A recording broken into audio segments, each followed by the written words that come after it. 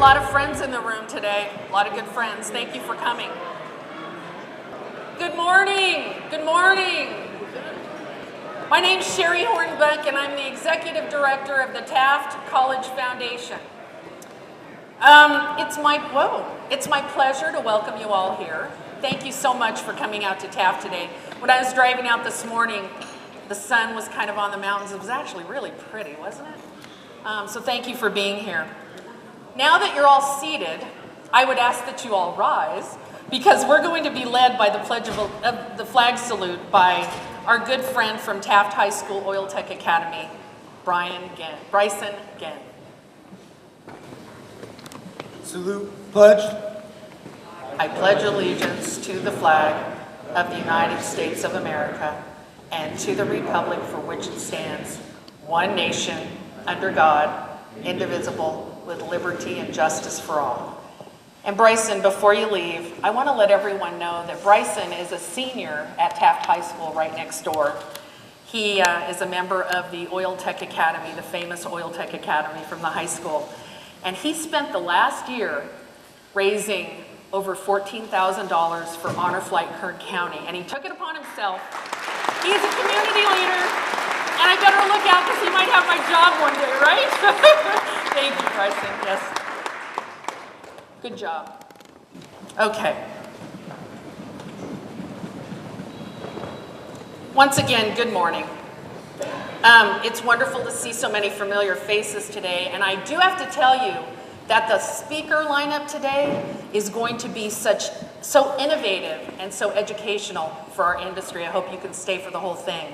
I'm just amazed by their content of their speeches.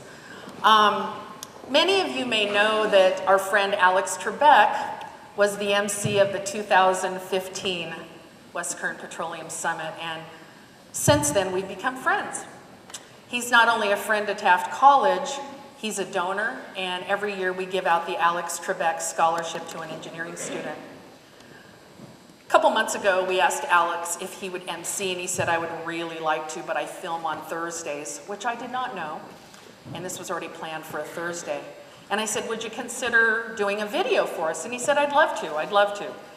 And so a couple days ago, last week, we got the news about his diagnosis with pancreatic cancer, and I hadn't gotten the video, and I thought, I can't even imagine what he's going through. We're gonna just move forward on our event. And I got home that day, and I got an email from Alex Trebek, and he said, Sherry, I made your video today. Yeah. So ladies and gentlemen, we're kicking off the show with Mr. Alex Trebek. Please watch the monitors.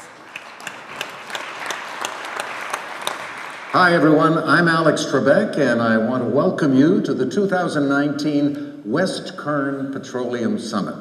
Some of you will recall that in 2015, I was privileged to serve as the MC, and I'd like to take a moment right now to thank Taft College for all of the good work they do.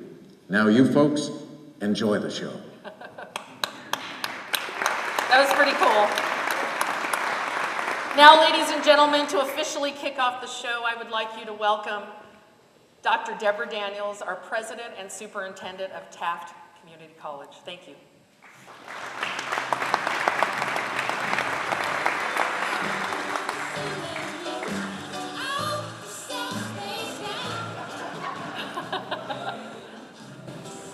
Good morning. I wish I could say I could see you, but I can't.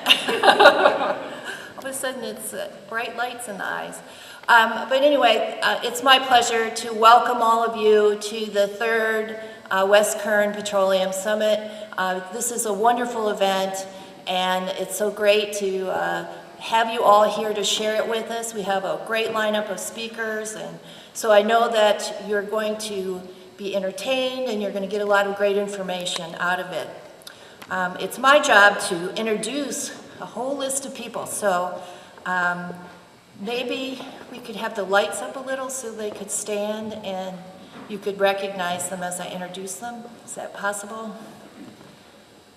Maybe a little more? Really?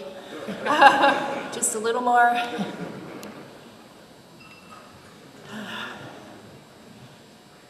Okay. So wave at each other in the dark. Let me start with our Taft Mayor, Dave Knorr. If you could stand and wave so people can try to find you. Doesn't look like he's here yet. Okay. Taft City Councilman, oh There gosh. we go. City Council Member Orchel Cryer.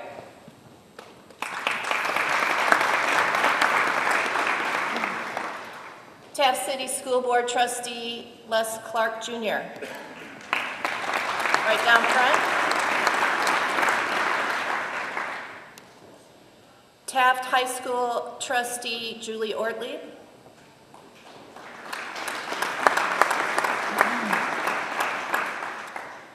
And we have with us the member of the Board of Equalization of the First District, Ted Gaines.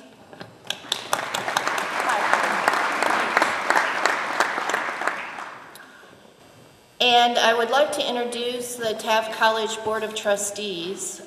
We are very fortunate to have dedicated and wonderful servant volunteers that run for our board and come to everything and are very supportive of our mission to serve the students that come to us at our college.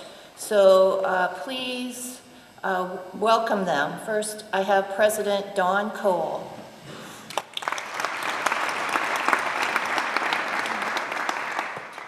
And Secretary Manny Campos. Trustee Billy White.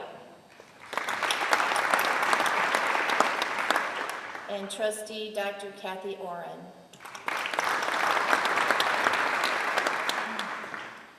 I also want to, we have a wonderful partnership with the school districts, and I want to welcome our friends from the Taft Union High School.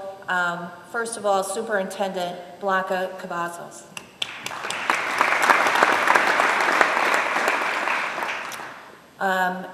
And I don't see Mary Alice here yet, but Mary Alice Finn is the principal, and she'll be here shortly, I'm sure.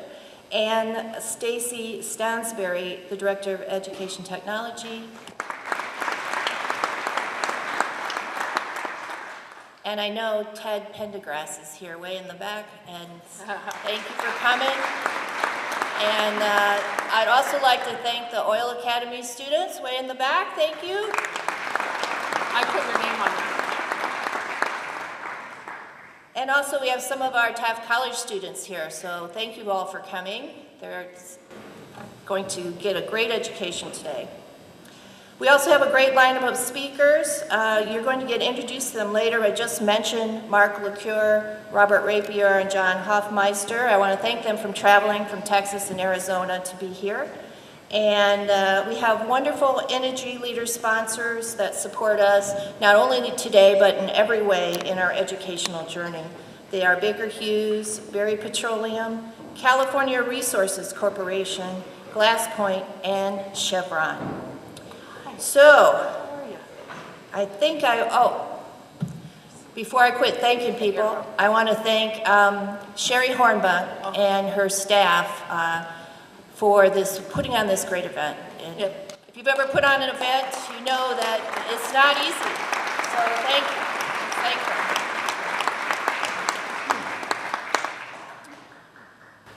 you. Now, it's my job to introduce our first speaker.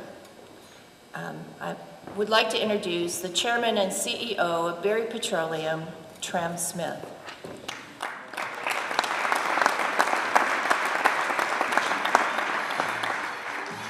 As he makes his way up here, let me tell you a little bit about him.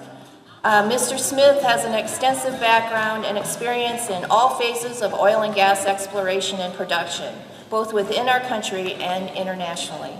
Most recently, he was CEO of TS&J Consulting and Hillwood International Energy. Internationally, he oversaw strategic transactions representing over $2 billion of aggregate value, including a $1+ billion barrel resource discovery, along with associated $500 million development Prior to that, Trem spent 25 years in various roles at Chevron Corporation, including President and General Manager of Russia Operations. Trem graduated magna cum laude from Amherst College with a major in geology and Russian, and a master's and PhD in economic geology. He spent a lot of time in school, in other words, from Pennsylvania State University. Ladies and gentlemen, it's my pleasure to welcome Trem Smith.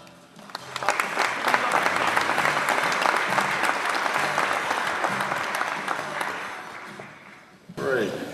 I'm glad you got the lights turned on. That makes a big difference. It's great to be here, and I want to thank everybody. It's quite a eclectic audience here. We have politicians, we have industry, we have service, we have students, lots of students, which is great to see, and general supporters and people, I hope, with diverse opinions about the nature of the oil and gas business today in the world, but also here in California. And if you'll excuse me, I'm going to spend a little time talking about California. I've got a few minutes here to do that. And I'll introduce what we call the new Barry. Many of you are familiar with Barry, and I'll talk a little bit about that history. But I'm also going to spend a few moments talking about California and why California. It's important. Our keynote speaker this afternoon, John Hofmeister, will be, is chairman of Citizens for Affordable Energy. And you'll hear the term affordable energy a lot today, at least from me. I'm going to end in a transition to a panel, which I have the honor to facilitate, with a few concepts of my personal experience regarding the rule of law and the importance of it in terms of getting a business accomplished around the world, but also in the United States. So am I in charge of the slides here? Okay. I'm hoping that the first slide talks about Barry, and there are just a couple of important things. I came in after a bankruptcy after a bankruptcy that Lynn Energy went through, and Lynn acquired what was then Barry in 2015, and the key there is 2013. And the key there is that the original Barry is named after C.J. Barry, and many of you in this room know the history very well. What intrigued us about C.J. Barry, and me personally, is the entrepreneurship, the leadership, and the very fact that he was such a frontiersman and an explorer in the Klondike, the gold fields, and more unusually, those of you that read history about frontier exploration, he actually kept his money. As the guy that kind of made the riches, he didn't spend it all in, and excuse the terminology, but he didn't spend it all in the brothels or the saloons or, quite honestly, the hardware stores. And a lot of that probably has to do with his wife, Ethel, and many of you have worked or are familiar with Barry's original field, Ethel D, which is just down the street here. And in fact, Barry maintains a significant footprint here in Taft and a long-standing relationship. We have a significant field office just up the hill and a long-standing relationship, which we hope to grow with Taft, Maricopa, and you'll hear Midway Sunset quite a bit. Since 2017, when the emergence and bankruptcy in March of that year, the new Barry evolved. We had no back office, we had no IT, no HR. We had great staff in terms of operations that kept everything running, and had the opportunity to build basically from scratch a new culture, a new board. Gene Boyland is here, a member of the board, and myself, and a new management team. Gary Grove, many of you know him. He's our Chief Operating Officer. He's also in the audience here today.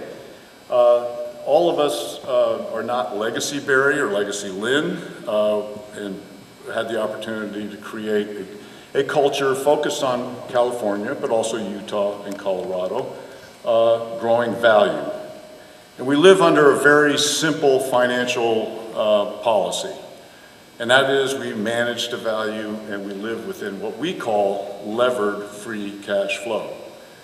And I need to say that and be very careful how I define it, because we define it differently than many in the industry. It's not the promise of free cash flow, we actually live free cash flow today.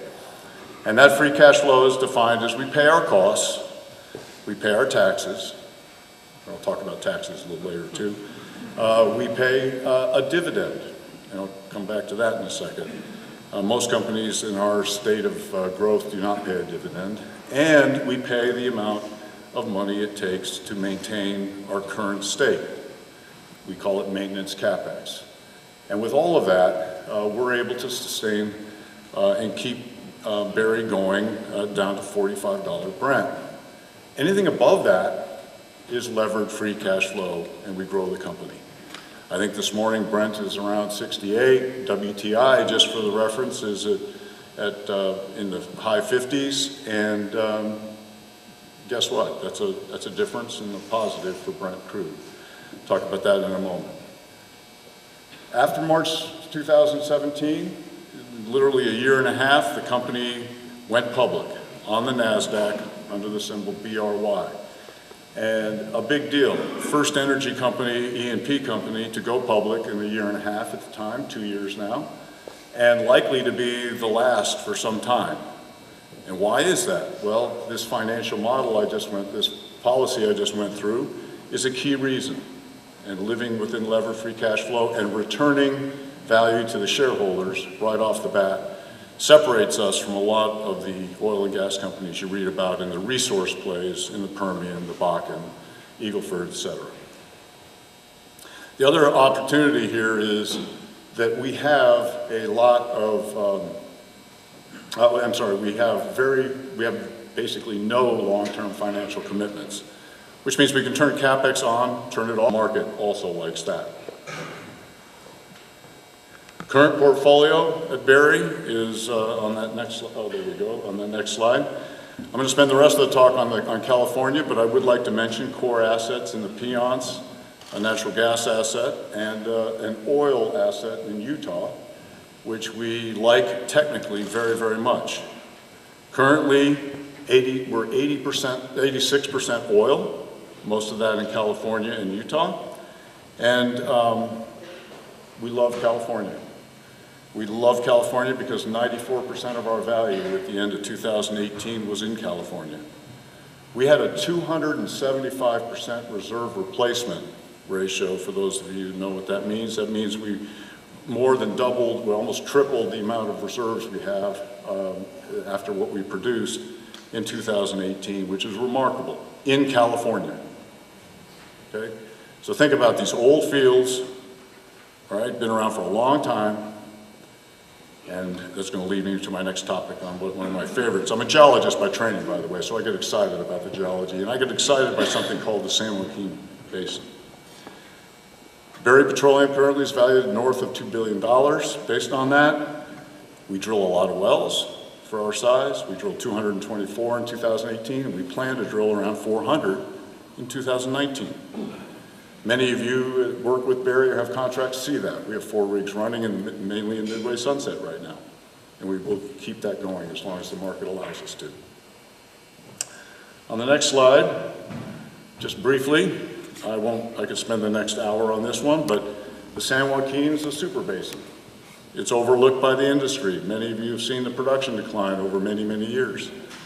It's a growth opportunity. When the industry migrates over here, I like to go over here. And the opportunities here abound. Rarely, I was talking to some of our speakers last night, that'll come. I mean, you have to go out in the field here to see what this is like. It's not like anything else in the United States in terms of how much production and how much reserves and how much oil in place, resource, the San Joaquin Basin has. It's great. So we're focused, and we're focused on the San Joaquin. Most of our production in California comes out of the San Joaquin. We're focused on the west side of the San Joaquin. Shown, I think, yes, on this slide, West Side, this is all very familiar to everyone in this audience. The West Side, we're very good. Legacy Berry through the Newberry, very good at thermal recovery. Shallow reservoirs, conventional reservoirs. We're not a resource play, okay? And we don't intend to be. We can drill and complete wells for 500,000 or less, depending on the nature of the well. You read about the Permian, $6, $7, $8 million a well. Very different ball game. And it's shallow. I don't think Berry's drilled a well deeper than 2,000 feet in many, many years. And as I said, our main office in the Midway Sunset is just up the hill. What else about California? We manage the value. Value means I really don't care how much we produce. I just care for how much we can sell it for. All right? And right now in Utah, those of you that have listened to our last earnings talk know that we've changed and shifted our capital spending. We're not spending capital this year in Utah, right, given the marketing conditions. Not because we don't like it.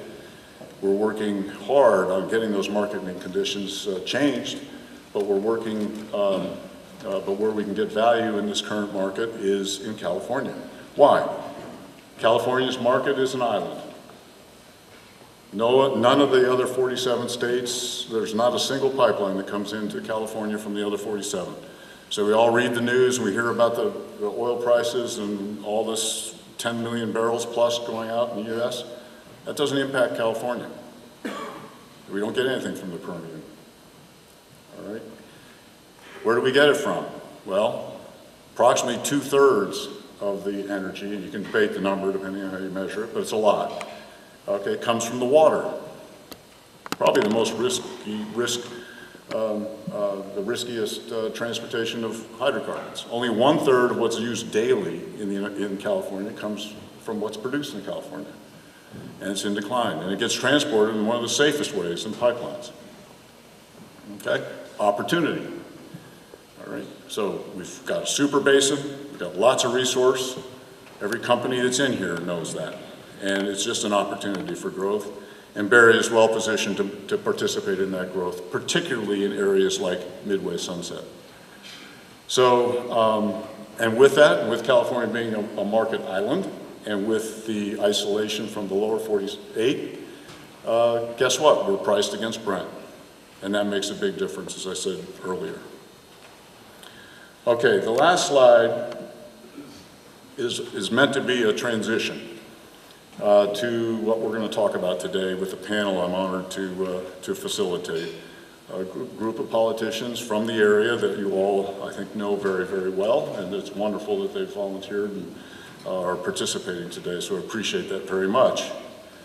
But let me back up. I've worked in Russia, the Middle East, China, Southeast Asia, a lot of places that espouse to have the rule of law but don't.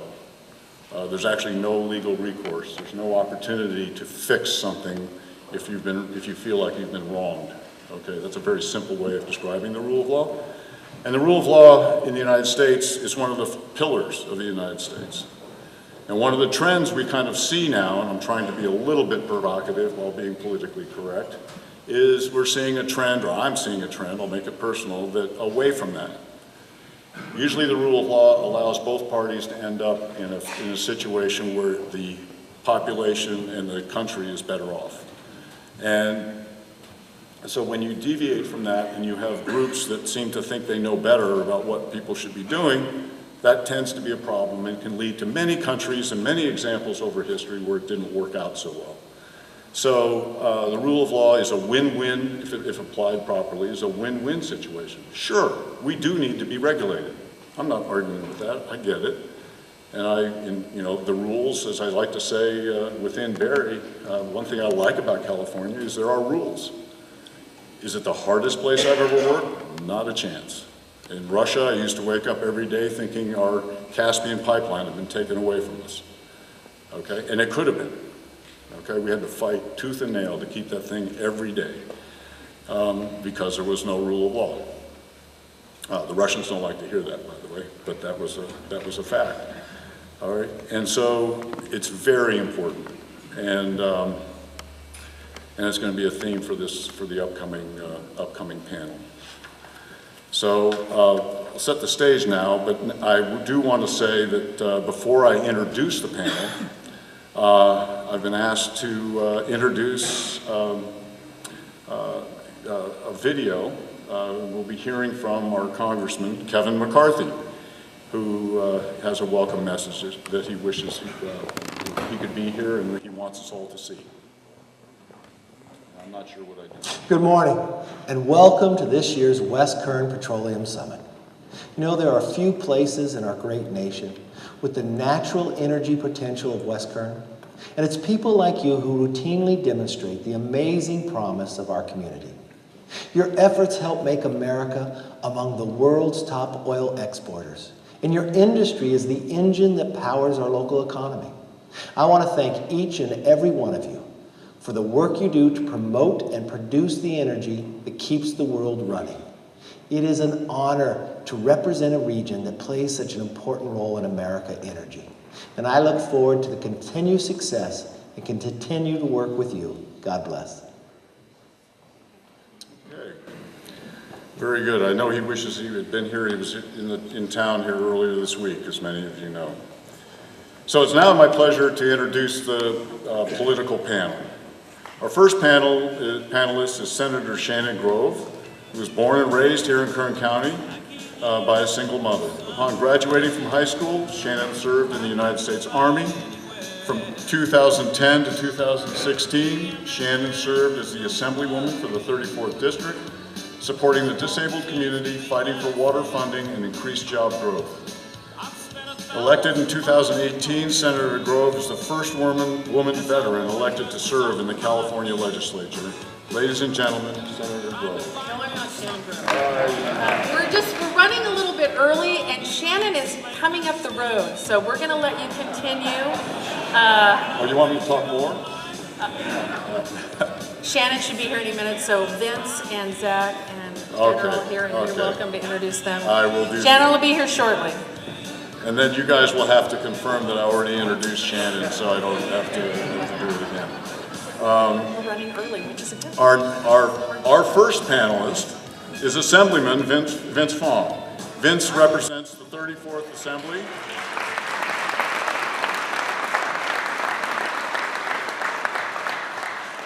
Which encompasses most of Kern County. Vince has helped lead dialogue on energy independence in California and worked to develop policies that permit business expansion while enhancing job opportunities for local residents. A lifelong resident of Kern County, Vince earned his bachelor's degree from UCLA and his master's degree from Princeton University. Welcome, Vince. Thanks for joining us. Our next panelist is Kern County's 2nd District Supervisor, Zach Scrivener. Zach's priorities are private sector job growth in the areas of aerospace, alternative and conventional energy, manufacturing and logistics, as well as tough fiscal management of taxpayer dollars in county government. Ladies and gentlemen.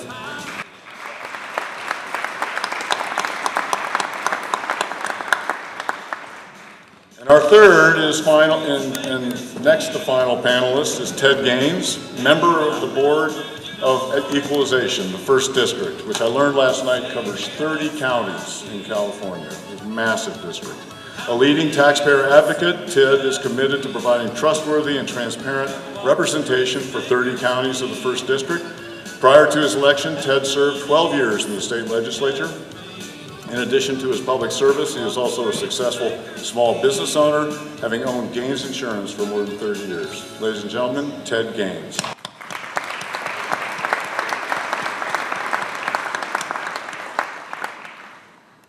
Okay.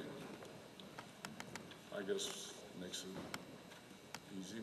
When Shannon gets here, we'll add her to the group here. So, welcome. Thank you very much. Thank you all very much. Now, just to be fair, what we've done here is I sent out some questions, and I got 0 feedback on the questions, so I assume that means everybody read them and agrees that they're okay, which is fantastic. So what we're going to do is I've given some questions, and I will ask a panelist a question, and hoping that others that may have a slightly different view will speak up.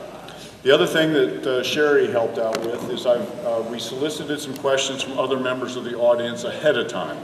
It's a relatively short panel discussion, and I'll intersperse questions with the author of the question as we go through, because there are actually some very, very good ones from the audience. And I thank you all for those that participated in that process ahead of time. Okay, so let's go with Vince, if that's all right. Sure, Perfect. absolutely. All right.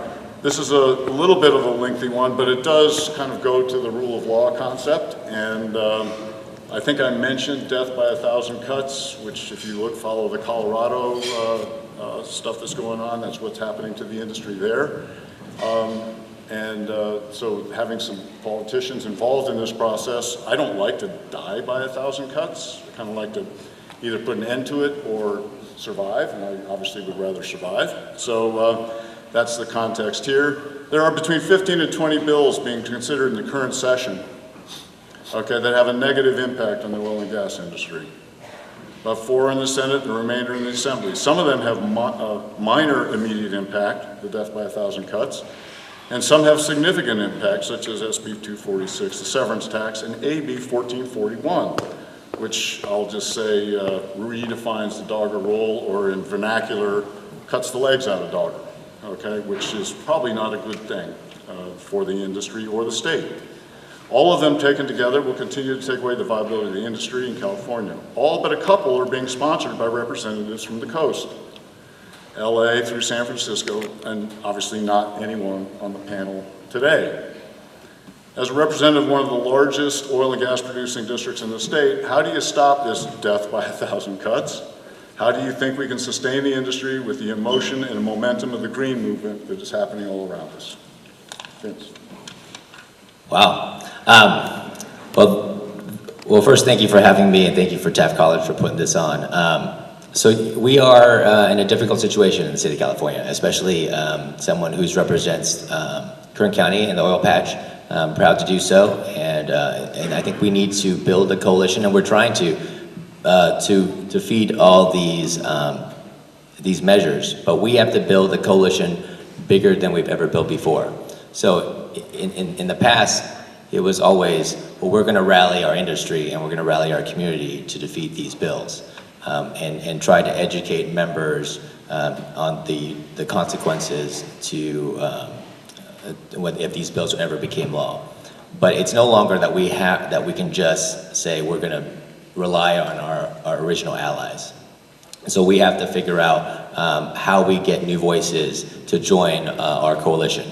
And when you look at the impacts that these bills will have, and essentially putting an entire industry that powers our state and our nation out of business, the consequences are dire. And so, when we look at the importance of our oil industry, they support our schools, they support our law enforcement, they support our nonprofits. And so when we are trying to defeat the oil severance tax, for example, the most powerful voices that we had in defeating the oil severance tax is our local nonprofits. The oil industry supports our homeless centers, and they support our programs to help those who are victims of domestic violence. And so having those voices out there are powerful voices for us to show a different light.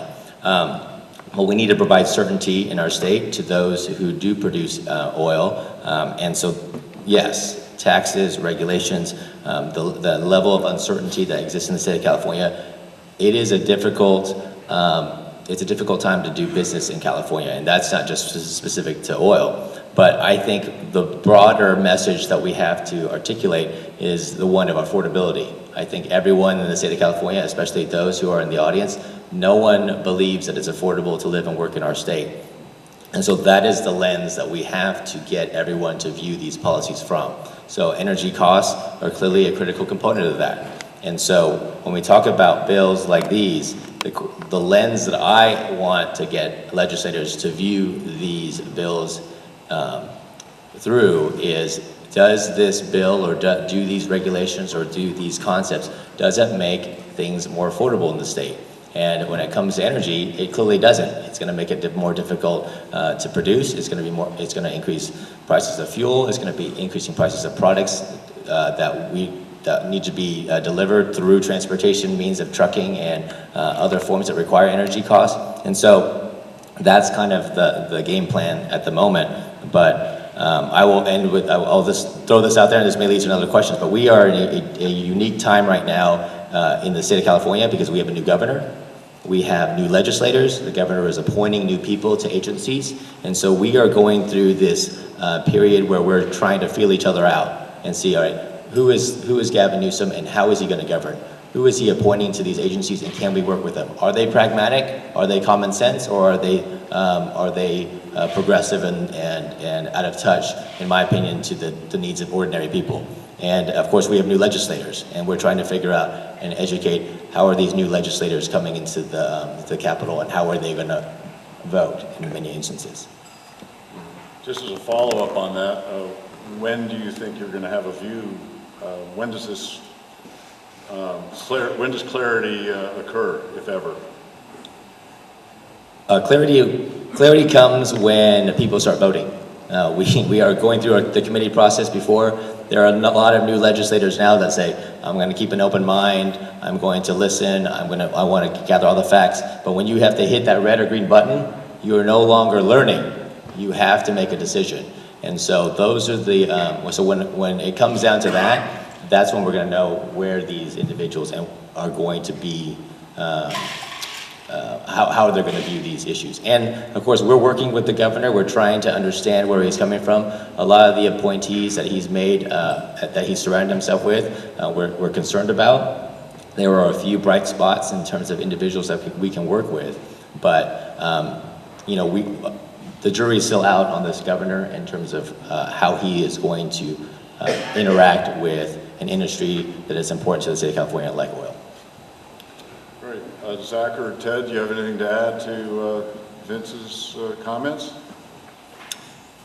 You don't Well, have to. I think in terms of the education aspect, that's critical. And within the legislative environment, the ability to take electeds on tours so that they understand what's happening here in Kern County and how critical it is to the state, how critical it is in terms of the cost of energy. I took a trip recently with my wife to Idaho, landed in Boise, and gas was like 70 to 80 cents less a gallon. You ask the question, why is this? It's government that is creating a taxation system that makes it very difficult for Californians. We take a look at our energy costs just in general and how high they are here in California relative to a state like Idaho or just about any other state in the union. And so that education aspect of legislators and understanding that it's going to be their constituents that are impacted directly hopefully resonates with them when they're making their votes. From my perspective, at the county level, we, every time a piece of legislation comes out, like the oil severance tax, we just did it last week. We always take a position in opposition to things like that, and try to lend our local voice to the efforts of Vince and Shannon and others that are up on the state level that are fighting for us. But when I was the first time I was chairman of the board, I think it was 2012, and I went up to Sacramento to fight against the oil tax. I testified in committee, and it's an uphill battle. You're in there, and it's the Democratic majority. They have 2/3 at the time, they had 2/3 of the seats on that committee panel. It's probably worse now, as the numbers have dwindled. And, you can tell that you're speaking passionately for the industry that is the largest contributor to your economy, your local economy and your tax base. And it's falling on deaf ears with most of the folks that are in the majority party that are on the panel. And it's frustrating and, it's a little bit defeating, but we continue to go up and do the drill, so to speak. But I think where we can make inroads and where we have made inroads is with some of the more moderate Democrats that are up there in Sacramento, hoping that we can talk to them about the impacts that these kinds of policies have on the statewide economy, and also just our ability to provide energy for food and for transportation, and not to mention all the products that are made with oil products. But I was speaking with a couple of folks from the oil industry earlier this week, and I think it's important that we continue to educate our youth, our young people, Starting with the youngest levels, but high school, getting them to understand what the oil industry really is. I remember as a parent, one of the most shocking things that I saw was when my kindergartner came home with a piece of homework that had one column that said, these are things that are helpful, these are things that are harmful. And cars was one of the things in the column that were harmful. What our kids are learning, unfortunately, in today's education system is not good and it's not reality, but unfortunately it's something that we're faced with. When I look at the attack that the oil industry is under in Sacramento on a constant basis, to be quite honest with you, that's what has motivated us to try to diversify our economy here in Kern County. And it's the oil industry, we love it, we support it, we do everything we can. Yeah, I think it's about 11% of our tax base, but we recognize that it is at risk, and we have to do everything we can to try and support in recognizing that between oil and agriculture with SGMA, the Sustainable Groundwater Management Act, those two industries are continuing to be stressed by policies coming out of Sacramento, and so we look at ways that we can diversify the economy just to respond to it. And it's not a great rosy picture, but it's something that we do take seriously. Very good. Actually, that leads. I was wondering what my second question was going to be, Zach, and you volunteered without knowing it, maybe. Which is, one of the, and this is a generalization, but a lot of the bills that we're talking about come from those that aren't from producing areas. Similarly, Kern County has a lot of renewables because it's sunny here and there's some wind. And a lot of the folks on the coast, that's not necessarily the case, where there's the area, the space for solar farms, and et cetera. So, your district has a lot of renewable that contributes significantly to the state mandate. What is it, 60% by 2030? So, what are your thoughts on reaching this in the county? The potential loss to the county property tax, if there is any, from the loss of oil. Just follow on to your comment, which is, by the way, most oil people, if they've got their head out of the sand, understand and do support diversity of energy supply. Right. One thing people don't realize, a couple things. One is that the nuclear industry in the world is doing just fine. The only place you don't see nuclear plants being built is actually the United States. So it's interesting as diversity of interest in energy sources. So. But the premise of the question is one that I think a lot of people and myself would take issue with respectfully. Good. Is that it's not mutually exclusive. That's right. It's not mutually exclusive to say that you can't do renewables with petroleum. I mean, if you're looking at the energy policy and what it should be, not only in California and the United States, Kern County is the model of that. We are the #1 oil producing county in America. We are the #1 renewable producing energy county in America. And so the largest wind farms, the largest solar farms, Glass Point here is a great example in this partnership with ERA. And so I think that's the piece we're trying to say, is that you can do it all, and we need to do it all. If our economy is going to continue to grow, if there's this looming recession that is out there that we have to prepare for as a state, the one thing that we need to do is to actually reduce the cost of energy and make it more sustainable, reliable, and cheaper. And to do that is we need all of it. And I think that's the point that we're going to make. But the fight that we're in is real. These are not thought exercises. We have an oil severance tax debate that is going on that we have to fight back. There is a bill out there to ban the gas combustion engine. That is not a thought exercise. That bill exists, and we have to defeat it. So to say that somehow we're all going to sit on the sidelines and say, well, common sense will prevail. Well, right now, common sense is not very common in Sacramento. And so that's the point that I'm trying to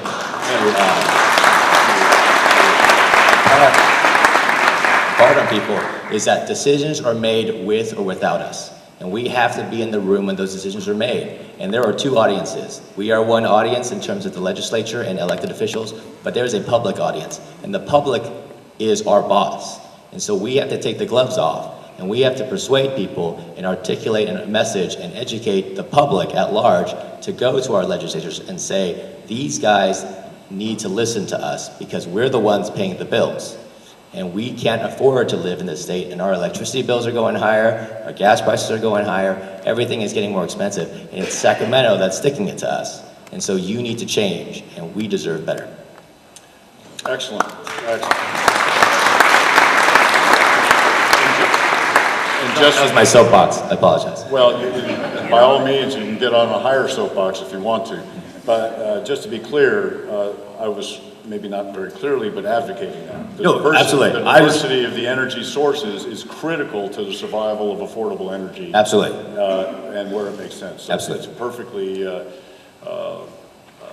the oil and gas industry cannot afford to say it's us or them. It's because that's not the way it works. Just like, you know. And the oil and gas industry is proving that you can do it. Exactly, exactly. Yeah, Okay.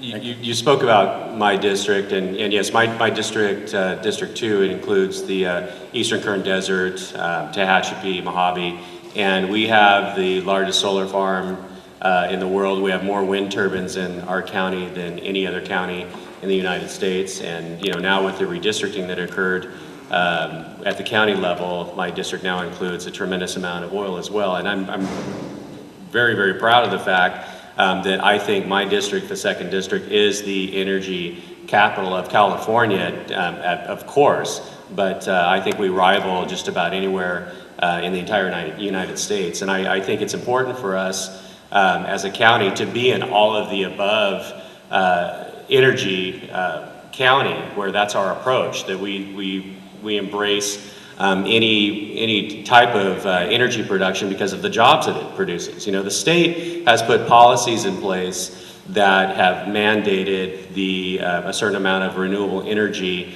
in every provider's portfolio. And you can look at that and say, well, that is engineering a market, and I wouldn't disagree with that. It does. When you put those incentives in place, it does engineer a renewable energy market. But I think that that is going to be the case whether Kern County takes advantage of it or not.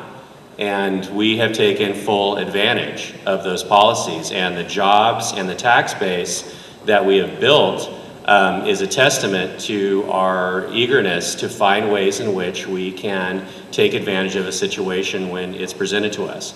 And we owe that to our taxpayers, we owe that to our citizens, I believe, to provide an environment where all sorts of businesses can thrive. And we continue to do that. You know, unfortunately, the state has not assessed solar for property tax like it has for wind, and it does for oil, and so that is one component that is missing when it comes to the benefits from solar. But we do still continue to see a tremendous amount of jobs that are created from it. And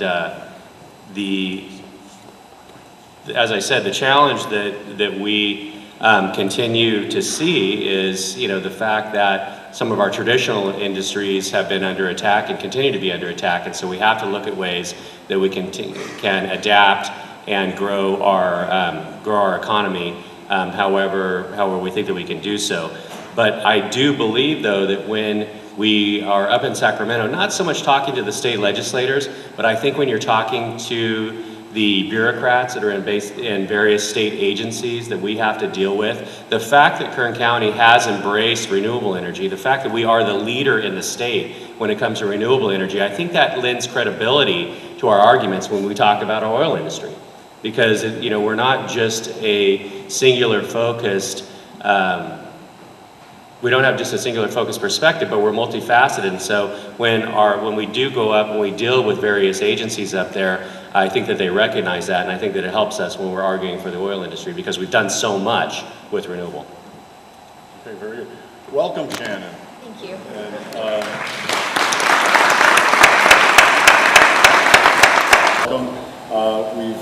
we're talking obviously about a lot of the themes that are going on. This is very eclectic audience in terms of lots of industry, generally supporters, and lots of students around the side. So there's a vested interest in oil and gas.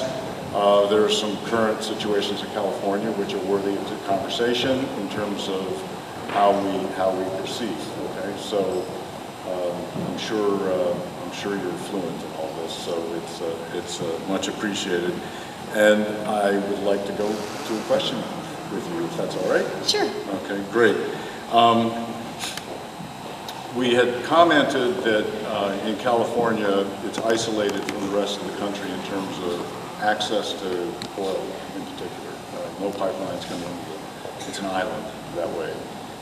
And that the production internally has gone down over the years, and the reliance on overseas, Middle Eastern and South American crude in particular, as Alaska has declined, is growing to, depending on who you talk to, about 2/3 of our daily needs. Okay, so there's people call it different things, but a security issue possibly, let alone a potential environmental issue, which is, that's a lot of oil coming in every day into our ports. So with that,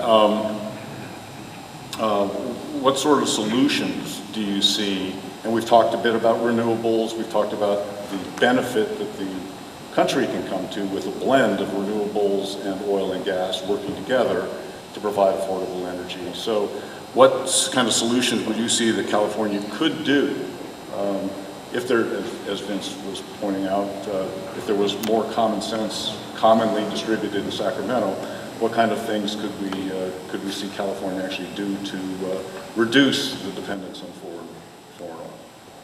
So I appreciate that question. Thank you. And it is very frustrating being in Sacramento, especially representing 75% of the state's oil. So 75% of the oil that's produced in California is what we have the opportunity to represent. When we deal with the people that we deal with in the state of California, our colleagues, it's frustrating that they don't see the amazing opportunities that we have with the oil industry. There is going to be a huge attack on oil this year. There already has. You've got legislation that was passed a few years ago that are going to eliminate fossil fuels or energy production in the oil industry by reduce it significantly by 2030 and 2045. They've already got legislation that's available for the oil severance tax. We all know that we have a Laram tax, and the oil severance tax is going to be something that we'll have to fight again this year. There's also AB 937. It's a lot of us in the oil and energy industry have gone out to work with agricultural, our partners in the Central Valley, because they have a lack of water over the last few years, and of course you have Sigma and other things that are restricting water for agriculture, and so the oil industry has come together with agriculture to use produced water that's been very clean, whether it's the Coela Water District project, whether it's what EMB is doing with a couple of organizations, and Chevron is working with a couple of farming organizations as well, whether it's Uriosics, but to produce clean water out of production water and allow it to be used for agriculture. Their AB 937 will require you to get permission from the Science and Technology Council, which is about a 3.5 to 4 year waiting process if that bill passes, for you to continue that. And I know there's been a lot of investment in this type of technology over the last couple of years. Moving forward, I mean, let's just have a real conversation. The Republicans in that building, there are 80 assembly members, and there are 19 Republicans. And those of you that stand around and say that you want to support mod Democrats, there is not a mod Democrat in that building. They are continually going to the left, and they are continually supporting legislation that moves to the left. To eliminate fossil fuels, the cheapest, safest, reliable energy that we have, does create a domestic security threat. And I would hope that the federal administration would step in and help us. We have done a poor job, and I'm not trying to be negative, but we have done a poor job about putting the face on the oil industry. There has been a recent change in that over the last, I say, probably 15 months, and they've started putting a face, and there's a wonderful commercial about second chancers, individuals who have gone to prison and have an opportunity to come to the oil industry with very, very little education, but have good soft skills, and you can teach them a trade, and they can change lives. Jerry Flores is a perfect example of that. His son just went off to college, and it's the first person in his entire family that has ever made it to college. And Jerry is a second chancer that works for E&B Natural Resources. We employ single moms, we employ veterans. There's a great commercial out, like I said, that's been put together, and we need to work on putting a face on the oil industry in Sacramento. The more diversity that we can put on that face, because they do care about gender politics and they care about diversity in politics, the more diversity that we can put on that face is going to be beneficial to us. So as far as solutions, the first thing we have to do is change the number of seats in the House. That's all there is to it. We have to change the numbers, and we've got to actively engage in elections. And then we're going to have to continue to fight what's coming down the pike from us for this cycle, this next 2-year cycle. Excellent. Thank you. I'll just say, I echo what Shannon says. Structure dictates behavior, and so clearly the makeup of the legislature will determine what gets out. We make policy in the world of politics, and so who gets elected makes a difference. Elections matter. Now, in terms of the short term, in terms of what we can do, it's clearly, as Shannon suggested, we have to rein in the state agencies. We've over time, and it may be for a number of reasons, but the state agencies have become so powerful. CARB, the State Water Board, the permit backlog that Shannon and I and a number of people have been working on for years has resurrected itself, and it happens in a cycle, right? The budget gets debated. When we hold up their money, then the agencies say, well, we're going to work with you. We're going to have to. We want to make sure that we aren't the bureaucrats who are holding everything up. And then once the budget's approved, they go back to their standard operating procedure. And so the budget is clearly the way that we hold these agencies accountable, but we have to find longer term methods where we have a little bit more leverage. And so we have bills. I introduced one last year that said, look, any major regulation in the state of California that comes from a state agency with a cost of $50 million or more to the state economy has to come to the legislature for up or down vote, right? Just makes sense. You did not vote for the board of the people on the water board.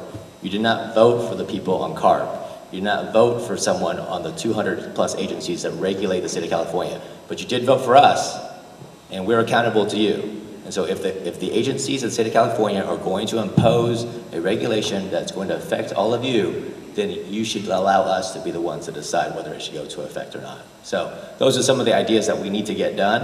And of course, if we were able to rein in the agencies, it would allow us to explore more, and we would be able to produce more energy. And I think that's the way that we probably need to approach it. Great. Ted, you were over there nodding. I didn't know if Yeah, if I could, I just want to emphasize a comment in reference to getting the word out that Senator Grove focused on with the advertising campaign more recently. I don't think you can do enough of that. I think when we take a look at offshore oil coming into the state of California, that is an environmental risk. When we take a look at the discussions that happened in the Transportation Committee when I was in the Senate about the shipping of oil in tanker cars via rail, that was a very controversial issue. And so I think right here in Kern, you're producing the oil for the state of California. It's being delivered largely by pipeline. And so you have this great message to deliver in terms of the environmental safety of the delivery of oil in the state of California because it's homegrown. And you couple that with the fact that average income is $100,000 for a job. That is incredible. What a great message to deliver. And guess what? You could be a second chancer. You could be someone that has a high school education and have this opportunity at a great life and to be able to raise a family. And to the degree that you can deliver that, I think along with education of legislators that will at least listen, is very compelling. We had challenges in my Senate district when it had to do with timber. And so there were organized efforts by Brian Dowley and others who represented that area to make sure that people understood where their wood came from, and how do you build a house, and how do we manage our forests, because the environmentalists have largely shut that down in the state of California, and now our forests are burning up. So there are some parallels with other challenges within the state that I think could be used when it comes to energy here, especially in Kern County, and how to get that message out. Very good, very good. I want to go two directions just based on that. One is, what can the industry do better? I have a view that we've done a terrible job over the years in helping with that message, because it's an excellent point. And then the other one is actually a question that came from Whisper Knoll from Taft here. Okay, and I'm going to intersperse with some of the some questions that came a couple days ago from the audience, and that is how students get their voice heard. Okay, and so she addresses this to you, Vince and Shannon, but also to Ted. But it really goes to all of you as representatives of this particular area. And her exact quote is, "When students contact their elected officials, does it have any effect on the decisions and voting record of that elected official? Would you give an example when students successfully persuaded you on a policy discussion?" And I don't know if there's a volunteer, or should I just point? Okay, Vince, Shannon.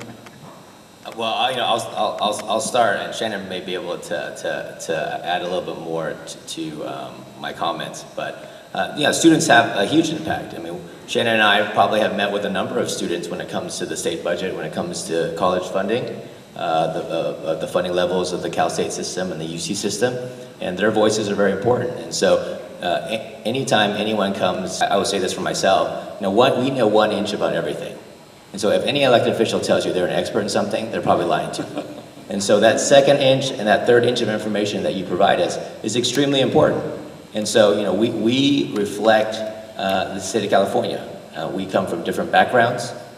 And so we have pharmacists making decisions on education. We have teachers making decisions on oil. We have, so we come from our own perspectives.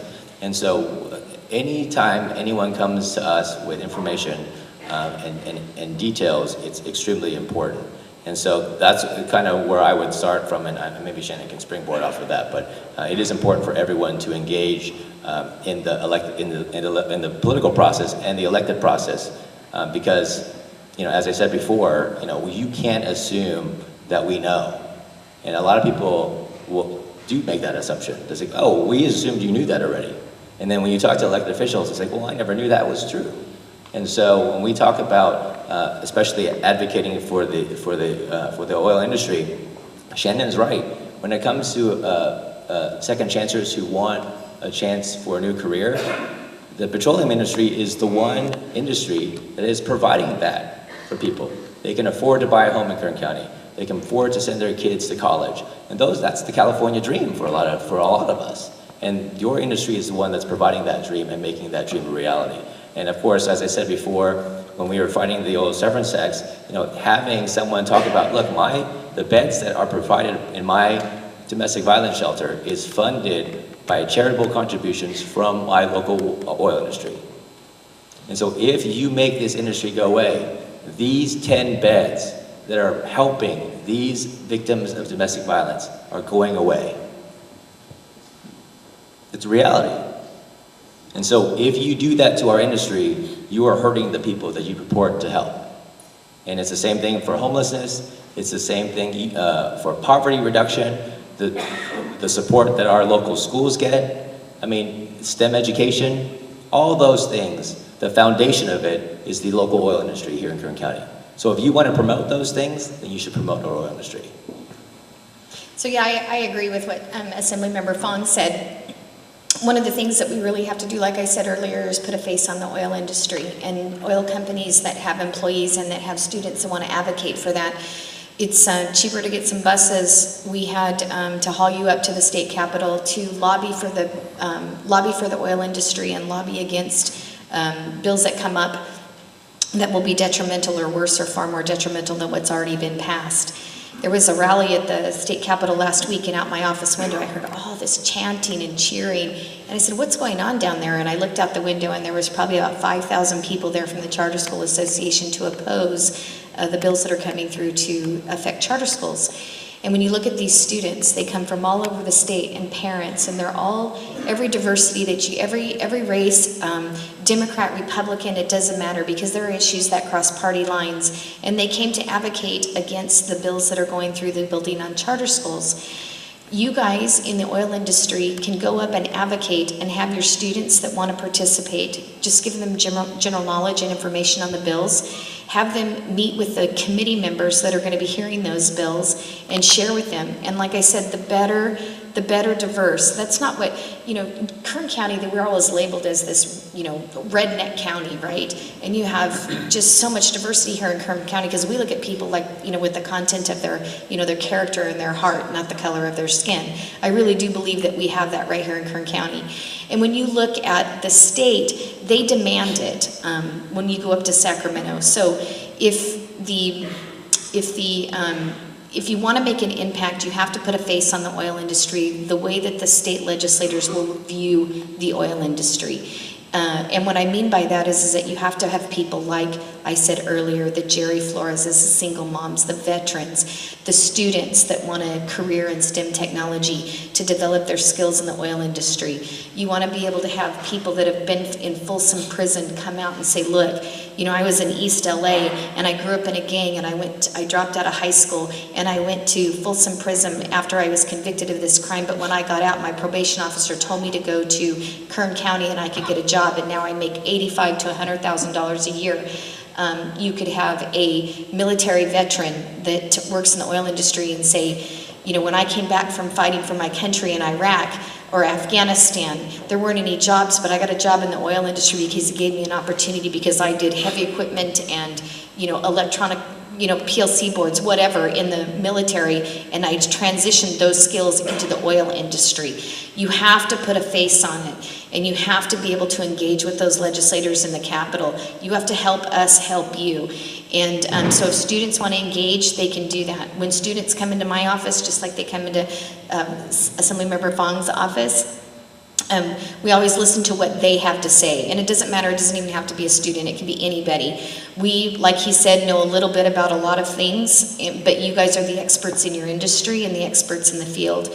So if you could inform us and educate us better on the issues that are coming up, especially how they affect us. Now we have general knowledge, right? We know the oil severance tax is bad, and we know that jobs are a vital part of the oil industry, and they provide economic security in Kern County. And we know, like Vince said, they fund, probably 90% of the nonprofits in the area.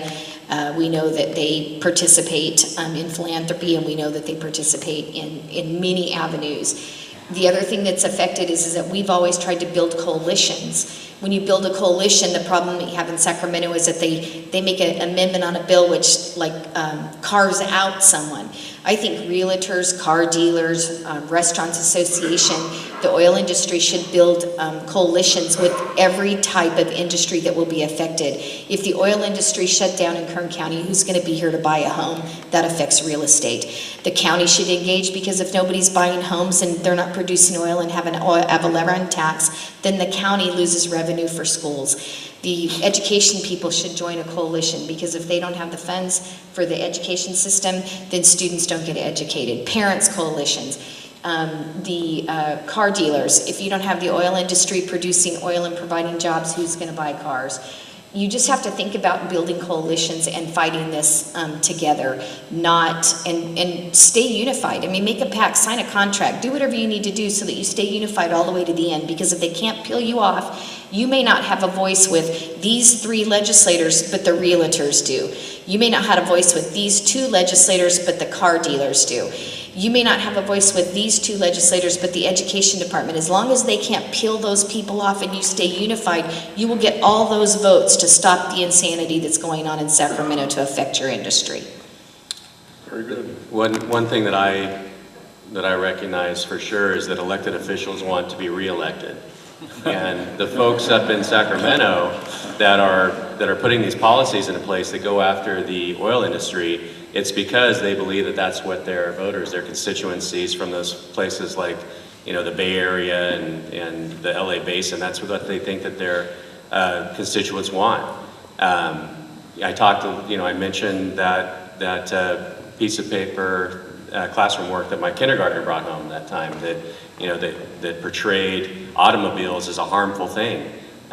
You know, that's the problem, I believe, is that the folks that are going through our school systems and are growing up and becoming voters have the wrong idea, a very backwards idea about this industry.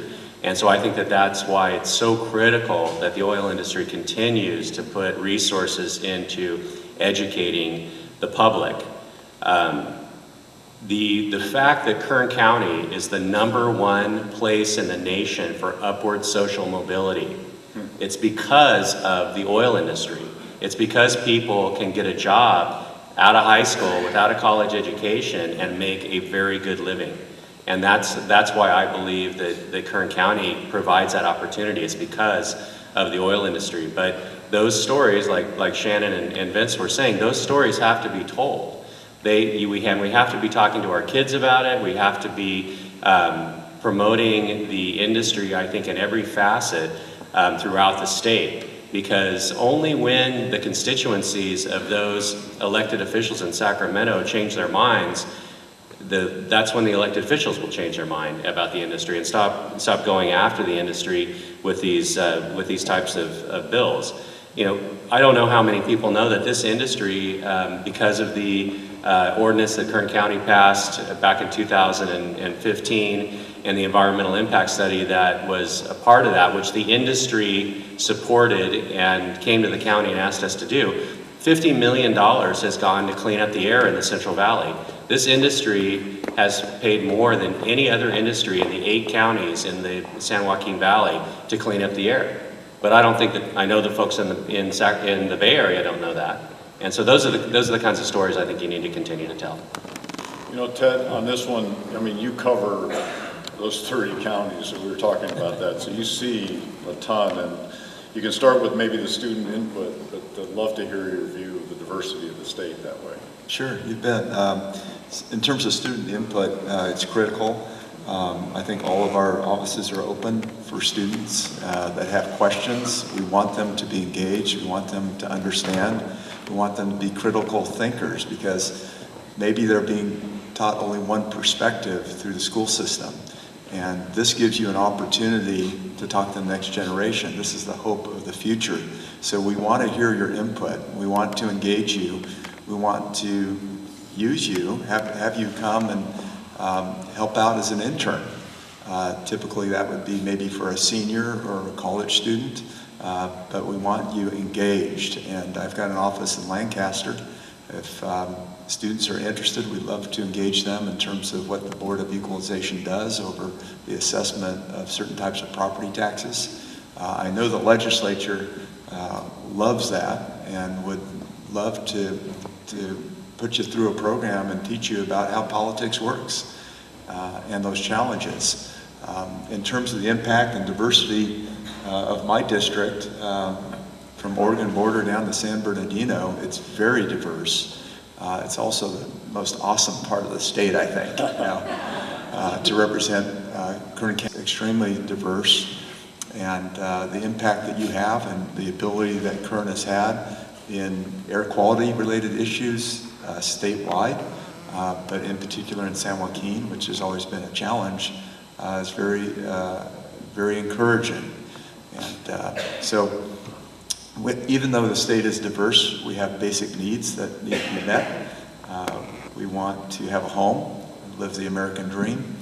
We want to be able to get to and from work affordably. We want the ability to have a retirement.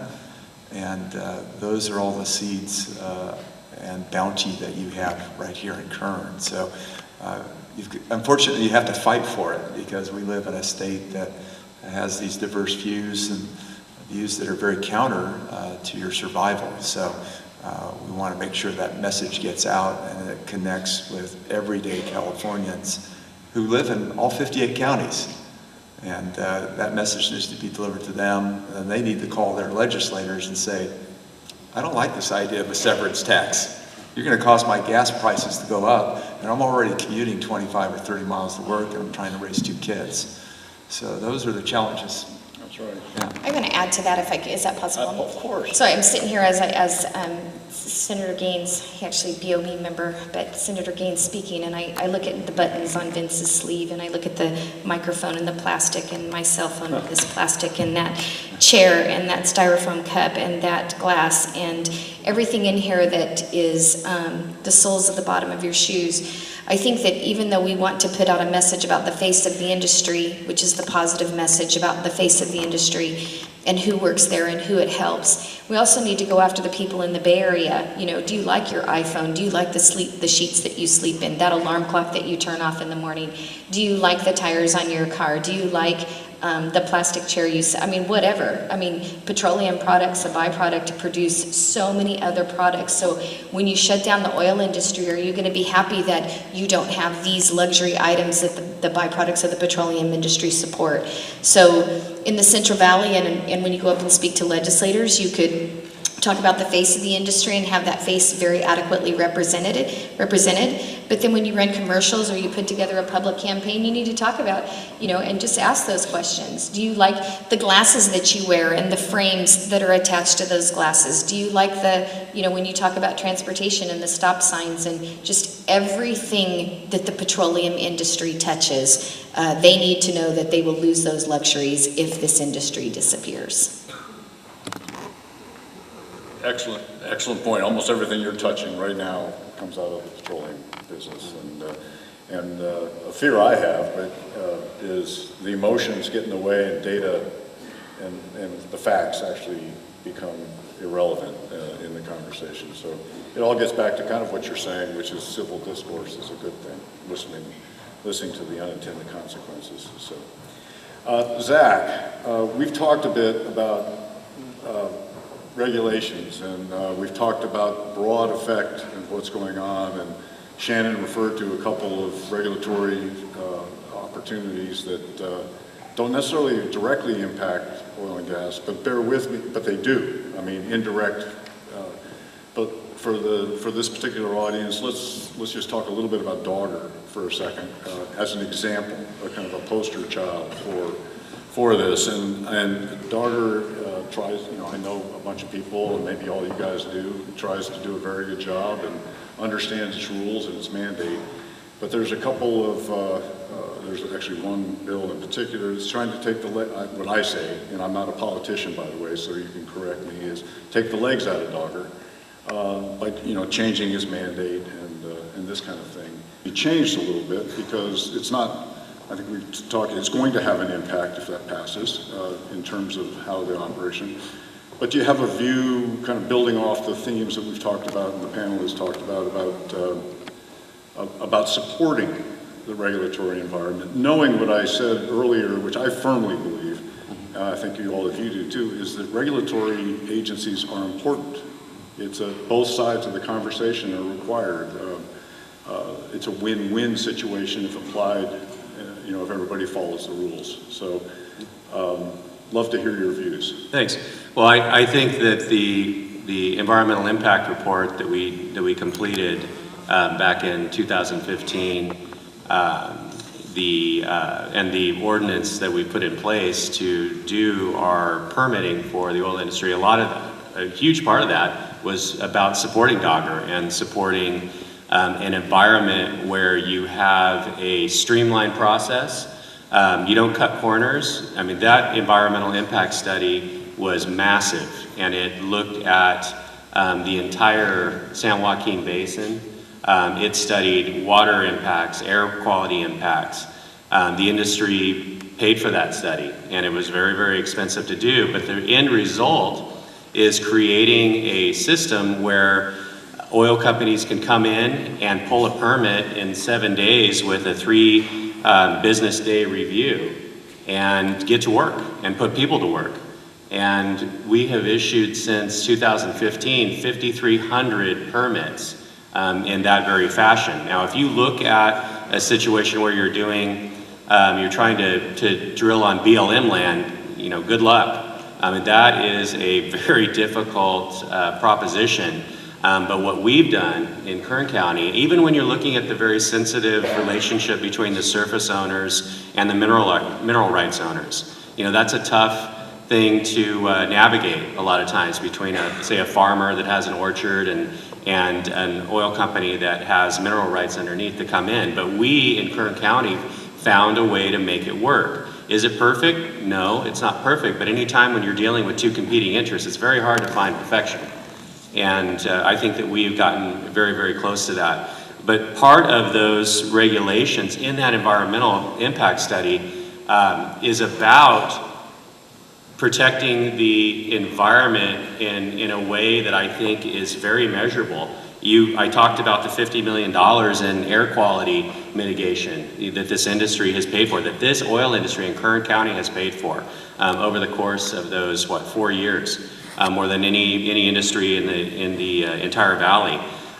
Road improvements, our maintenance fund, $4.8 million this industry has paid to maintain roads in Kern County. Our rural crimes unit, about $2.9 million going to the Sheriff's Department to support the rural crimes unit, which is critically important to not only the oil industry, but also to our farmers. And so those are the kinds of things that we have done in Kern that it is a benefit and a help to agencies like Dogger, but really it was about helping our most important industry. When I call it the most important, I say that when you measure the contributions to our economy and to our tax base. Great, very good.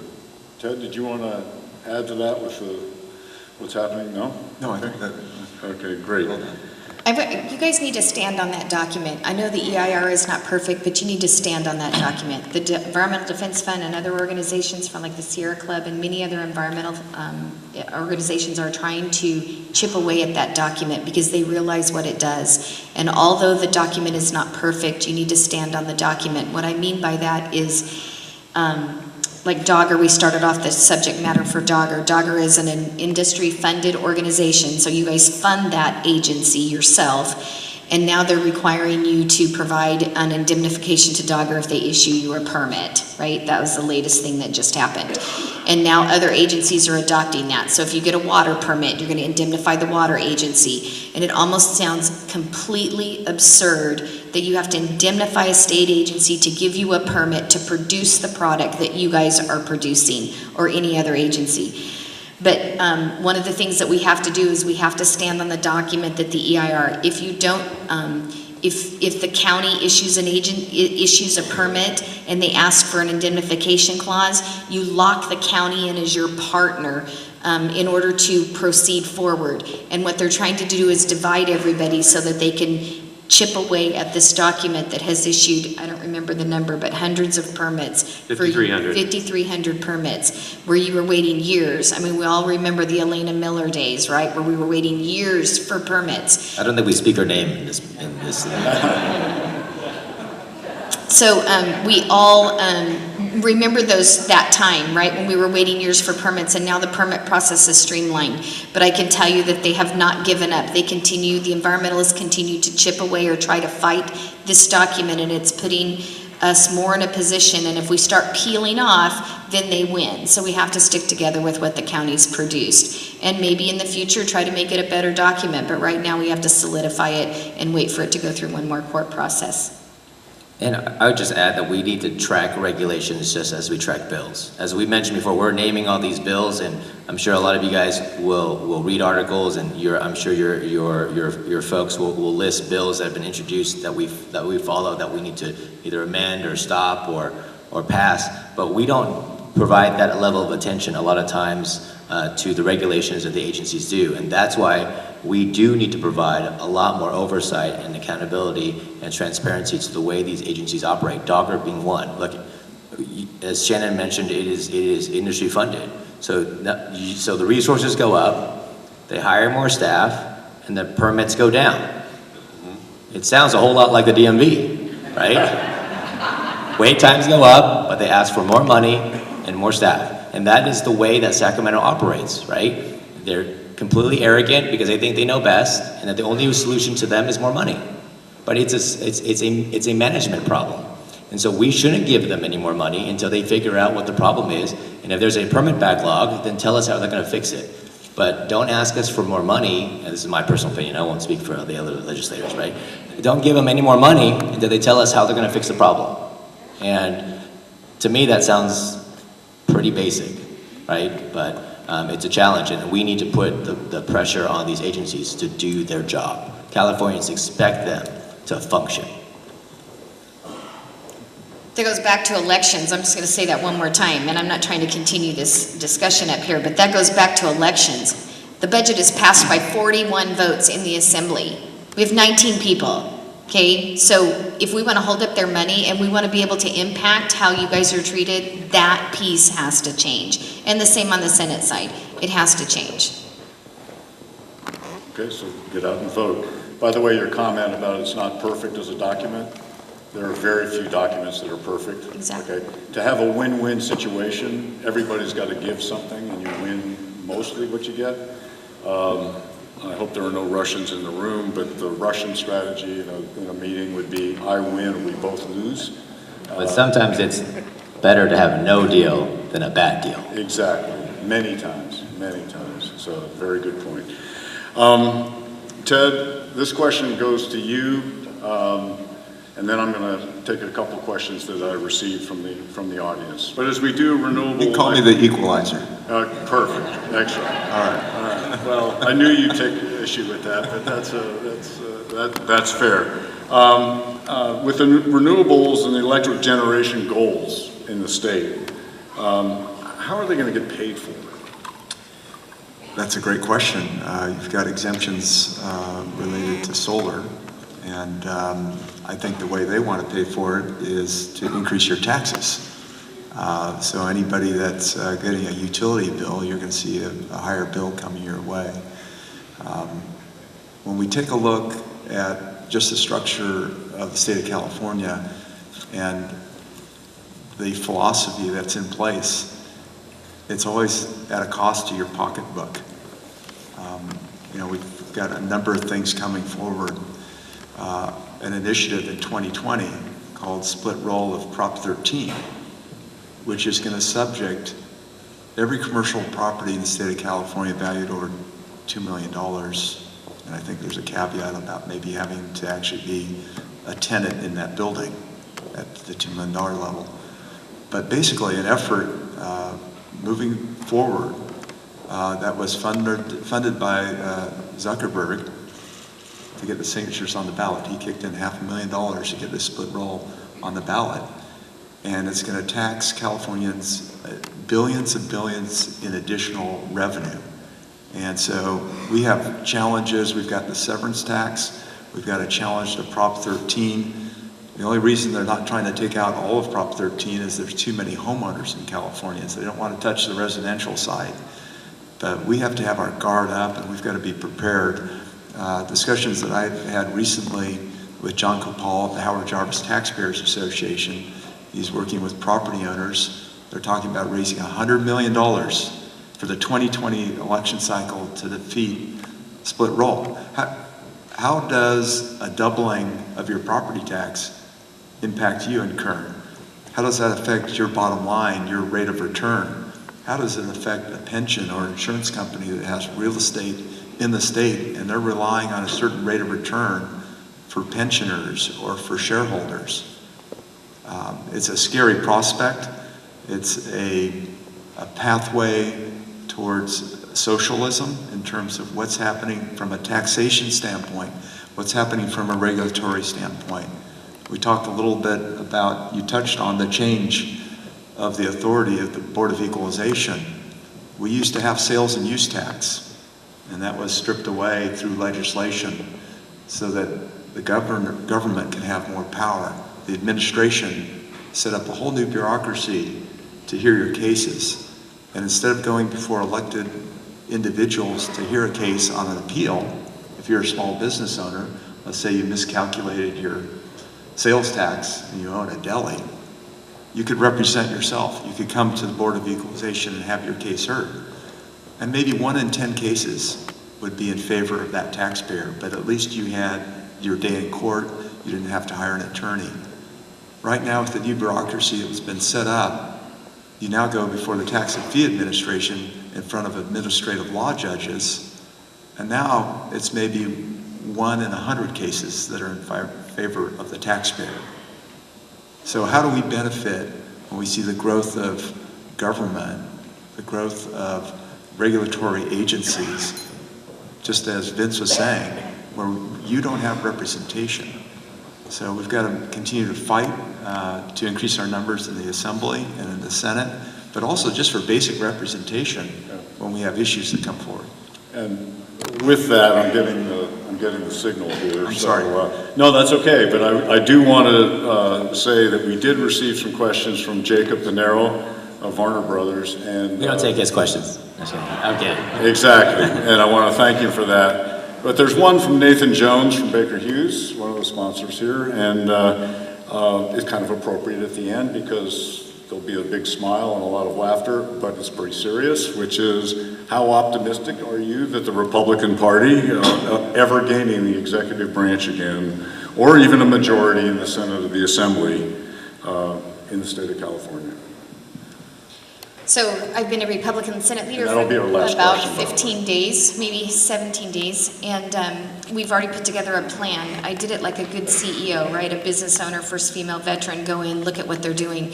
I've had people come up to me because inertia is just sickening the way the process works. And they're like, we need $50,000 for this. Well, what's it for? Give me the ROI. Why are you doing this? Show me a budget. And then they'll come back to me a few days later and, hey, what happened to that project that we had to do? We're not going to do that project. So you just put good business practices and a lean process in politics. Now that's a foreign thing in the political arena, and we're trying to educate people that work up there in that process. I can tell you that we're really excited. Jessica Patterson just got elected as the CRP chair. She's the chairwoman, first Latina woman to ever serve on any statewide party. She's a millennial, so she can communicate with the younger generation who turned out in this past election cycle at over 46% increase, which is significant. It's the next generation that is going to show up at the polls. We have an open seat in SD5 where we have already recruited a candidate. We are working on things that we realized that went wrong. We did some data analytics on the last cycle and realized where the mistakes happened. One of the things that happened is there was one consultant that had 11 races. We had a candidate come that we've recruited to run, like I said, in SD5. He goes, I'm going to use this candidate. And I've been a little bit more direct. They're trying to teach me how to, they call it dating, like to date someone. Because I said, you hire that person, I won't give you a dime for your election.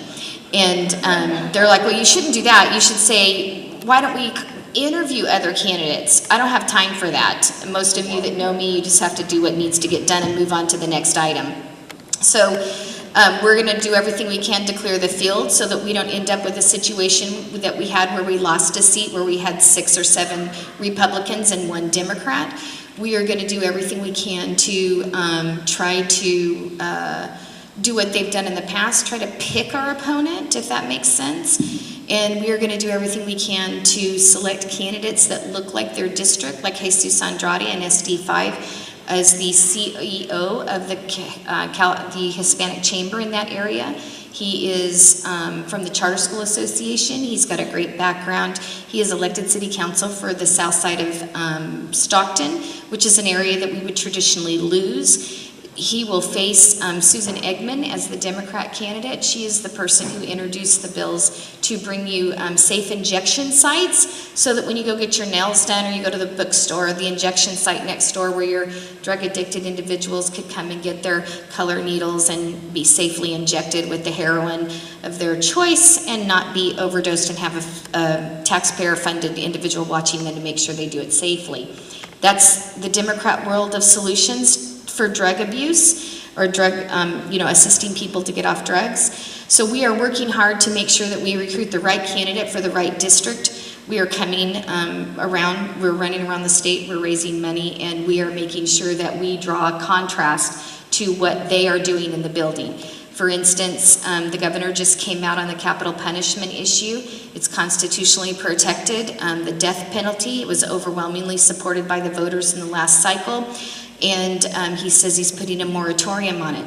Well, that's a moratorium on individuals that have raped a 5-year-old boy, then caught him on fire and killed him, and this guy is sentenced to death, and he is not going to die when the state of California overwhelmingly approved for that individual that is definitely sick to die.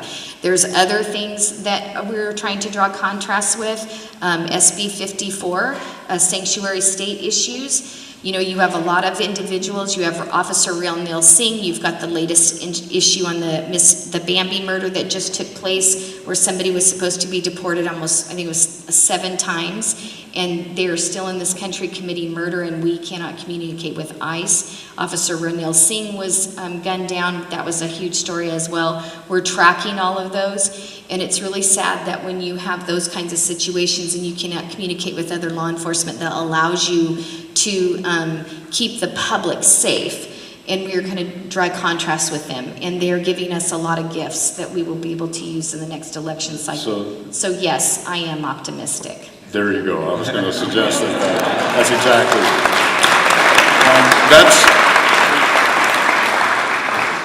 That's all the time we have for the panel. And would you please join me in thanking the great discussion we just had.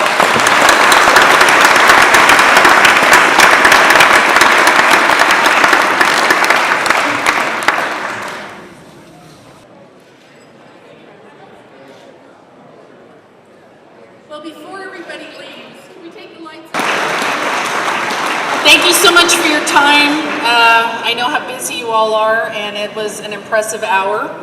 We appreciate that. Just before we take a break, we've got something kind of cool to share with you. And right now I'm going to ask my friend Robin Fleming to come up from Chevron, who is the public affairs representative for the San Joaquin Valley Business Unit. We have a really nice little presentation for you, very short, and then we'll take a break. Welcome, Robin. Thank you, Sherry. Thank you. Good morning, everyone. Such a good morning to be out here in beautiful Taft. Weren't the hills nice and green as you were coming in today? So beautiful. So it's my pleasure on behalf of Chevron San Joaquin Valley Business Unit to present the Taft College Student Perseverance Scholar Grant in the amount of $500 to Augie Duenas. Augie, could you come up?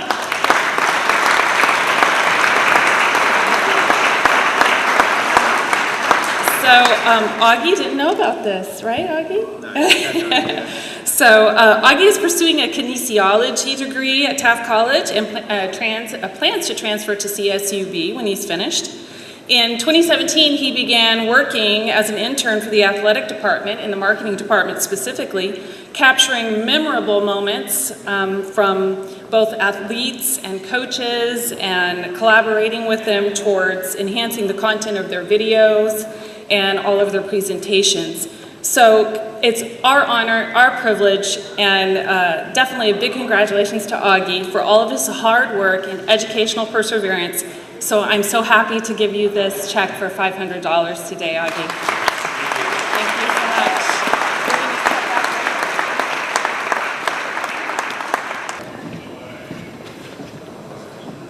Say hello to your friends. I'll be back in a few minutes.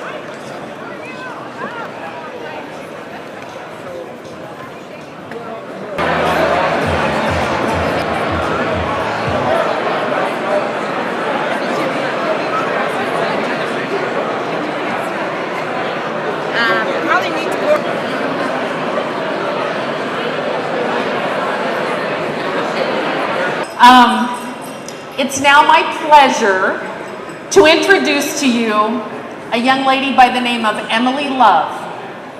She is a Taft College dental hygiene student. She's currently in our program and she will graduate in May. And she plans on transferring to the University of Nevada, Las Vegas to earn a degree in biology. She's here to introduce our next speaker. Emily, please welcome her.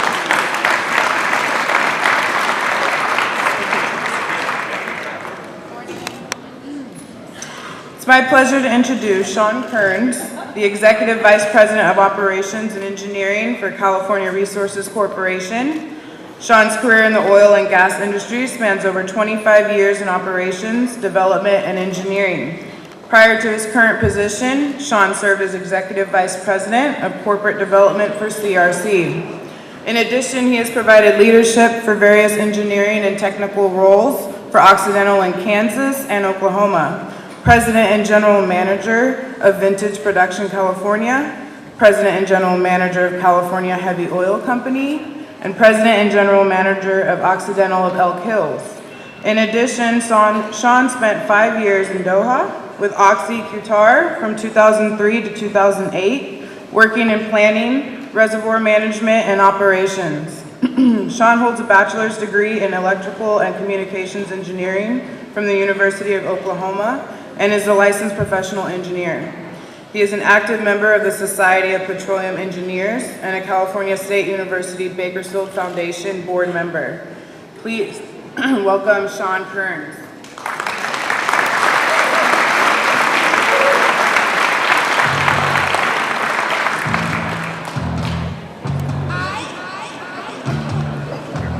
Great walk-up music. Like being in the big leagues here. So make sure this is going. Sherry said she was going to take the lights down. So, and I believe she put me after the break so everybody could get a big cup of coffee. Because this is probably going to be a little boring, but we'll try that. I can't see anybody. So anyway, thank you so much for having me here today. It's an incredible honor to be here speaking to such a distinguished group of energy professionals. The talent and the experience in this room is just impressive. So if you'll humor me a little bit, I'm gonna kind of talk today through a presentation of really a look back and a look forward and thinking about how to frame some of these discussions around energy in California. So a lot of times we kind of go straight to the point of arguing the specific topic. So I want to kind of take a little bit of a journey back, if you'll humor me. So petroleum, you know, it's a vital California resource. Everything you see here on the slide, these great cities, bridges, majestic views, you know, is really built on petroleum being a building block of California. Petroleum's provided a lot of energy that helped grow and develop California. And the industry, in just a short period of time, has continued to evolve and grow as we move forward through the development in California. And we believe that California Petroleum will be a vital part of this energy solution going forward. So California has compelling energy needs. We're the 5th largest economy. We drive 330 billion miles a year. This has the largest, busiest port in the nation with over 1/3 of the traffic coming into that. We're the wealthiest state, but we also have the highest poverty rate. And so California is kind of an enigma. We've got a reputation for being a leader. When you think about California, what do you think of? You think of Hollywood, entertainment, you think of technology, you think of Silicon Valley, you think about environmental policies. But really, petroleum is the engine that helped grow this economy. So where we're at now, if you kind of look at today's situation, we're an importer of energy. In 2017, we imported 72% of the oil, 90% of our natural gas needs, and 30% of our electricity just to power California. The imported production doesn't apply the same environmental standards as when we can do it here locally within our state. And it enhances our energy security if we can develop it here under the strictest environmental standards and keep our local jobs in California. So petroleum's really improved the lives of California. Many times today, I think we miss that point when we're arguing specific topics. Early discoveries of oil in California, so you can see some of the pictures here, developed schools, families arrived. The petroleum reserves, as they were developed over time, were then reinvested in the state. That helped build leading industries, leading universities, transportation systems that are some of the best in the world. Abundant, available, and affordable energy is what made this state such a great state in the nation. So if I'll go back a little bit in time, kind of late 1800s, early 1900s, you can see the population chart on the left, 2.5 million people. Where were we getting our energy at that time? People weren't tweeting or Facebooking. Your daily existence was finding food. If you were lucky, you had a horse to do some additional work.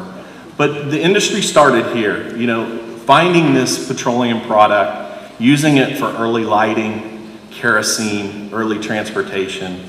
And then the first commercial well in California, the Pico number 4 in 1876, kind of started this development.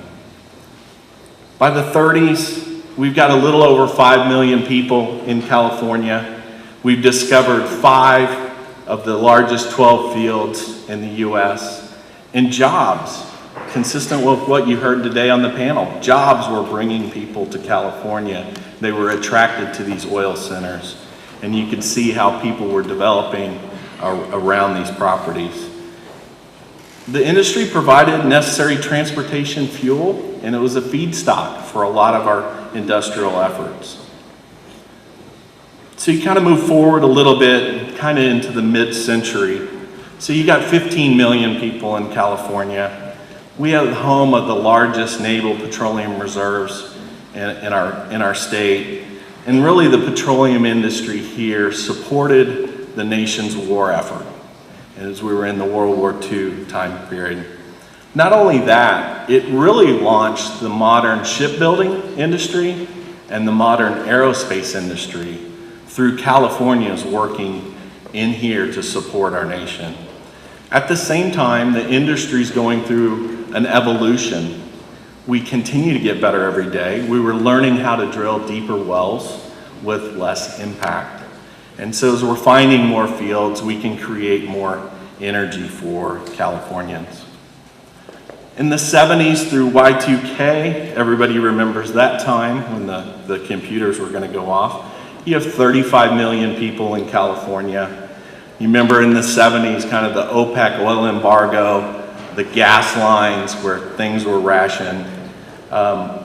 What we were doing as an industry is harnessing some of this new technology, you know, from CB radios, if people don't know what that is, all the way through new computers to seismic imaging, to where we're developing techniques where we can do seismic and not drill wells to find reservoirs. We can do it less invasively from the surface. And a lot of this development, you know, at the same time was building Silicon Valley. And if you've been up to Silicon Valley, nobody lives in Silicon Valley. They all drive to Silicon Valley. And they drive there on oil. So early 21st century, kind of where we're at, you know, California's energy crisis, you know, boosts California gas production. Remember that point in time. At the same time, the industry's harnessing new technology. We're using smaller footprints, automated rigs, electric rigs, and we have more resources here to meet this growing demand going forward. We're advancing new technology, such as carbon capture. You're going to hear later today, thermal steam. These are all things that we're working on currently, and people don't realize the innovation that's going on in the industry. So Kern County, we have standing in this discussion. We are the leader of energy production. We're the #2 oil producing county in the lower 48, and at the same time, #1 renewable county. We produce over 367,000 barrels a day. We provide 2/3 of the energy to California. We have thriving local economies and jobs. And basically, Kern County has the know-how to lead this nation in a combination of both traditional and renewable energy. So where are we at in terms of our industry? We need every drop of oil that we produce today. Right now, we import 2.5 times more than what we can produce in the state. What this does for us is it increases costs on families. It has a larger environmental footprint when you think of the global impacts, and it risks California jobs. So in the history of our industry, in just the last 30 years, we've gone from importing 5% from these foreign nations to almost 60% of our energy needs come into California this way. But we have the right resources to lessen the dependence on this imported energy. We have world-class petroleum fields. We're just failing to develop these resources efficiently. If you look at the table on the left, we've fallen to number 6 in terms of state production of oil and gas. If you look at the top 4, they've been able to more than double their production in the past few years, while we've declined 14%. And what this really does is it creates a chronic deficit of energy needs that California population needs.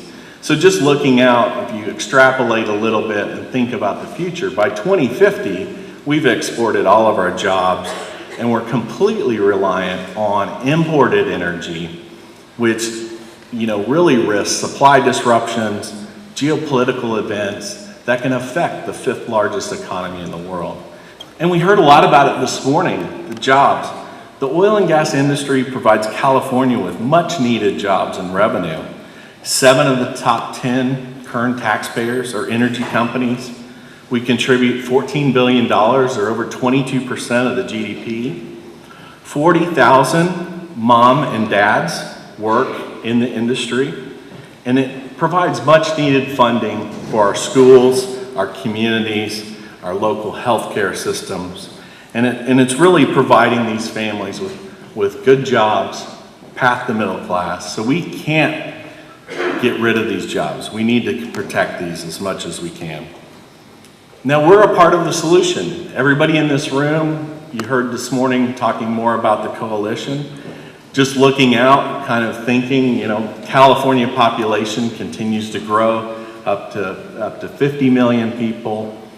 We need to retain our leadership position in the state. California is going to have to produce additional energy, and it's going to have to be a little bit of all of the above. And we're investing at the highest level of environmental responsibility today. So it's not that we're not doing it, it's just we're under a continual evolution of technologies and techniques. Our industry is built by men and women with ingenuity. You can see it all the way back to the 1800s, where we were trying to find energy, to today, where we're using advanced techniques, data analytics, to get more resources out more effectively. So we'll provide the solutions. In fact, we don't need to be told, we'll create them. We have that experience and expertise to do that. So I want to say that California Resources Corporation here is proud to operate in California. We proudly share the state's commitment to natural resources. We have a proven track record of operating in this state. We apply workforces that are highly skilled, highly technical, and well paid. And then we have wildlife management programs. If you want to see wildlife, you come out to an oil field, because that's where it is. It's not in LA, it's not in San Francisco. So we're really aligned with California's sustainability strategy. In fact, here's some examples of the things that we've been undertaking already, looking at water, how to increase our volume of recycled water. We're looking at renewables and integrating those into our production, reducing methane, and looking at carbon capture, which is a really exciting technique. And we're helping power California's economy. So we're really proud to be providing nearly $1 billion in state, local, and payroll taxes. $735 million goes to the State Land Corporation from the operations that we have down in Long Beach. And $930 million goes to 20,000 mineral and surface owners. So that's important because there's 20,000 people that get checks every month in their mailbox, and a lot of them count on that money to make ends meet and pay bills. So we need to keep doing that. So really, in conclusion, we have the resources. We have some great assets in this state. We have the techniques and know-how, and we're going to continue to innovate to move that forward and advance that. And we can continue being part of that conversation. In fact, Kern County has the standing in that conversation on how to move the state's energy forward. So that's what I have. Thank you.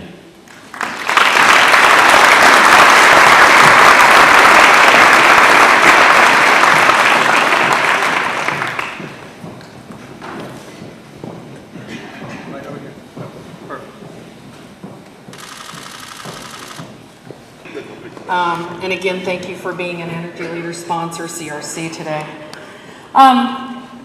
Next, I have the privilege of introducing an old buddy of mine. His name's Richard Bean.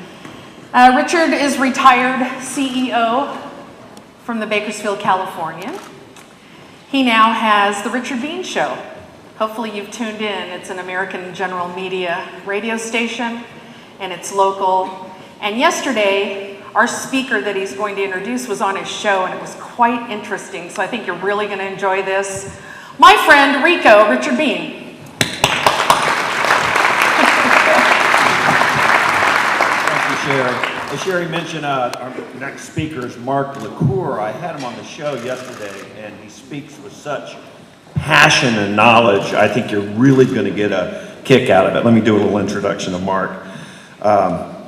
Mark began his career in sales with the oil and gas industry. He was doing business at the North Sea, the Gulf of Mexico, the UK, the Middle East, Mexico, Canada, Norway, Scotland, Brazil, and of course the good old USA, just to name a few. He later started his own market research company, earning a reputation as an industry insider and independent third-party researcher, assisting companies to determine where their product service fits in our industry here. This evolved into his becoming part of the new media, where he is now has one of the top podcasts in the oil and gas industry.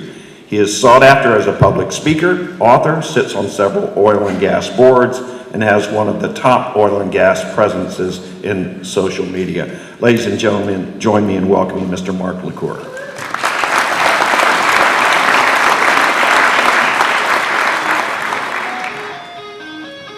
Oh, I love it. Come on. That's like one of the best guitar riffs of all time. All right, so I'm 53. Most of my friends around my age. I got a buddy of mine who has an 18-year-old son. The guy just doesn't know what he wants to do in life, like a lot of young people.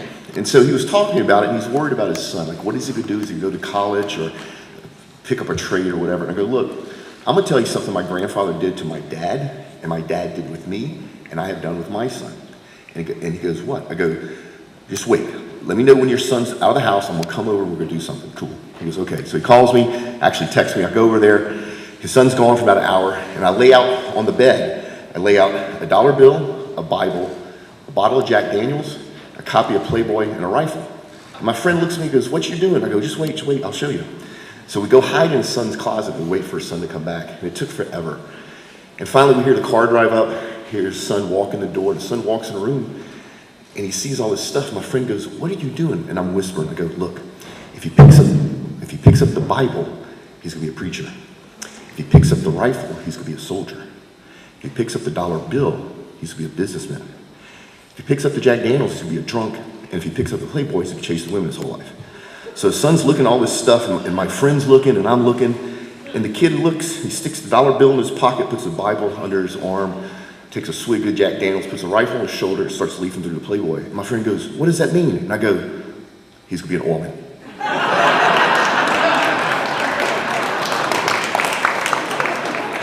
So I'm home, right?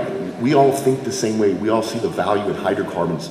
I'm gonna do something a little bit different. I'm gonna challenge you. I'm gonna challenge every single person in this room to think differently and to act differently. And I guess this is how we change the slides, right? But before I get to that, big shout out to Baker Hughes GE. They made my trip here possible. And what the Baker Hughes people in the room may not know is that Baker Hughes is also the sponsor of one of our newest podcasts, The Permian Perspective, which should be launching by the end of April, beginning of May. So big shout out to Baker Hughes GE for all the good stuff they do in our industry.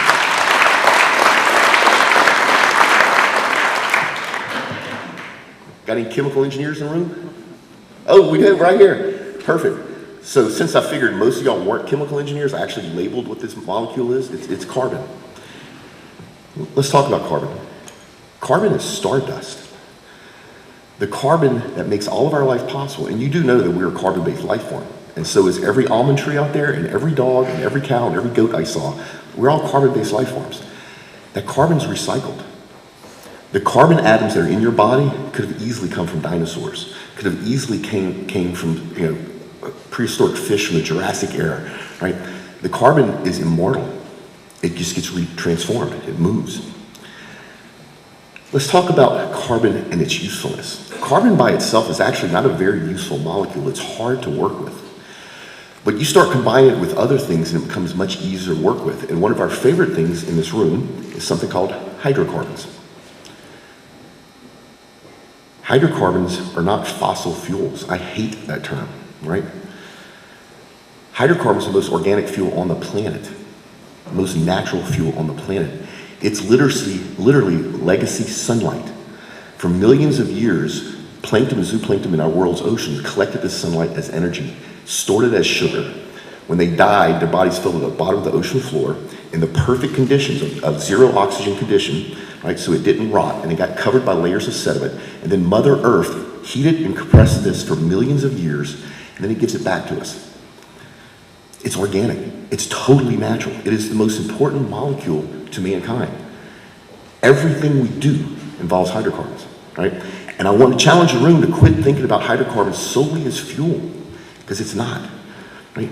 It's the basis, the carbon is the basis of all life. Hydrocarbons is the most useful molecule made from carbon. It's something that drives prosperity, abundance all over the world. And speaking of prosperity and abundance, I want to talk a little bit about our industry in carbon. And pardon me, folks, I'm getting antsy. I'm used to walking on the stage. The stage will fall if I try to walk here, so I'm not going to do that. But I want you to think a little bit about our industry as a whole. Hydrocarbons are very useful. We all know that. Hydrocarbons are the basis of trade globally. It's one of the few global commodities. Anybody ever wonder why WTI can go for $57 a barrel right here, and it's exactly $57 a barrel in Tokyo, and exactly $57 a barrel in Rio? Anybody want to guess? It's the only thing that's traded where we have the global infrastructure built where it costs us almost nothing to move from here to Tokyo or from here to Europe, right? At any one time, there's more weight in hydrocarbons in the ocean than all the weight of the fish combined. That's how big this is, right? You don't ever hear this. What you do hear is negative. And the negativity is our own fault as an industry. I was the first one to raise my hand. I will own this problem. For the last 70 years, anytime somebody says something negative about our industry in public, we don't correct it. I'm not talking politics. I'm not talking opinion. I'm talking about facts. And as an industry, we're really bad at talking about this in a way. How many of y'all have ever heard of a Russian or Chinese oil spill? That means one of two things. They're either better at it than us and the Europeans, or they don't tell. You want to guess which one it is? You know what happens when we have a spill? We clean it up, we fix it.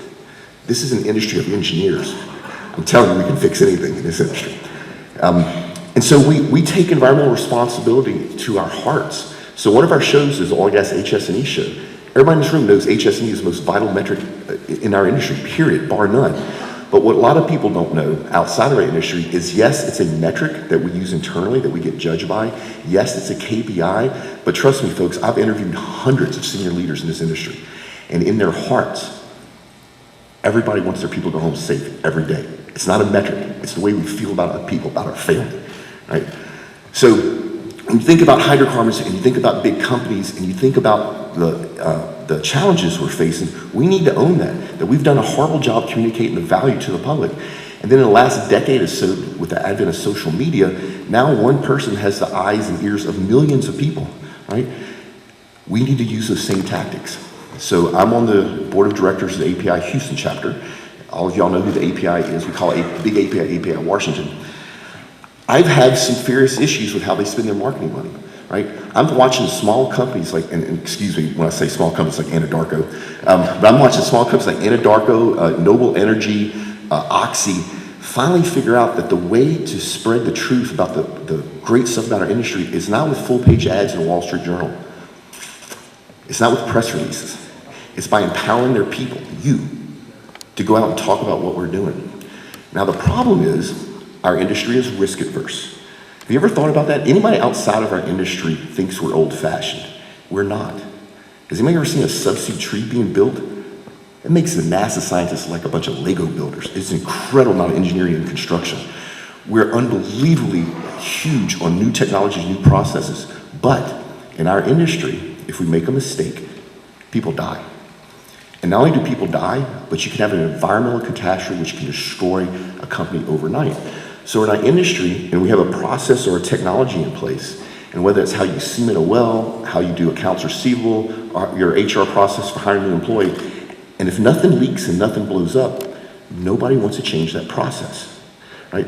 That's why you see legacy systems. That's why you see we've never done that before. That's why I see all the time multi-billion-dollar projects, CapEx projects, being run on a 72-tab Excel spreadsheet. Folks, Excel is not made for that, right? But we've always used that. As an industry, we have to back away from that thought process, right? And when we're looking at how we promote our industry to the rest of the world, we need to get away from big corporations. And big corporations, if you're leadership in a corporation, and you only allow the official press release person or the analyst relations people to only do press releases, and that's the only one that can tweet on your social accounts, only can push on Facebook, you gotta stop that. You gotta empower your people to be able to tell the story of our industry, because that's the only way we're gonna be able to pull out of this slump. So, try to change the slide, it won't work. There it is. Let's talk a little bit about the people. How many of y'all know that right now in the US, the oil and gas industry is the second youngest demographic? We went from a bunch of old guys like me through the downturn to a bunch of young, sharp people. This is our future. And if for some reason you don't see this as our future, I'm sorry. It's coming at you like a freight train. It's not gonna stop. How many people know that for every barrel you produce, you help elevate the economic position of 13 people in developing countries? For every barrel. It's amazing the stuff that we do. You know, 85% of everything in a hospital emergency room is made from hydrocarbons? We don't tell that story. You know who spends more money fighting AIDS than any government agency or non-government agency in the world?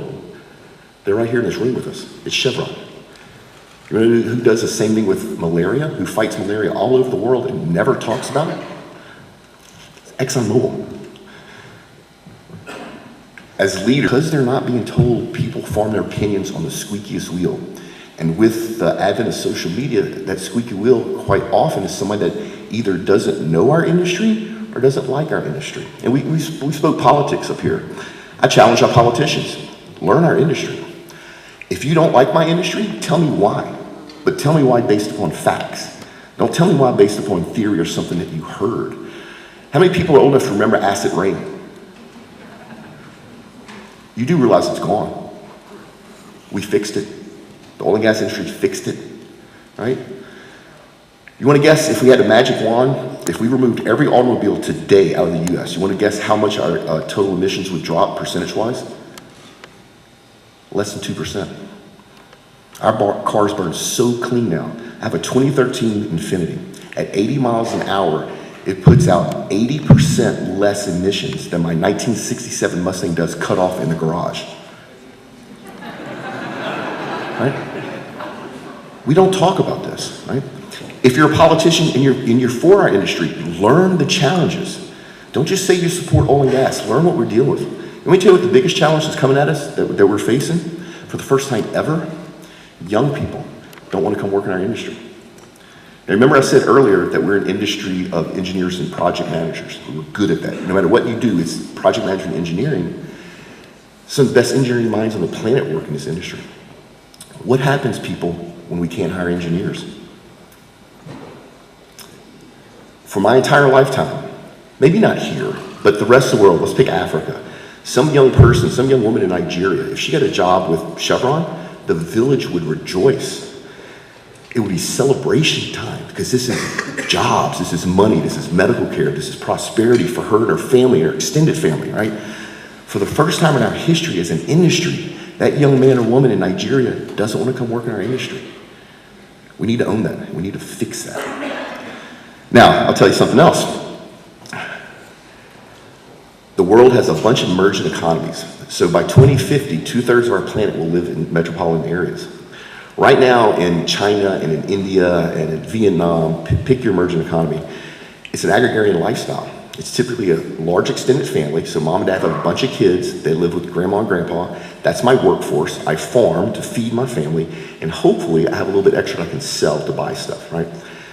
That generation is getting ready to move into a city. Right now, they don't need Tupperware. They don't need Mark's Lots. They don't need duct tape. This next generation will, because they'll be in a city. All of that is made from hydrocarbons. All of that. We don't tell the story, and we need to start telling the story. The only way we will pull these emerging economies out of poverty, out of an agrarian lifestyle, and bring them up to modern standards is with what we've talked about here, cheap, reliable, abundant energy. One of the things I have a little bit of an issue with some people in my industry is they're anti-renewable. No, don't do that. That's what starts the divide. That's what starts the me versus you.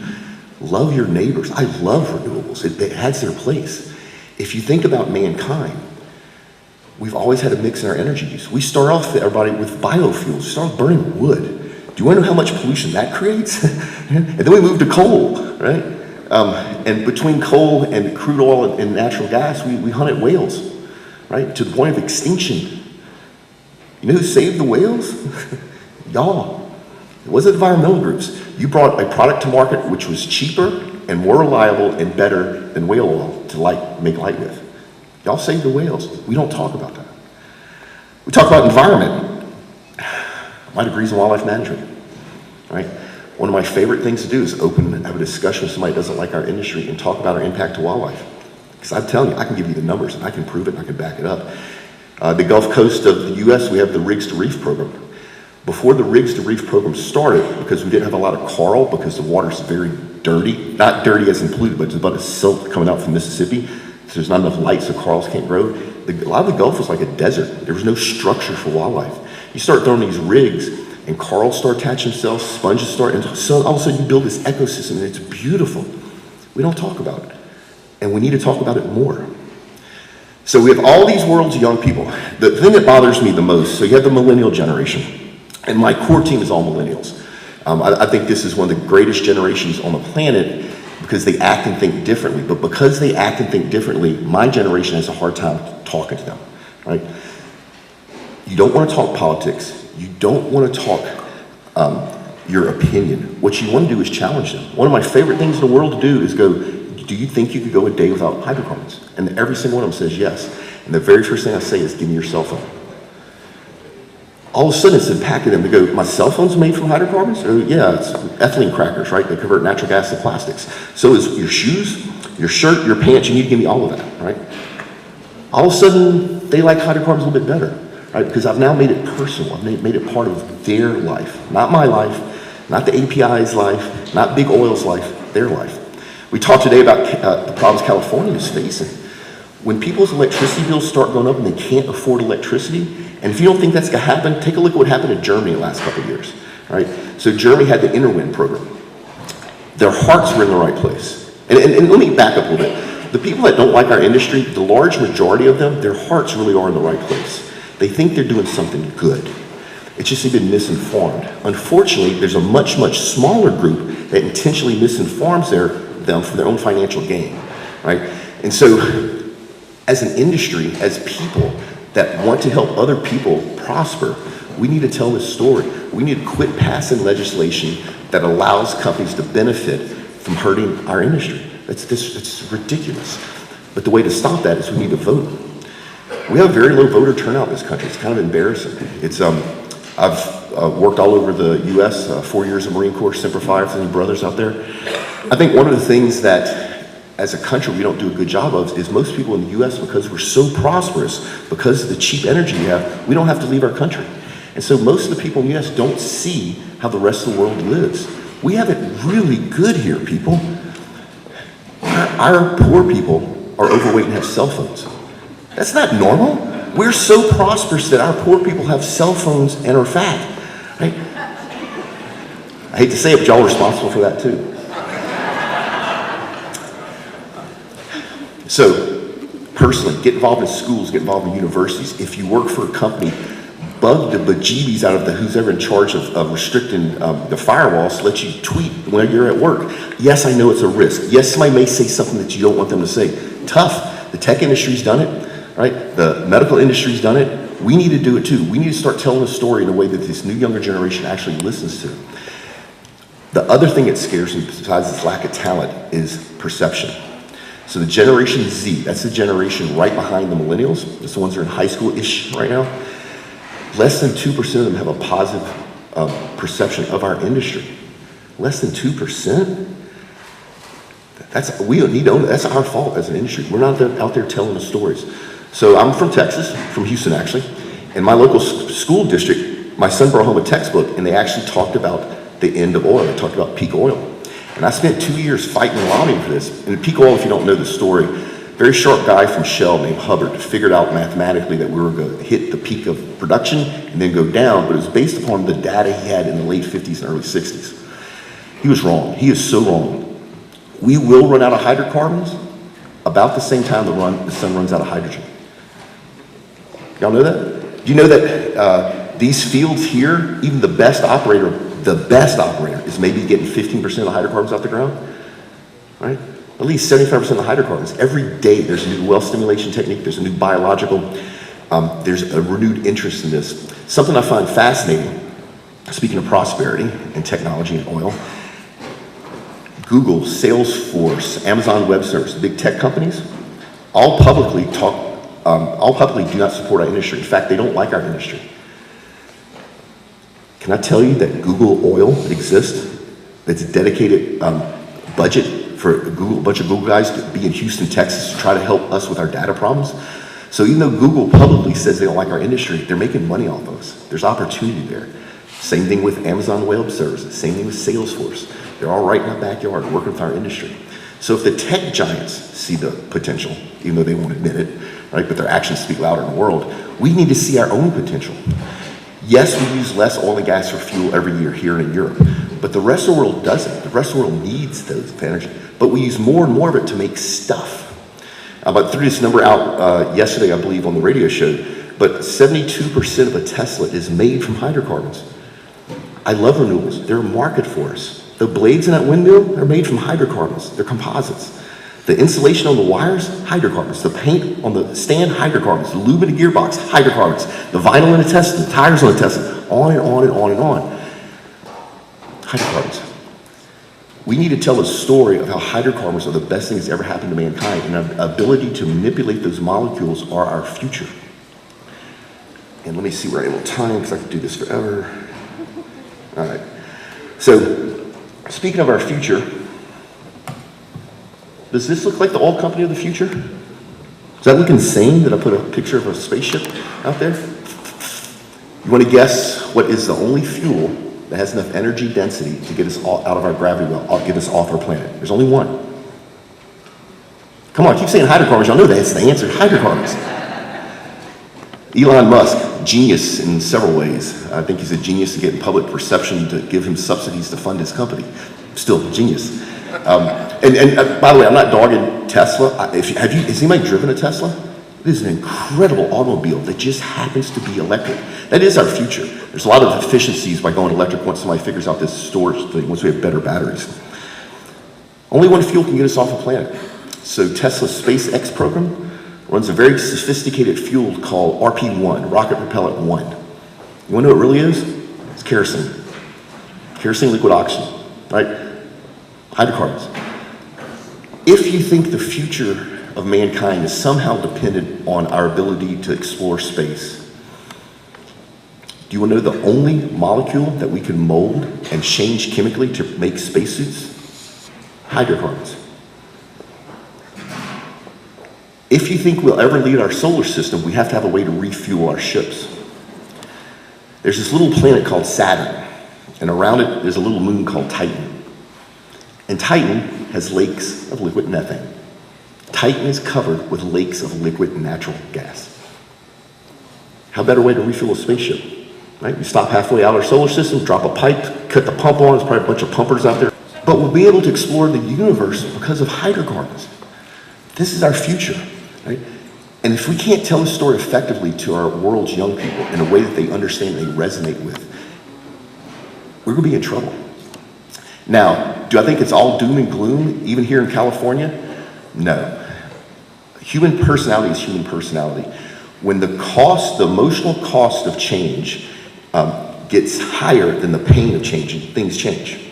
I promise you, I saw this happen in Germany, I promise you as people's electricity bills get to the point where they can't afford to pay them anymore, people are going to change stuff.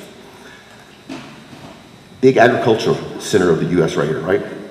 How many people know that 70% of the world is fed with fertilizer made from hydrocarbons, right? Natural gas. We got these really cool chemical engineers that work in the industry that can do things with molecules that is just sexy, right? They can crack that natural gas and turn it to all kinds of stuff, including ammonia, which is where the fertilizer gets its ammonia from. Somewhere in the future, as our technology evolves, as our population grows, as we start exploring other planets besides our own, we're gonna need a fuel that's a little bit better than gasoline, right? Hydrogen. Do you wanna know where we get the hydrogen from? Come on, it's a theme, I keep saying hydrocarbons, huh? Right? So we're right now, if you think about the cost per kilowatt of electricity based upon a gallon of gasoline, we're at the point now where we can crack natural gas and get pure hydrogen almost for the same price. Once that price gets lower, that's going to cause an initiative, because people can make money off of it, to start building the infrastructure, right? To start having hydrogen-powered vehicles. I get this pushback a lot. Well, hydrogen's explosive. Duh. So is gasoline, right? We just learned how to work with it safely. We've built the infrastructure. That infrastructure will gradually change. Hydrocarbons are our future, and there's nothing you can do to keep that from happening. Unfortunately, if we don't do a better job of telling our story, it's going to slow a lot of this progress down. I have this thing I do every year. I do the predictions for industry for next year. So this past November, I did the predictions for this year. I've done it for about 5 years, and I'll do it in the future. And two things about that cracks me up. One thing is the big analyst firms call me and they go, "Where are your predictions?" And I go, "Dude, you're the analyst. I'm just some guy, works in the oil field, and I just take these best guesses based on all the work that we've done."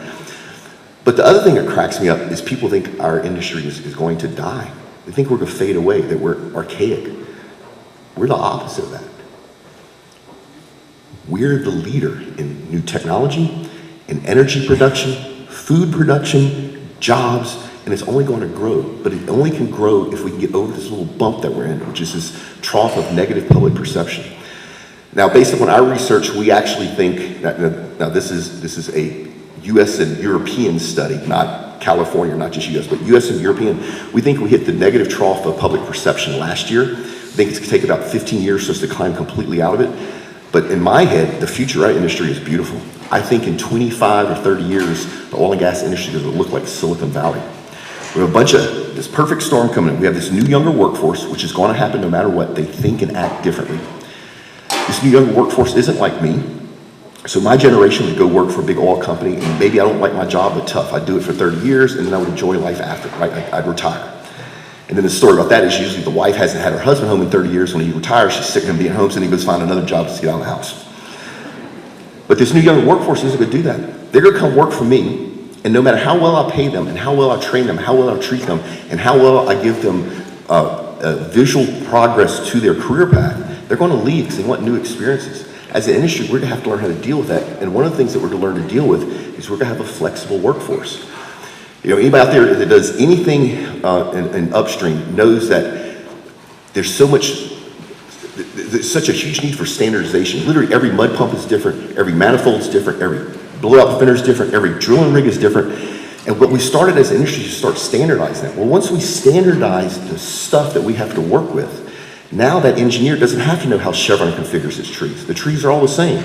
So that engineer now can do work for Chevron, do work for Anadarko, do work for Exxon. And we're gonna have to do that because we don't have enough people coming in our industry. And then technology. I was able to pull off an offshore rig tour about 2 years ago, which I can't believe I pulled this off. I'll never do it again, for our young professionals group in the API. And I have been offshore in 15 years. It is amazing that the technology changes that have happened in offshore. The drilling rig floor is small because there's no people there wrapping chains and tongs. You no longer measure the tenure of a roughneck by how many fingers he's missing, right? It's incredible. Last year, it was safer to work in oil and gas than it was to work in real estate. That's how far we've moved the needle. Yeah, I don't know what's going on with real estate, dude. I don't know, but we need to talk about that. We need to talk about as an industry, not only do we pay taxes, of course we pay taxes, right? We do stuff for the betterment of mankind out of the kindness of our hearts. How many companies out there do you know build schools, staff schools, build roads, hospitals, right? Bring in technical expertise. I'm involved in this all the time. You know, we give away scholarships all the time, right? And we do it because it's what we want to do. It's the right thing to do for the planet, for the people, for humanity. And it's what oil and gas does. We take care of everybody. But I'm telling people, we have to do a better job of communicating what's going on with our world's young people. There's some initiatives out there that we've taken part in that's helped. One of the things that happens to us, which by the way, somebody mentioned podcasts. I would love to tell you I'm a genius. When my marketing guy first brought me the idea of a podcast 5 years ago, I told him it was a stupid idea, I don't want to do it. And now it's our fastest growing revenue stream. We have the top 6 in the world in oil and gas. We're over 700,000 listeners from 172 different countries. And most of our listeners are young. And I get this anywhere between 10 and 50 times a day. I get young people from around the world reach out to me. They go, Mr. LaCour, I heard you say that my tennis shoes wouldn't exist without hydrocarbons. And I call bullshit, right?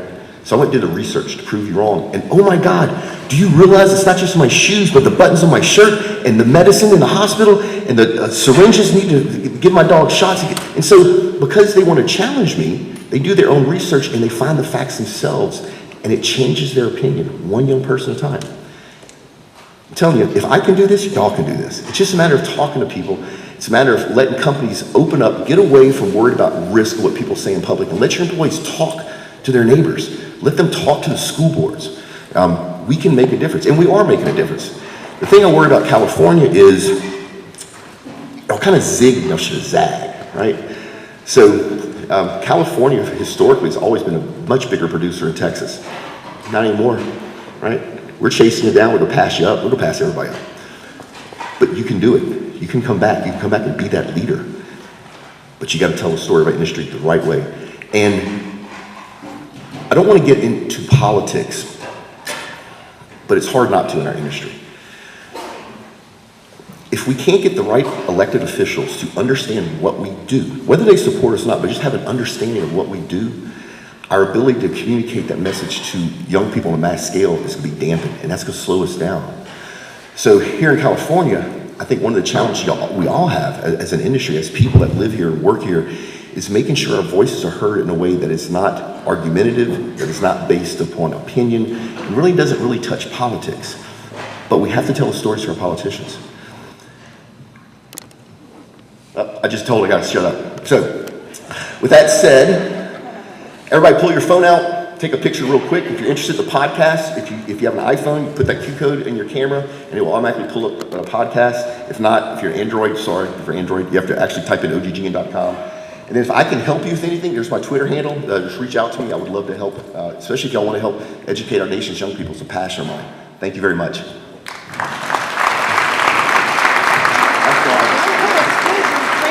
Richard had to leave, so we're going to pose for a photo right here, and then... Okay, we're going to bring the lights up. Please don't get up yet. We have a very short presentation, although a very important one for today. I would like to invite up Dr. Deborah Daniels, our President Superintendent, along with Les Clark III, District Administrator for this facility that we're in. Les?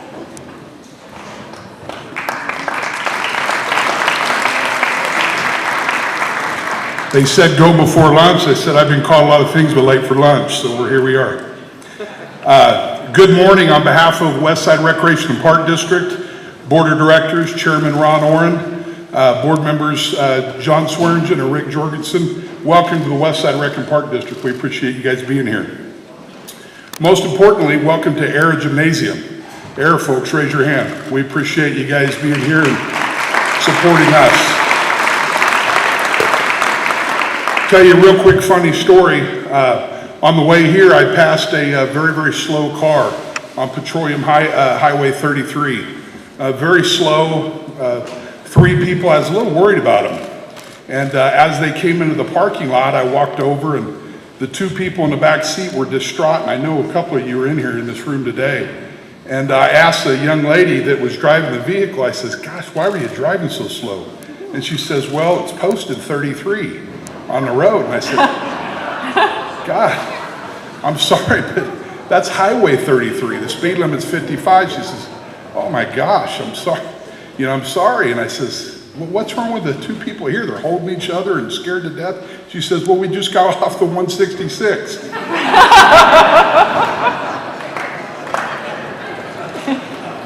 Had to break it up a little bit. We are a byproduct of the positive effect on the oil industry here. Take a look at our logo, Westside Recreational Park District. What you're going to see firmly planted in the middle is the oil derrick, because that's the heart of what we have here. You guys are the reason the Westside Recreational Park District exists. And those are the things that those folks up in Sacramento don't understand. And that's what we're willing to help you guys make them understand. We employ over 100 folks throughout the year and countless programs. And this facility here is open 7 days a week and nights. And it helps curtail a lot of young people from getting into trouble, as well as some of the older folks. All of you in this room either support us indirectly or you partner with us directly. Some, I'll name a few, and forgive me for not naming everybody in the room because I could go to every table, literally. Chevron Corporation, our stop fund, over $100,000 over its inception has been raised, and it's been a direct impact from Chevron. Thank you guys. You guys have helped out a lot of young people.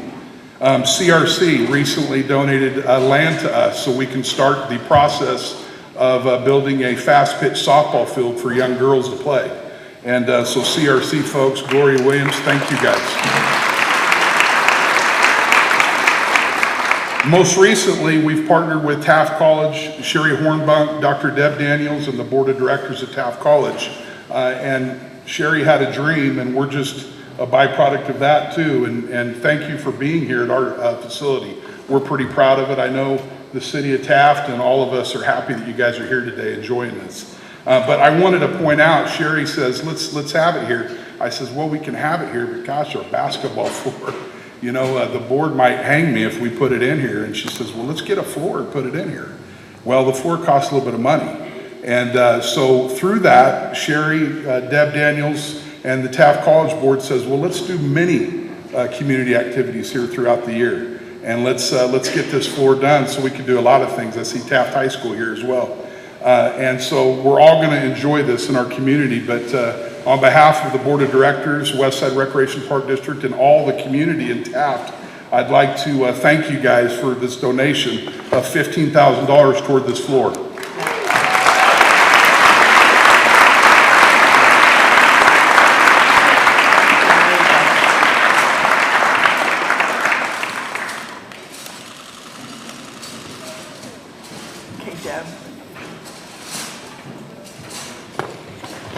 Well, I want to thank Westside Recreation Center because we at Taft College, this partnership is a product of both of our agencies wanting to support our community. And Taft College wants to have our events in Taft, but we've kind of run out of space. And so to put on an event like this, before we were able to use this room was next to impossible. And so having this partnership means that together we can invest in our community so that we can continue having great events and anyone else can have a great event here. And so this floor was a solution that helps us and the community. So thank you so much for being our great partners, and we appreciate it. Thank you. Thank you. Okay, ladies and gentlemen, now I'd like to have Brock McMurray, our Executive Vice President of Business Services, come up. And we're going to dismiss for lunch, but he's going to dismiss you, so you need to listen to him, because he'll get mad at you. Sherry, do I have to read these specific rules? Stand up, take 3 steps to the left? No. Hi, good morning. I'm Brock McMurray, Executive Vice President of Administrative Services here at Taft College. And it is a pleasure to be here, and I have the honor to be able to get everyone aligned to get through the food services, and I think it's going to go fairly quickly. So as your table number is called, please proceed to the serving area. We have, I believe, 2 entrances, and you exit out the center, and you can go down both sides of the buffet. So I believe they are almost ready, so we'll go ahead and get started. And the lucky table numbers are?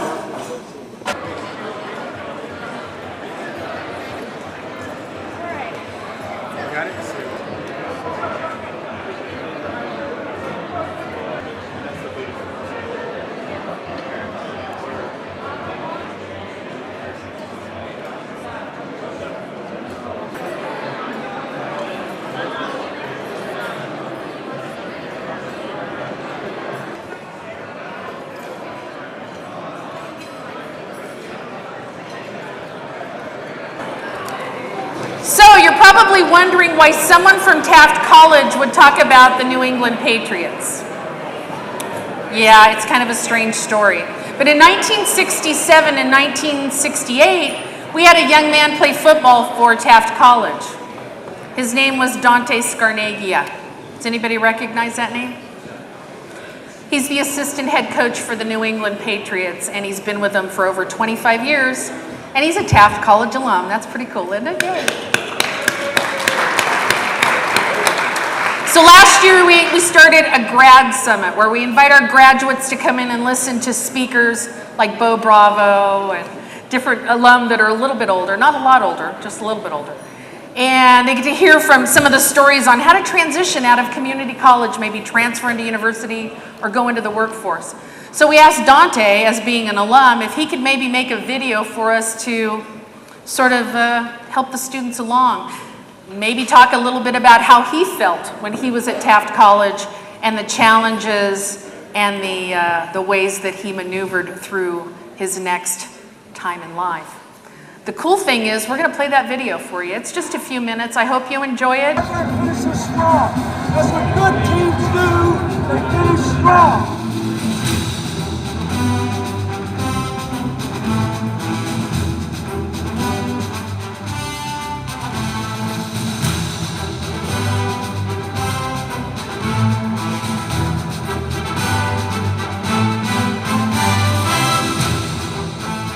My mom and my dad were, they were working class people. My dad worked in a factory, and I think he always wanted any of his 5 kids to go to college and continue their education.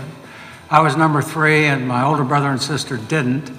And I had an opportunity to go to college for 2 reasons. I wanted to continue my education. I wanted to continue to play football. I had a choice to go either to East Los Angeles College or Taft. And the reason I had a chance to go to Taft is one of my high school coaches, Don Douglas, had gone to Taft, and he had got Tom Harrell to come down and visit with me. He was the head coach at Taft. We had a visit, and I think that was the biggest reason why I went there. And I thought, okay, this is a place because of the class size, I mean, maybe 25 to 30 students, that I could get a good education and become a better student. And then finally, the last thing was, I got on the football field and I looked around and I said, oh my God, these guys are huge. These guys are fast. I mean, I was an offensive lineman and a linebacker at 195 pounds. And I thought, oh man, I've outkicked my coverage here, I'm in trouble. But, it's just like anything, you just keep working at it, and usually, you can do all right. There's a lot of detours on those maps of life, and there was an example of one right there. I never coached high school football one day.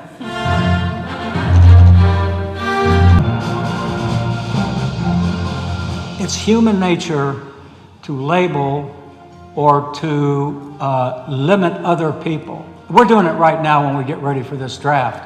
This guy's too short. Oh, this guy's too slow. Oh, this guy catches the ball on his body, doesn't catch it with his hands.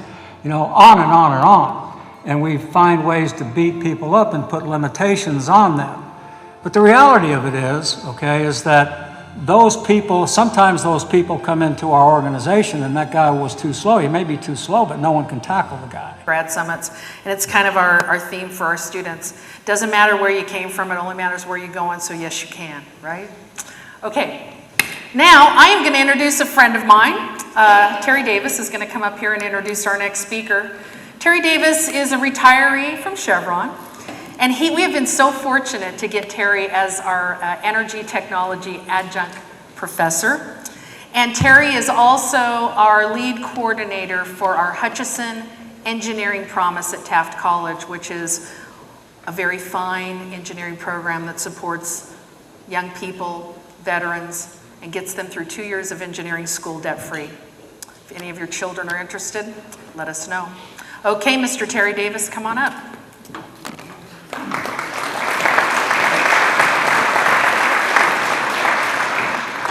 Thank you, Sherry, for that kind introduction.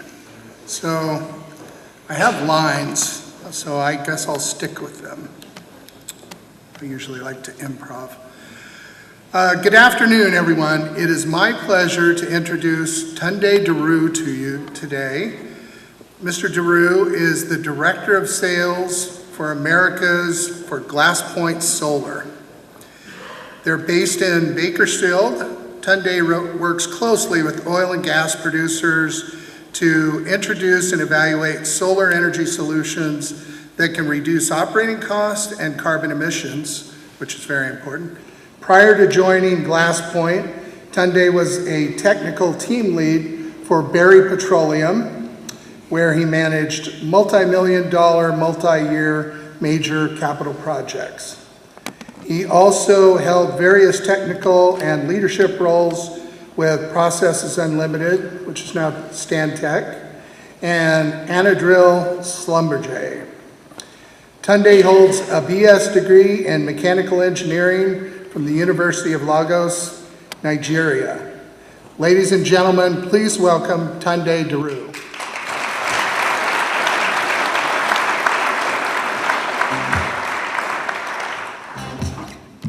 Thank you, Terry. Can everybody hear me? Okay, it's a privilege to be here today. And before I go into my presentation, I would like to do something. We've had a lot of speakers today. We've had members from the legislature. We've had people from the industry. But one thing we've not done is give a round of applause to the oil industry. You guys make it happen. Please put your hands together for the oil industry.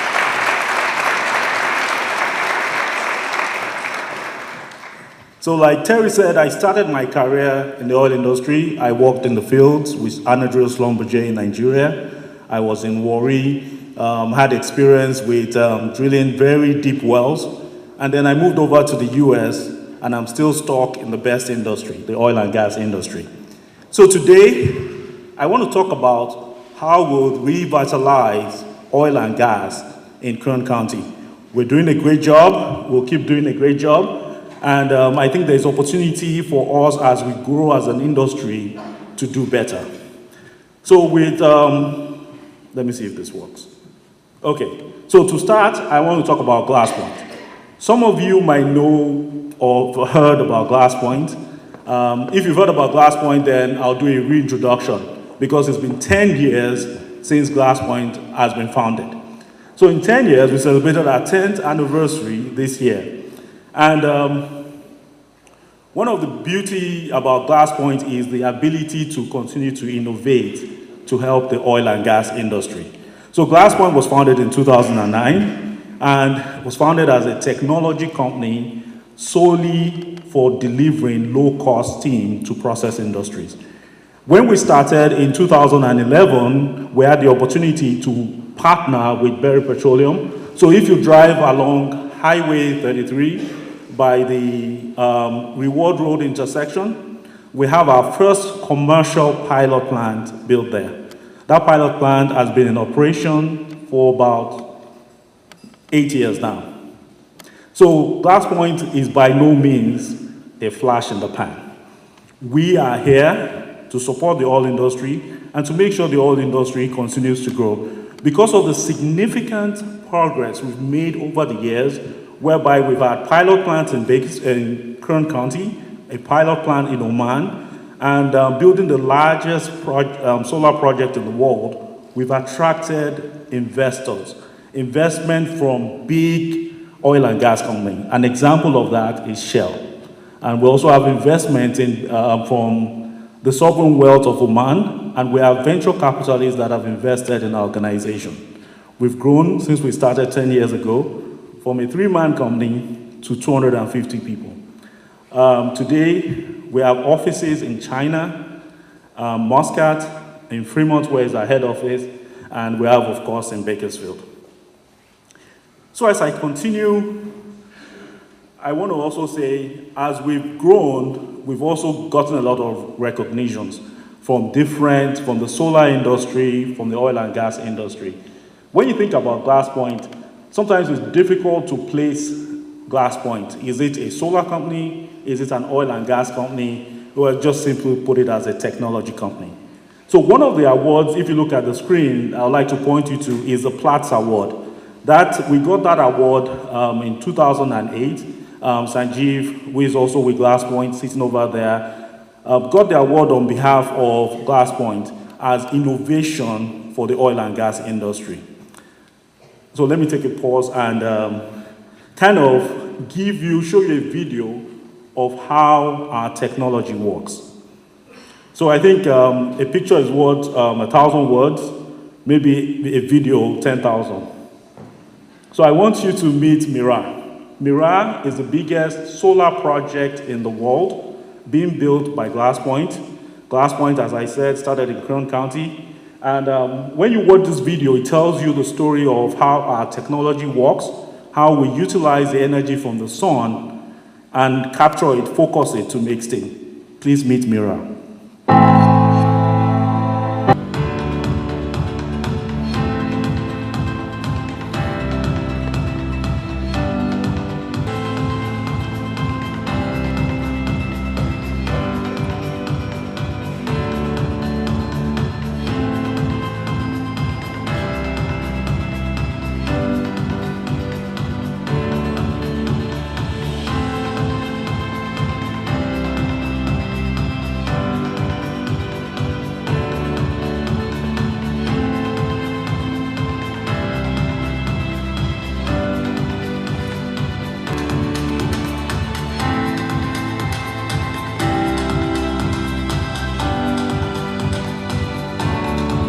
Thank you.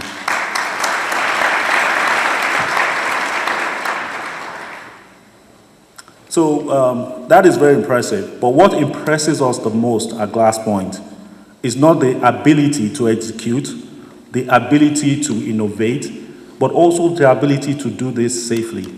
The video you watched, the land area we're talking about is about a square mile.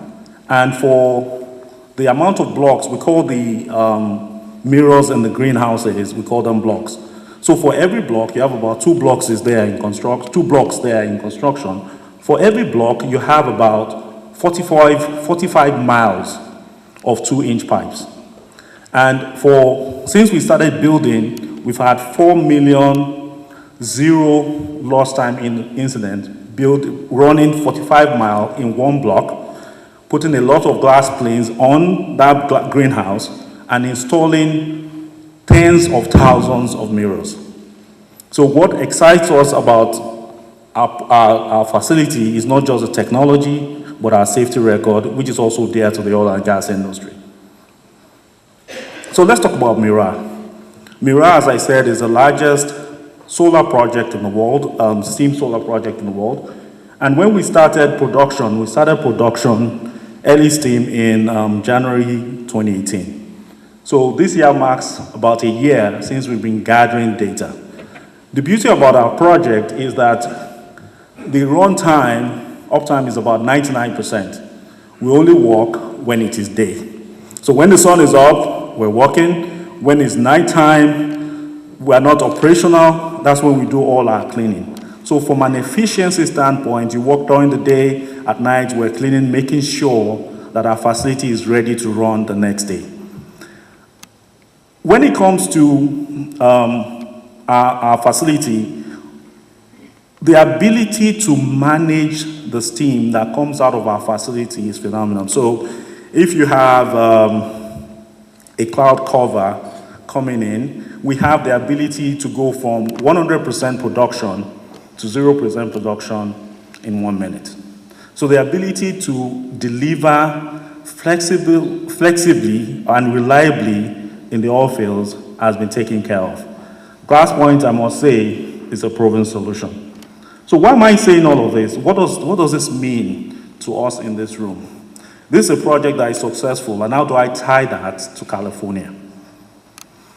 So, Glass Point, obviously, Sean gave his presentation this morning, earlier today, and spoke about California, spoke about the history of California, what we've gone through as a state, and the impact of the oil and gas industry in this economy.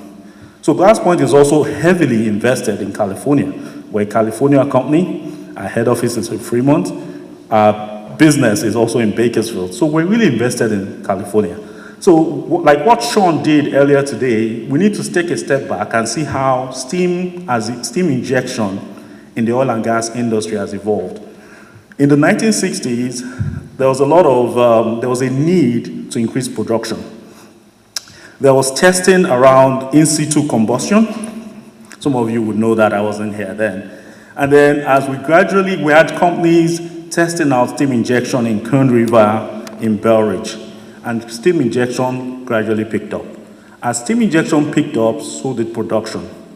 When we started with steam injection, we were not using gas. We're using oil. Boilers, using oil as a source of fuel. Then in the 1990s, we moved over to using gas. With the construction of the line from southwest Wyoming, with destination to Bakersfield through Vegas, we're able to get more gas into our oil fields. And then steam injection became widespread. As you move into the 2000s, you realize that even with the steam injection, we had reduced costs with steam injection, but we're facing another challenge with steam injection, and that challenge was more regulatory. How do we make sure that we reduce the emissions on our steam generator? As I don't remember who said it earlier today, in this room, we have a lot of talent. The oil industry guys always fix problems. So we're able to reduce the amount of ppms in our steam generator, have better controls as we went along. So we've always done well and evolved as an industry. So I am interested in the production of oil. Oil is going to stay, and we need to have a convergence with renewable energy. So today on the panel, there was a lot about all of the above. And Glass Point's solution makes it possible to make oil emission-free and keep making money making oil. So what are the things that Glass Point offers? Glass Point offers you the ability to reduce your cost of steam because you're not burning fossil fuel, you're using the resources from nature. Second, because you're doing that, you are reducing your carbon footprint. Most importantly, what Glass Point gives is also the risk of reputation. There's so much buzz around having green energy, having a lower carbon footprint. Shell, for example, has compensation tied to carbon reduction. Investors are asking for ways to produce with lower carbon footprint. So the future in California, if we want to continue to produce oil, we have to do it cleanly. So I was talking to Fred Holmes yesterday, and we're just talking about importation. 60% of the oil that comes in comes from foreign country. California spends $65 million every day on imported oil. In a year, it's about $24 billion. If we invest a lot in green energy and make sure we have reduced emission, some of that money could stay here to have better jobs. So Glass Point gives you the opportunity with our solution built in Kern County to provide that value. Because of this, and because of our safety record, I'm sure a lot of you have heard about the Bellridge Solar Project. Like when there was a migration from oil to gas, there are a few early adopters. Now we have, Glasspoint has the largest solar project in California in partnership with ERA. This is an exciting project that I've been working on for about 2 years. I've been working closely with ERA, leading the development efforts with a group of people in Glasspoint. And we're about to, in 2019, break ground. So I want to introduce you to Bellridge Solar. Once again, a video is worth 10,000 words.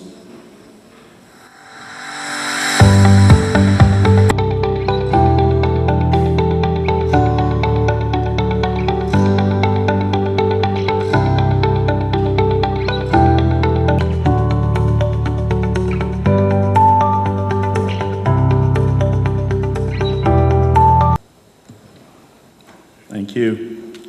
So, what do you think?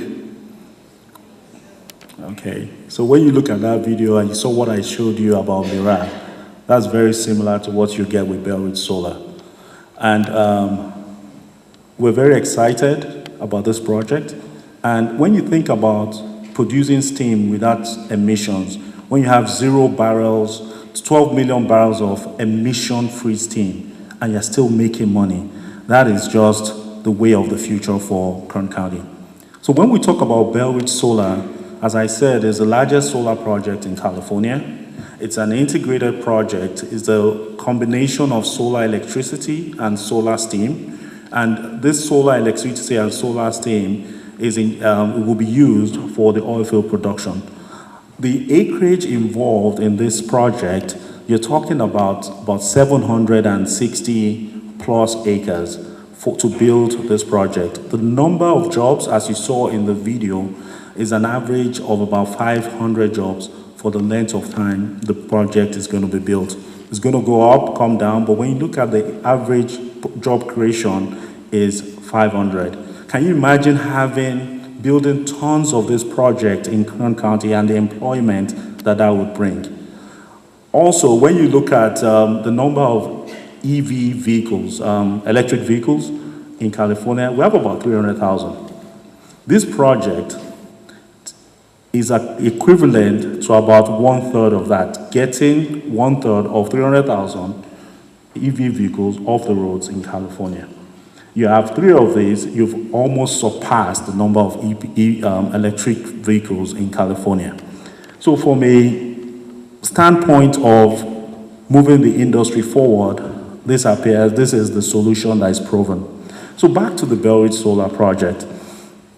When we start this project, it's going to be a hybrid of your gas-fired steam generator and solar steam. So during the day, we provide solar steam, and when we do that, the steam generators ramp down during the day as solar is being generated. And then in the evening, the steam generators ramp up again to provide steam for 24 round-the-clock steam injection.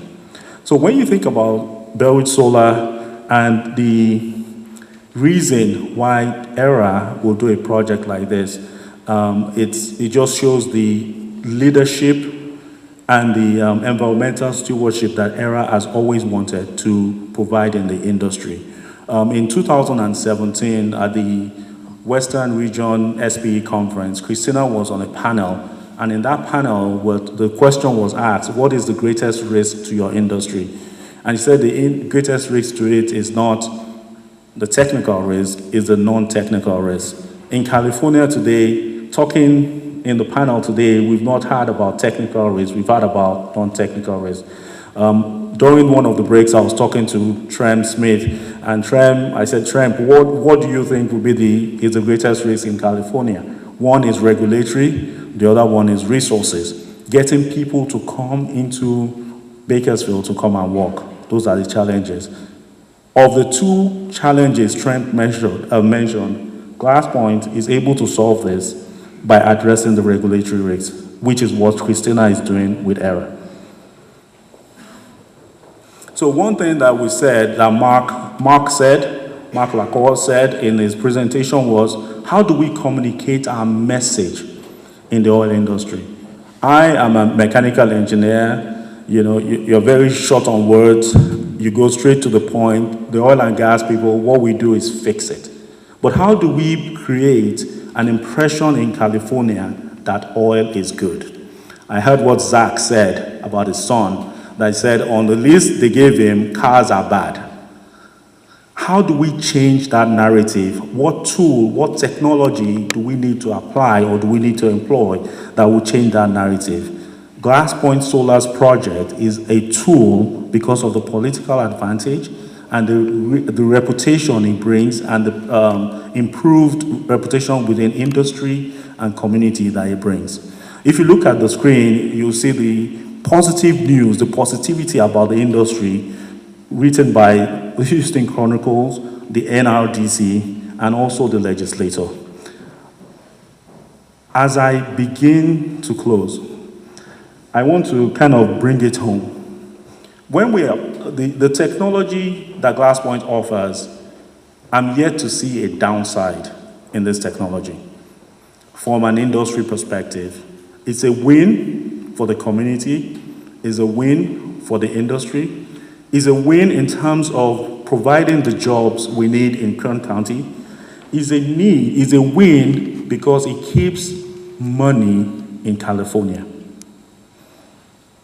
We can increase our production in California with this technology, and we can retain the talent we need in California to keep this going. And it's also a way to embrace all of the above energy. Kern County, as we heard today, is a leader. We're the leading county in renewables. We're the leading county in oil production. So I want to throw out a challenge today. Can we be the leader in clean production, zero emissions? When you look at Kern County and you look at the carbon footprint in Kern County, can we be the cleanest producer in the nation? That challenge is left to us to answer. Over there at the back, I have Dawn. We have the VR, virtual reality of our project in Oman, Muscat. If you have a few minutes, you can watch the VR over there. She's at the table over there. Thank you. It's been a pleasure to speak today at this summit. Thank you very much.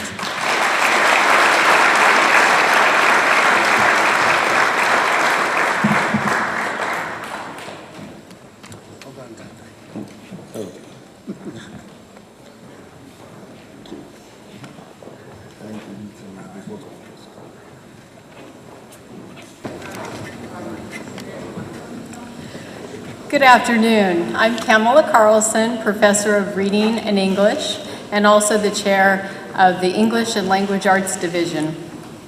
And I am Paul Blake, the Engineering Professor at Taft College.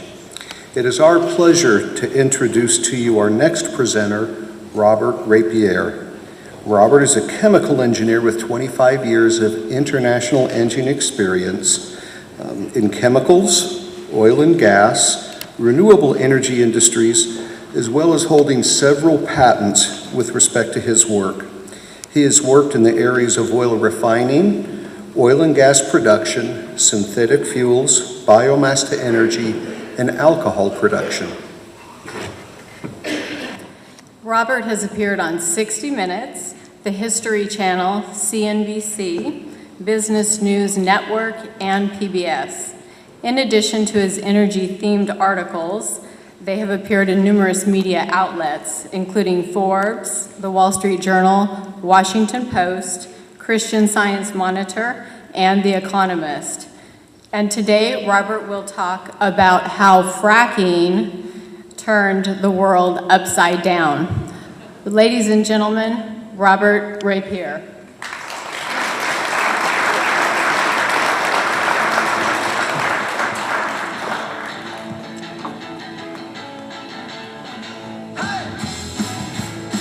I would have requested Welcome to the Jungle. I was jealous when Mark walked out this morning to that. I always dreamed about that, Welcome to the Jungle, as I walk out and take the stage. So, I understand I have a little bit of an accent. I can't hear it, but I can hear that you all have accents. But I'm going to, as I get to going here, I've got 40 minutes, 46 slides. I'll get wound up and talk fast, and hopefully you guys can understand everything that I say. So,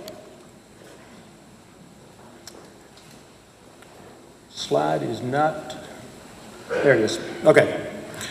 So I'm going to give you a little bit of my background, my biography, who I am. I'm going to talk about, basically, a lot of the message you've heard today is that the oil and gas industry is really underappreciated in the country for what it does. And I'm going to take you to an alternative reality where the fracking boom had never happened, shale oil and gas boom never happened. I will talk a little bit about the downside of of fracking, but you know, the very, very underappreciated upside, you're going to hear that message. And the tremendous impact that it has had on the global oil and gas markets. I'm going to talk to you about why California is missing out on the shale boom. I'll contrast that with Texas, and it's a very, very stark contrast. And then I'll close with a bit of the environmental concerns of fracking. Now, again, Mark this morning said that one of the problems with this industry is we don't take time to correct people. I do. To my wife's chagrin, I will argue with people. You know, there'll be a meme shared with 30,000 views, and I will stay there and I will argue with people, and I say, you just don't understand. This is misinformation. I have to correct it. And she says, well, I'm going to this wedding anyway. So that happens all the time. So I grew up on a farm in Oklahoma. Was not expected to go to college. I started taking classes at community college. I'm from southeastern Oklahoma, right across the river in Paris, Texas. I started taking classes there. I transferred to a four-year school, got bachelor's degrees in chemistry and math, and then I transferred to graduate school at Texas A&M and got a master's in chemical engineering. And I was the first in my family to go to college. They expected me to stay and run the farm, or at least stay around the area. Not too many people got out. About 2005, I started writing about energy, and that sort of took off. And since then, I've written in a lot of publications. I write a regular gig for Forbes now. People kept coming up to me last night, oh, you're the Forbes guy. I'm not really the Forbes guy. That takes less than 5% of my time. Forbes told me I was their most read energy columnist last year, but I'm not the Forbes guy. I'm a chemical engineer. I have a full-time day job. We work on oil field flaring. We turn that into power. That's my day job. And I have another full-time job with Investing Daily, which I've done for more than 6 years. I'm their energy strategist. I've run one of their publications. One of the first things I did when taking over is I added Shell and Chevron to the portfolio, where they've been ever since. So that's a little bit about me. I have been on 60 Minutes with Leslie Stahl. That's entirely because I started writing about energy. I was very combative with some of the people who were spreading misinformation, and they liked that, so they got me on there. That's a picture of me on CNBC on Squawk Box. That was after writing something about OPEC. I've learned that poking a stick in OPEC's eye is very, very popular. Writing things about Venezuela and how that system has not worked, that's very popular. So I can always go to those for lots of hits. But some guy can write about Pokemon Go and he can get a year's worth of my views in one article. He can get millions of views in one article. And I got about 2 million views on my articles last year. So I want to take you to the energy scene in the U.S. a decade ago. Now, you may not appreciate this. You may not appreciate where we were and what it looked like, but that's what I want to talk about. So U.S. oil production had grown throughout the 1900s up until 1970, and it began to decline.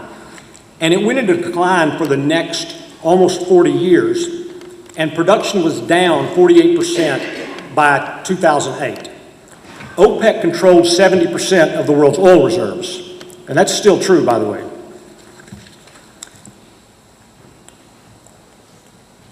So our net imports, that is what we bring in of gasoline, crude oil, diesel, and so forth, minus what we ship out, had grown to more than 12 million barrels a day at one point.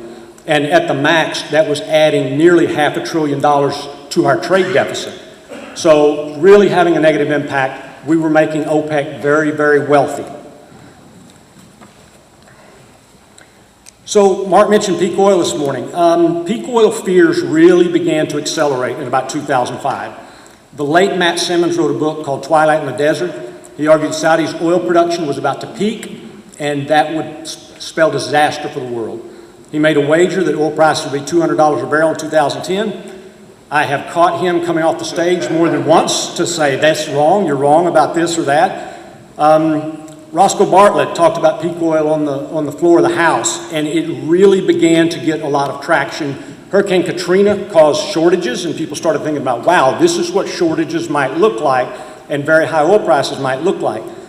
Ken DeFaze from my home state of Oklahoma also passed away last year, but he had a famous quote. He said, by 2025, we're going to be back in the Stone Age. And this is because of the dependence of the world on oil and the fact that he believed that it was going to decline. Another thing he said was, by 2009, there is nothing possible of preventing peak oil. By 2009, we are definitely going to be in a crisis. So the price of West Texas Intermediate from 2002 began to rise, and it had tripled by 2005. OPEC's response was the market is adequately supplied, and that led to some fears. Well, OPEC is just blowing smoke. They really can't produce any more oil. And OPEC was starting to like the idea of higher and higher oil prices. You know, that a lot of money flowing out of the U.S. into OPEC.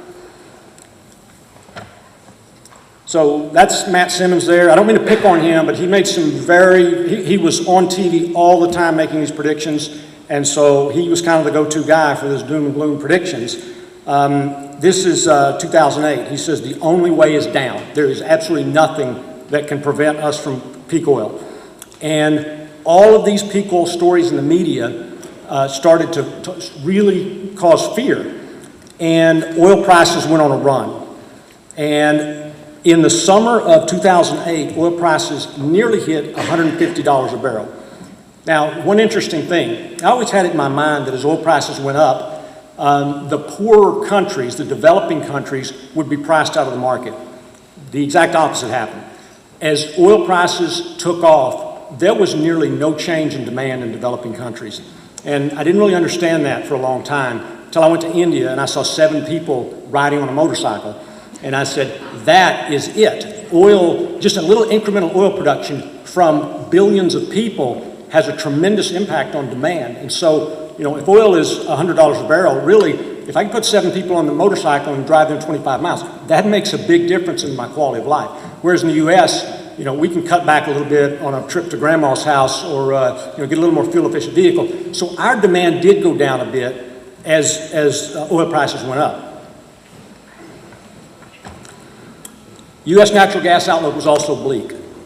Production had seemingly peaked in 1973 at almost 22 trillion cubic feet.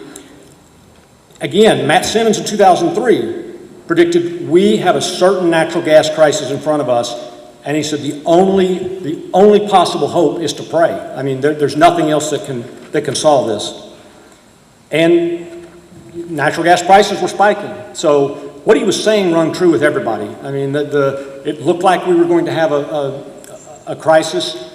ConocoPhillips, my former employer, I used to work for ConocoPhillips before my current job. I worked in the North Sea and several places, and our CEO was very concerned about natural gas, and he went out and he made a big acquisition of a natural gas company, and ExxonMobil did the same thing. And it turned out that we did it just about the peak of natural gas prices. And I remember our economics said we believe that natural gas will be at least $7 a million BTU as far as the eye can see, and that was the price that basically made sense for us to make that acquisition. Cheniere Energy was building a natural gas, an LNG, liquefied natural gas import terminal. It was so strongly believed that we were going to have a crisis, we'd be importing natural gas from other countries. So the U.S. government responds to this. We got the Energy Policy Act of 2005. It's a 551-page energy bill. Kern County, California is mentioned 4 times in that bill. We got biofuel mandates out of that bill.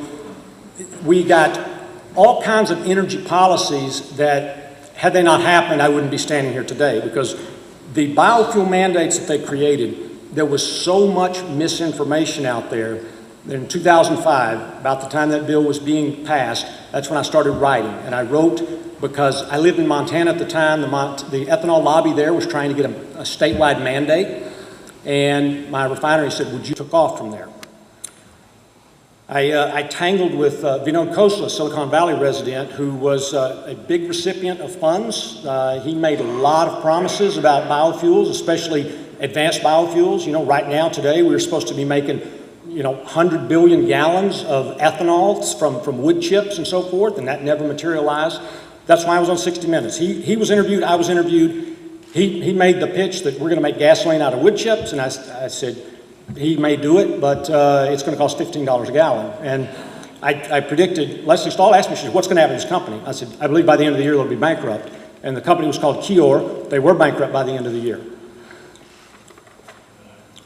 So, all this is going on. There's terrible fear. Oil prices are spiking. Natural gas prices are spiking. And in the oil patch, these three guys right here were spawning a revolution. Now, in a longer version of this, I'll tell you a little bit more about these guys. If you don't know them, read the book, The Frackers. This will tell you about what these guys accomplished. These guys have done more to reduce carbon dioxide emissions in the U.S. than all the renewable energy that we've put out there so far. And that's a fact. I come to you with facts, and I can back these facts up. You challenge me on this, I will show you what has happened, and I'll talk to you about this a little bit in a little bit. What happened was natural gas prices, which I'll show, plummeted as a result of what these guys did, and utilities started swapping out coal for natural gas. And they're also doing that with renewables, but the lion's share of the emissions reduction came from natural gas, which came as a result of what these guys had done. So, quickly, what is fracking? We say fracking, we really mean two things. We mean horizontal drilling and hydraulic fracturing. Now, I like this graphic because it kind of shows you up close what happens.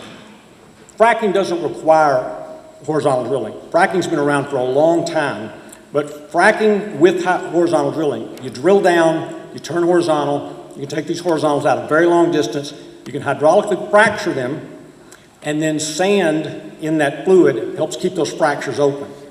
That marriage between these two created the shale boom in the U.S. So hydraulic fracturing was actually developed in the U.S. in the 1940s, and over 1 million wells in the U.S. have been hydraulically fractured.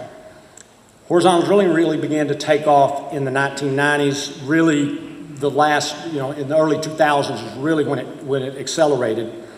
And today, more than 70% of all oil and gas wells in the U.S. are horizontal fracked wells.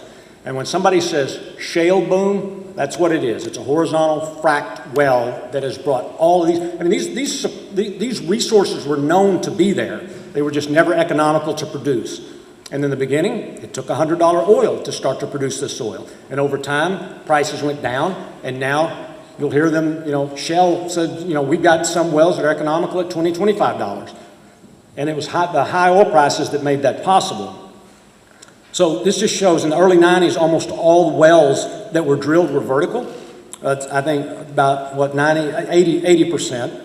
And around 2009, the horizontal wells overtook the vertical wells. And now you can see that 90% of all wells that are drilled are horizontal. And if you think about that, the reason is you got an oil formation, it's thin and wide, and if you drill a vertical well, you go through that formation. If you drill a horizontal well, you can just send it out all the way down the formation. You can access a much greater amount of that formation by horizontal drilling and then fracking that. So it was the marriage of these two that created the shale gas, oil and gas boom, or the fracking boom in the U.S.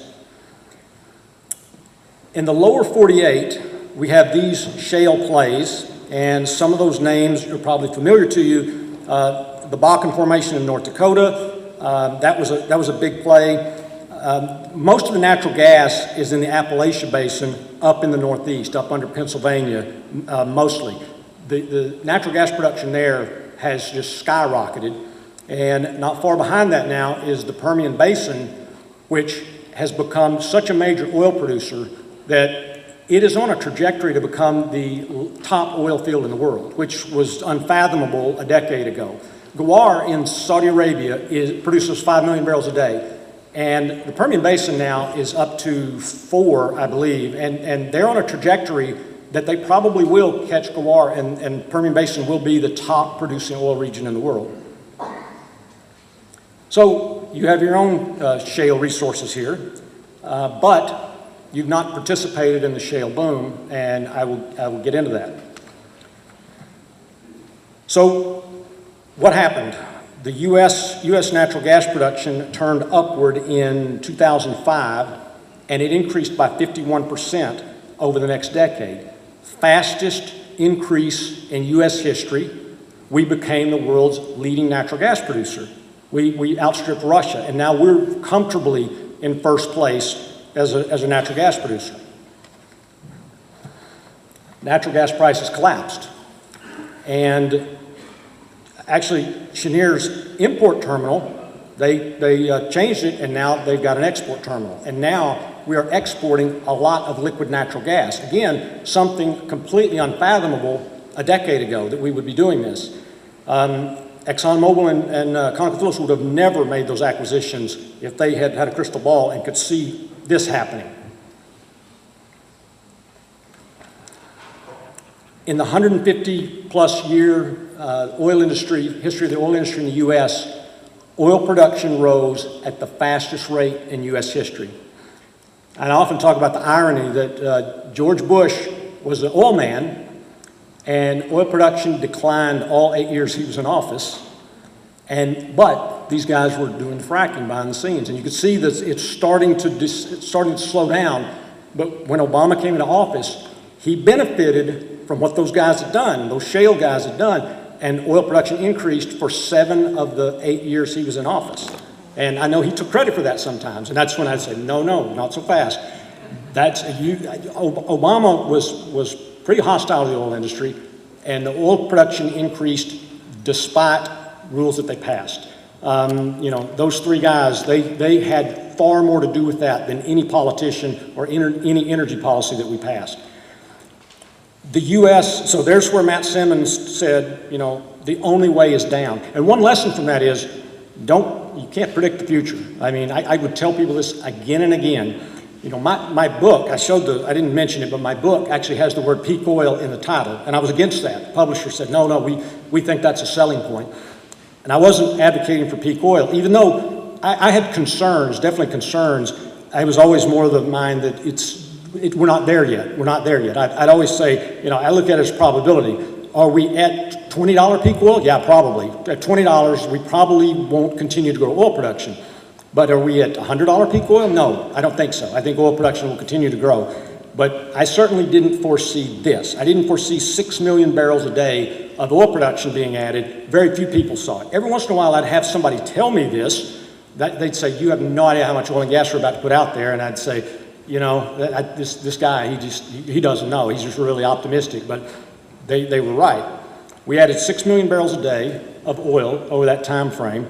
And to put that in perspective, the U.S. added 2/3 of the new oil production over that time frame. Between 2008 and 2015, we added far more than OPEC, and then out of OPEC, Saudi Arabia, and then I show the other world's major oil producer, Russia, and the U.S.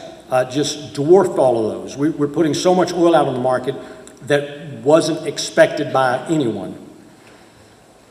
Now, this sent shockwaves throughout the world. I mean, OPEC is having to cope now. They didn't take the shale boom seriously at first, and then they tried a strategy that really backfired on them. And if you think about it from OPEC's perspective, so if you go back to the OPEC oil embargo, they had 50% of the global oil market at one time. And then they had the OPEC oil embargo. There was such a backlash against that, they didn't recover for years. And then finally, they got back up to about 40% of the world market. And what they saw with the shale boom is they saw, we're going to start losing. If the U.S. continues to put 1 million new barrels on the market every year, we're going to have to do something about this.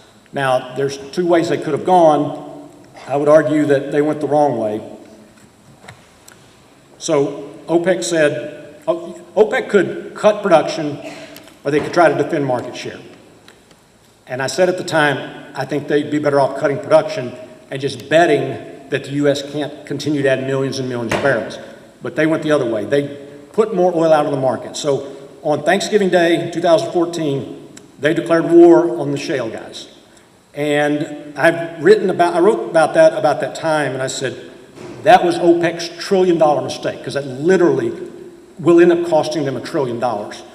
There's no guarantee that the other way would have worked either, but what they did ended up collapsing oil prices. Well, I get it. That's a future slide. OPEC's reasoning, it was widely reported that shale oil needs, $80 to $100 to be economical. And at the time, in mid-2014, there was enough new oil coming on the market from the U.S. that the price was starting to break.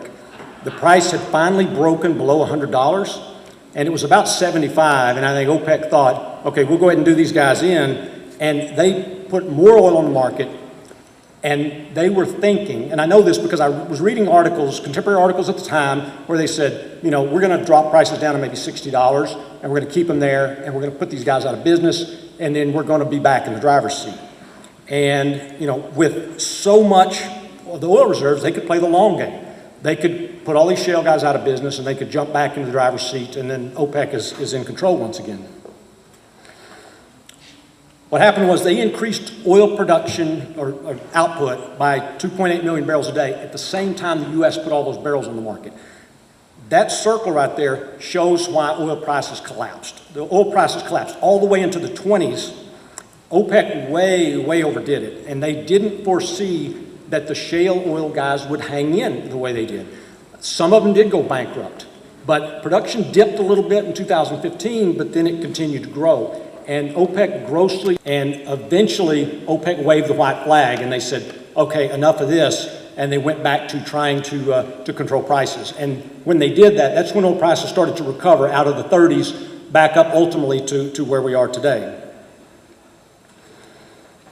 So high crude inventories from the previous page collapse the oil price. And there you can see it going all the way down into the 20s, which, again, if you told some of the peak oil people this in 2005, 2006, that WTI would again be in the 20s, they would have thought you were insane.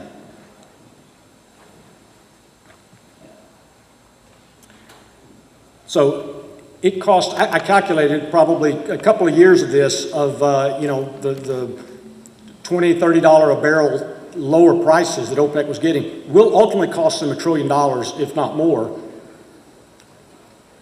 And what were the outcomes from the shale boom? OPEC's stranglehold on $100 oil was broken. Now, you think about it, the reason you are not paying $5 or more a gallon of gasoline is the U.S. shale oil boom. OPEC would gladly keep prices. I mean, prices may have keep on going up. I mean, global demand did not decline when oil prices were $100 a barrel. Again, because those developing countries, China, India, kept consuming more and more oil. So OPEC would have happily, run oil prices up to as high as they could, and we would have made OPEC very, very rich. The outcome is OPEC lost control over oil prices, which seen by oil falling into the 20s and causing them great pain. U.S. net imports that at one point had gone over 12 million barrels a day have now dropped to almost nothing. The U.S. is on a trajectory to become a net oil exporter if we continue the trajectory we're on. We're already a finished product exporter. What that means is we export more gasoline, diesel, finished products than we import. Nobody saw that coming. Consumers at the pump are saving more than $100 billion a year in transportation fuel costs. That doesn't count all the other things that have been talked about that are made out of oil. Consumers are saving so much money from the shale boom and the way it dropped prices, and they don't appreciate it, they don't realize it, but you would be paying far more, you'd be paying thousands of dollars a year more had this boom never happened. So there's what's happened with net imports. That delta right now is $400 billion of trade deficit. And if you draw that line out, we're on a trajectory to go all the way to zero. So on the shale gas side, Natural gas prices that had spiked above $10, that ended. Utilities began switching from coal to natural gas. They increased consumption by 50% from 2005 to 2015. We're exporting tremendous natural gas now. We're building pipelines and exporting more and more to Mexico. Industrial demand has increased. There's a methanol plant that's been completely moved back to Louisiana to take advantage of low natural gas prices. Lots of manufacturing has come back to the U.S. just for this cheap natural gas. LNG exports have begun to boom, and the IEA forecasts that they will grow by 5% a year through 2050. That's a pretty good growth market there. And the U.S., if you don't believe it, pull the BP statistical review, and you can see CO2 emissions year by year. The U.S., over that time frame of the shale boom, recorded the largest drop in CO2 emissions in the world. Now, admittedly, we were at a high level, but we have come down substantially mainly because of the utilities swapping out coal for natural gas. Now, let's see how my time is. I want to contrast Texas and California. What's happened in Texas, this is what most of the shale states look like. Most of the shale states, when the shale boom took off, oil production there took off. Texas has added about 4 million barrels a day. And that little dip you see, that was OPEC's price war. That's when OPEC tried to take market share, and it did take a dip, but then it took off again. And if you look at Oklahoma, you look at Kansas, you look at New Mexico, Colorado, those states all look like that. And there's what California looks like. Now, that's a stark contrast. There's not even a blip at all in the, there's no uptake at all when all the other states started taking off. Ironically, if you go back to the early 2000s and you extrapolate Texas' production decline, they were going to go below California probably about 2010. So without the shale oil boom, California would probably be the #1 oil producing state in the country right now. Which they were 100 years ago, they'd probably be again. Most states would be continuing to decline, but states like Texas just decline at a faster rate. And we'd be talking about a very different picture in California. Instead, we're talking about, okay, what has gone wrong here? So why California's oil output is declining? A century ago, California was trading places with Oklahoma back and forth for #1 oil producer in the country. Many people don't know, outside of California, maybe outside of this area, what an important oil producing state California has been historically. I ask people this all the time if they realize where California ranks, and people consistently rank them much further down the list than they actually are. The Monterey Shale is a huge oil resource. That means there is a lot of oil in the ground. There will be oil there for thousands of years, much of it inaccessible. The problems are the oil formations in some cases are too close to aquifers. The geology is folded and more complex. It's naturally fractured. It's not as conducive for these long horizontals that you can drill in Texas.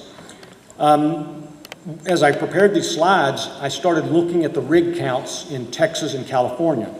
And what I found, only 20% of California's land rigs, there was only 15 when I checked, 15 rigs, and it dropped to as low as 6 earlier in the year.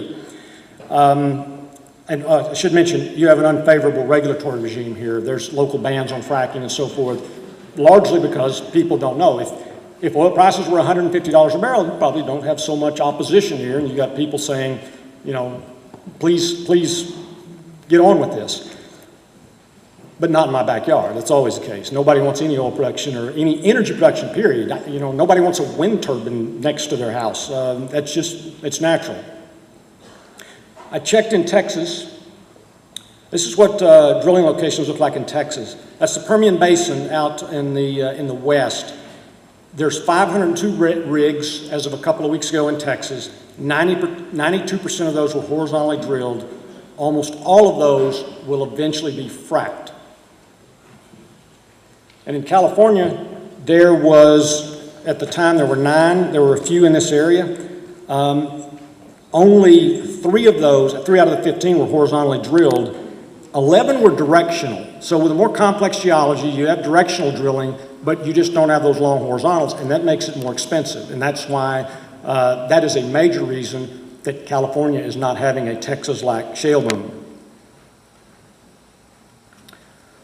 So I've talked about benefits. There's no question that the shale boom has benefited the pocketbooks of almost every American, but the fracking gets a bad rap. And there's some legitimate reasons, there's some not so legitimate reasons. All energy production involves trade-offs, everything. Wind turbines, they have their issues. Oil production, nuclear, everything has some trade-offs. The problem with fracking is that it started to move into the populated areas of the Northeast. And where it had been done in Oklahoma for decades and Texas for decades, now it's being done on these little farms in the Northeast where there's never been any energy production.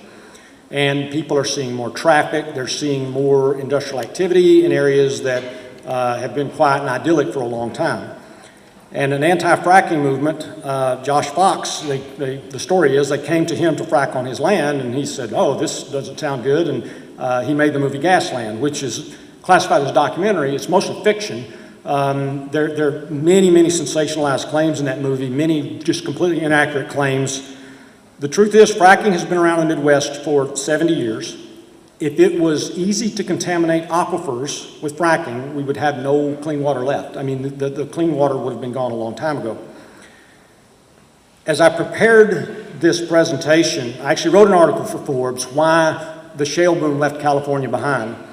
And one of the points that I've made, and a point that I've made before with farmers in the Midwest who've said, we got to do ethanol and we got to get away from this oil.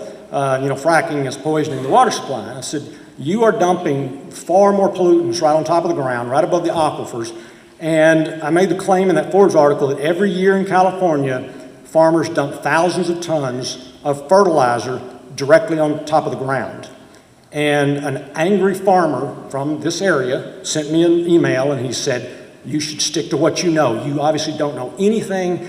He said, I put 1 pound an acre of nitrogen fertilizer on my land, blah, blah, blah. You stick to your lane and I'll stick to my lane.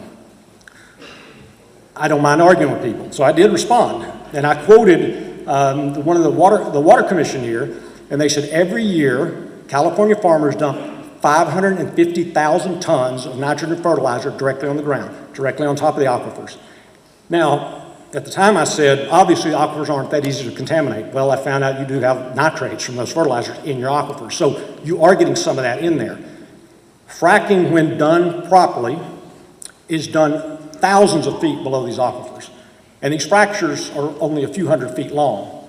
And so the notion that you're going to contaminate aquifers from a fracture that may be 2 miles below. And on the picture I showed earlier, one of the reasons I like that picture that shows fracking, you can always tell if somebody's got an agenda. If they have an agenda, they show the frack just below the aquifer. If they don't, they might show something that's more to scale. So you've got the aquifer here, and you've got the frack way, way down here. But a lot of these guys, you look at a depiction of fracking and you'll see the aquifer here and fracking right here, and you'll see the little lines going into the aquifer. And that's mostly fiction. However, there is some reason for caution and for concern. Most people, as I said, they don't want energy production in their backyard. So he protested a frack operation near his house. He didn't want it near his house. Nobody likes energy production close by. They'd like to flip the light switch on and they have energy, and wherever it's produced is far away. It doesn't affect me at all. So what can happen with fracking? It is possible for a well to pass through an aquifer. It's possible for that well to leak. That has happened. That happened in the Northeast. As far as anybody that's opposed to fracking is concerned, that's fracking that did it. Fracking contaminated my well. And I've had these arguments with people, and they say, I don't care that it's not specific to fracking. It is the whole supply chain of fracking that caused this well to be contaminated. It is possible to frack too close to an aquifer. I mean, if you have an aquifer that's a few hundred feet deep and your pay zone is 1,000 feet deep, you should not frack that. You could get some chemicals into the water supply. That is possible. Of importance to Californians, Oklahoma now leads the nation in earthquakes. We have more earthquakes in my home state than you do here, and it is a byproduct of fracking. It's not from the fracking, because the fracking is done much deeper than these geological zones, these active faults, but wastewater injection, they're not drilling nearly as deep, and they are injecting wastewater directly into these seismically active zones, and they are causing earthquakes in Oklahoma, and that's a fact. In Canada, I think in the Duvernay, they have confirmed that fracking there, and even in Oklahoma, they've determined that 1% to 2% of the earthquakes there are directly a result of fracking. So there you can say, okay, it's one of the trade-offs. It's saving us, hundreds of billions of dollars a year, but earthquakes are in Oklahoma. If I live in Montana, maybe I don't care. People, if it's not in my backyard, I don't care so much about it. All right, conclusions, last slide. The combination of hydraulic fracturing, horizontal drilling, reshaped the global landscape entirely. Consumers have enjoyed huge financial benefits of this. OPEC would be in a much, much stronger position. We would be enriching them right now if not for the shale boom, which has increased U.S. energy security. Contribution to the trade deficit has plummeted. Carbon dioxide emissions have plummeted because of what utilities have done with coal and natural gas. And California has missed out for a variety of reasons, but the geology is such that maybe you never have a Texas-type shale boom here, although I think you can increase oil production with the right policies in place. And finally, I'd say the environmental implications are overblown, but there are some legitimate concerns. And with that, I thank you for inviting me. It was a pleasure to be here, and I originally thought there'd be time for questions, but I don't think we're going to do that.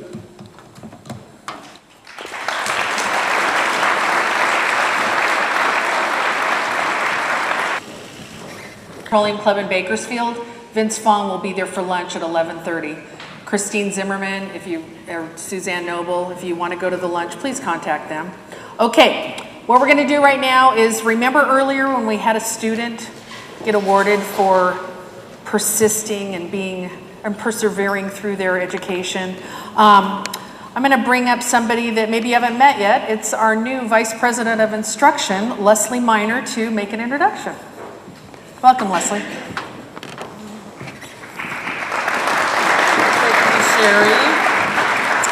Thank you. And on behalf of Taft College Instruction, it is my pleasure today to present a $500 Taft College Student Perseverance Scholar Grant to Kern Sandoval. Karen, will you join me?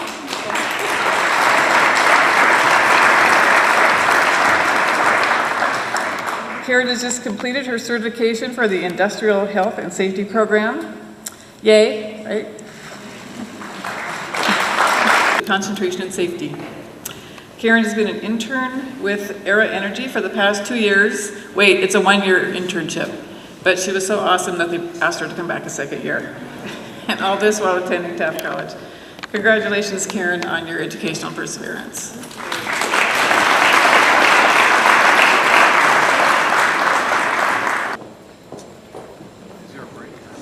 Friends a long time, Gene Voiland, former CEO of Era Energy, now on the board of Berry Petroleum, chairman of the board for Valley Republic Bank. Should I go on?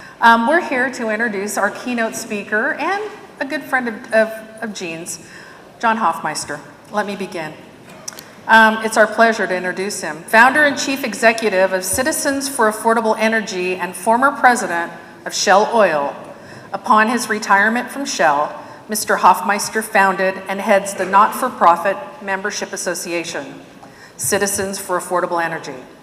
This public policy firm promotes sound U.S. energy security solutions for the nation, including a range of affordable energy supplies, efficiency improvements, essential infrastructure, sustainable environment policies, and public education energy issues. I get to also introduce John. First off, I read his bio, and if I went through the whole thing, he wouldn't have any time to speak. So he flunked retirement just like I did. He's been in the industry in different industries for 45 years. Worked for GE, Nortel, Allied Signals, been on multiple boards. And I think significantly, he was the past chair of the Greater Houston Partnership, and I lived in Houston 3 times. And that's probably one of the most effective public-private partnerships there are. He wrote a book, and why we hate the oil companies, straight from an energy insider. And I think only kind of an outsider can write that kind of a book to be able to communicate with people. So I could read his educational business and so on, but he's got lots of honorariums, more than my length of my arm. But he's basically from Kansas State University, MS and BS in poli-sci. So welcome to my friend and colleague, John Hoffmeister. Thank you, sir. Thank you so much. Okay, we'll take a picture after. Well, good afternoon, ladies and gentlemen. I'm sensitive to the blood pressure in your butt. Why doesn't everybody stand up for 15 seconds, stretch this time to be together, to reflect, to listen, to learn, and to exchange views with one another. Too often we're so busy we don't have time to think. Today we can think. Please sit down. My goal this afternoon is to get into some brass tacks of the industry without techno-speak. In other words, translate some of the technological discussions that we have had, and let's talk some real common sense among ourselves. Because when we're talking to the general public about our industry, they can't hear or they don't understand some of the terminology we think of as normal, simple language. They think in their terms, and so our ability to communicate in their terms becomes very important. So I've got a couple of different sections that I'd like to cover this afternoon, and one is to start at the macro level about the outlook. Where do we go from here? How does it affect the United States? How does it affect California? And what I would say is that we're not yet out of the woods from the serious mistake that Robert told us about that OPEC made. We are facing consequences of that $1 trillion mistake that has nonetheless impacted our domestic industry, US-wide as well as California, in very serious ways. The oil price remains volatile. I'd say that the pressure is upon the industry to try to keep prices down, but that's going to be ever more difficult to keep prices down. One of the reasons is that we have underinvested as an industry to the tune of replacing reserves at about a 40% level from 2014. When we don't replace reserves globally for a period of time, that means we don't have as many projects underway as we need to meet the growth of demand. And the growth of demand continues globally to be in the 1 to 1.5% range, and we have not replaced reserves, only 40%, for about 5 years. The piper will be paid. It's happened for 100 years. It'll continue to happen. So we are facing the prospect of higher prices for the lack of capital spending, number one. Number two, the $1 trillion mistake by OPEC has cost them serious money, which they have to get back. Remember, what does OPEC have to sell besides oil? Does anybody buy furniture made in the Middle East in California? No. Do you buy electronics from the Middle East? No. Do you buy automobiles or other mechanicals from the Middle East? No. What do you buy? You buy oil. That's all they have to sell. And as a consequence, they haven't been selling oil at a price that pays their bill. In addition, the domestic market in the Middle East, especially in Saudi Arabia, has been growing dramatically. So there isn't as much oil to export because of domestic consumption, which, by the way, is subsidized throughout the Middle East. And so the amount of money to be gained by their oil production is diminished by the lack of export and by the fact that the price has been low. So Saudi went out of their way late last year to say very specifically to the markets, we are preparing the kingdom's budget for 2019 predicated on $80 oil. The kingdom doesn't make stuff up. They're serious about what they have to say. They are determined to see $80 oil. Today we're at 60, West Texas. We're still a ways to go, but Brent is getting very close. Into the 70s, getting very close to that $80 mark. And so we're seeing an upward pressure on the price because Russia is now cooperating with OPEC, because what does Russia export besides oil and natural gas? Anybody wearing a Russian suit? Anybody watching a Russian television set? No, they export oil and natural gas. What's keeping the price from rising rapidly, of course, is what Robert talked about.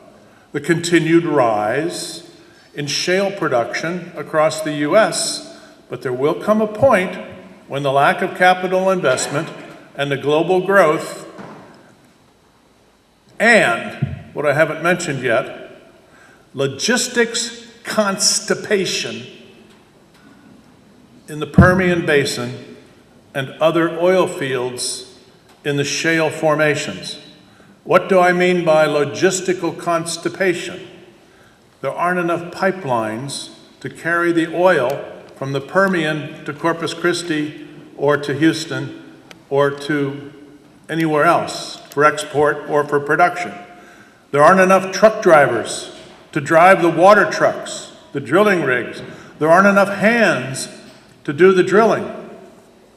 And so there is a slowdown in the growth rate in the Permian Basin and other oil fields because of the logistical issues of trying to keep up.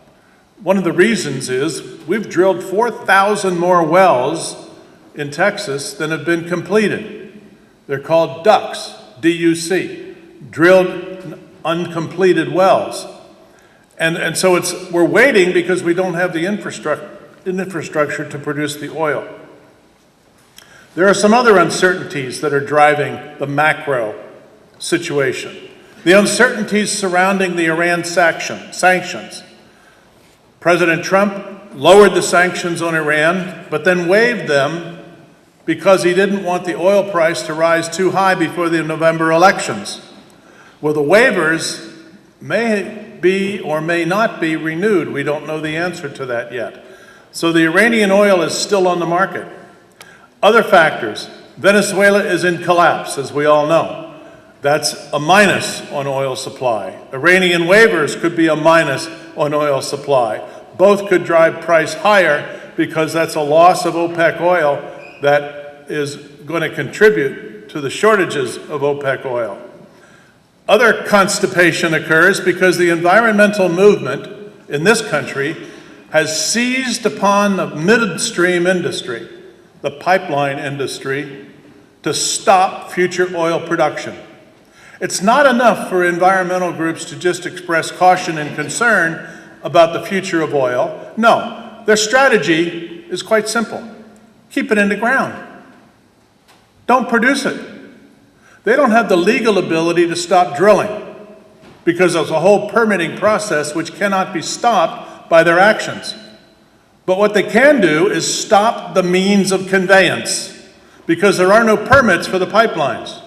So if you're trying to build a new pipeline in Texas, Oklahoma, North Dakota, you can still get the permits. But if you're trying to build a pipeline in Pennsylvania, Ohio, New York, Maryland, Virginia, Minnesota, Nebraska, New England, say your prayers and find a friendly judge. You're going to be in court for a long time trying to get those permits. And if they keep it in the ground, well, what's that going to do? That's going to raise the price of oil because it won't be as available. And this is a strategy that they have logged onto and are not about to let go of, because keep it in the ground is the only solution they can see to the awful contamination of the earth by fossil fuels. I'm going to come back to that. So we have these issues that are driving volatility, and I'm afraid those issues aren't going to be easily resolved. And the U.S. Congress is frankly hopelessly dysfunctional when it comes to energy policy, and has been since 2007. The last energy bill produced by both houses and signed by a president was George W. Bush in 2007, with an oil bill which Robert referred to, or an energy bill that Robert referred to, and I won't repeat all of that, but that's the last bill we've seen. We know there won't be a bill in this Congress. Whatever happens in 2020 with the electorate, questioning whether the House remains divided, or I should say the Congress remains divided between Republican and Democrat, depending upon the presidential outcome of 2020, the chances of settling down and getting a serious oil bill into 2021, 2022, I'd say are about as good as they are today, given the uncertainties.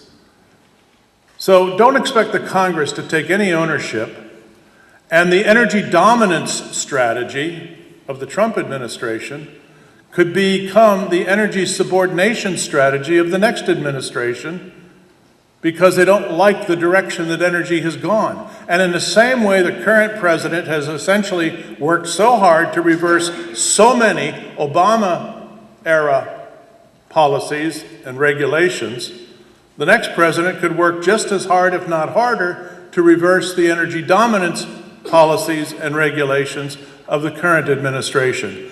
In other words, we are seesawing our way to nowhere when it comes to energy policy for the United States. Meanwhile, I'll come back to the discrediting of the oil industry and the energy industry broadly writ, that which relies upon traditional energy, coal, natural gas, nuclear, hydropower, throw that in as well. There is an attempt underway, ladies and gentlemen, by those who prefer the fragmentation and the hostility within the country to divide us as a population between traditional and alternative energy.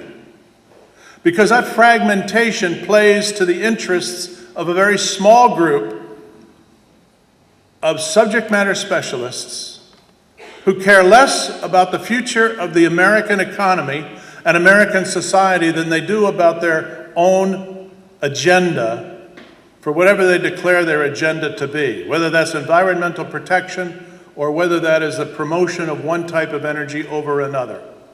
That's a serious problem for us in a period of divisiveness, because it fuels the flame of public disdain for the energy industry, and one of the tools being used is to label our industry like tobacco. If you haven't heard that before, you'll hear it here. We are being labeled as the next tobacco. And what do you do with tobacco? You get rid of it. The sooner, the better. It absolutely makes no sense to label this industry, whether it's in California or whether it's in Texas, and we hear it in Texas as well. Calling us tobacco is like calling money insanity. How's that for a connection? I don't know of anyone who considers money insanity. Oil and gas and energy is not tobacco.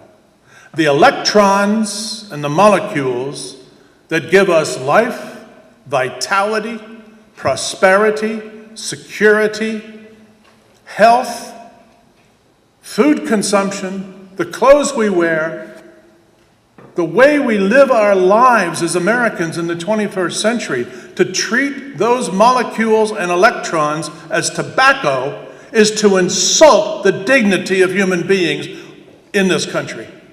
But they persist. They continue. Keep it in the ground. Keep it in the ground. Teach the young people, not just that cars are bad. Teach them anything connected to oil wells or to power plants or to nuclear plants or to uranium. It's all bad. What's good is wind or solar. When I think of wind and solar, I love it. I managed it. I helped to build those big wind farms outside of, what's it called, the desert town east of Los Angeles. Senior moment, sorry. But there's Shell towers there, Shell wind towers there. Solar. Shell has invested heavily in solar. And in fact, recently, as I'm not connected to Shell in any way any longer, but happened to see a headline last week, Shell proclaims it will be the largest energy provider in the world, specifically electricity provider, by mid-century. How's that for a big change of portfolio? Moving one of the world's largest integrated oil companies to the largest electricity provider by mid-century. That's an ambitious set of endeavors, and solar will be a big part of that, as it should. But the only two sources of energy are not just solar and wind. Let's think about this. I want to bring up the subject of energy density, which the ignorance of hypocrisy denies. Think about that, the ignorance of hypocrisy. Hypocrisy is a nasty behavior. And when you see an anti-traditional energy individual or organization declaiming the traditional energy industry from nuclear to oil to gas, etc., you see somebody who is fundamentally hypocritical and exploiting either their own ignorance or trying to take advantage of yours or the general public's. What do I mean by that? The most important element in energy of any kind is what is the density of that energy? In other words, how many BTUs, British thermal units, how many BTUs of energy do you get from a set amount of whatever energy you're talking about? Let me explain energy the way I explain it to my students at University of Houston or at Kansas State or at Arizona State where I teach. Think of going home and you're absolutely starving. I mean, you won't be today because of that wonderful lunch. But think about going home and you are starving. And you don't have time nor energy to cook. A gallon of your favorite ice cream. Let's call it chocolate chip. And you bought a full gallon, not a 4/5 gallon or a 3/5 gallon, which they sell today, but a full gallon, and there's that beautiful label on the bottom, 4% butterfat. Ooh. And you've got the temperature of the freezer set just right, so all you need is a spoon and yourself, and pop that lid and start into that gallon of chocolate chip ice cream. You can't finish it. For all your best efforts, you can't get it down.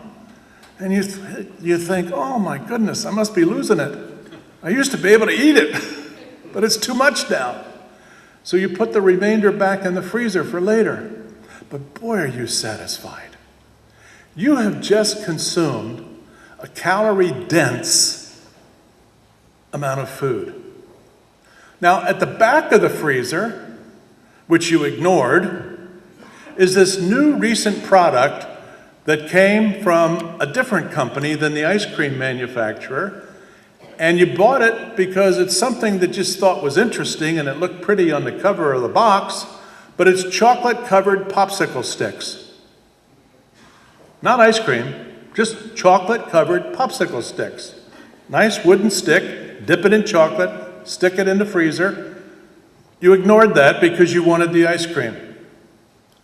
The difference between gasoline or diesel and wind or solar is the difference between ice cream and chocolate-covered popsicle sticks.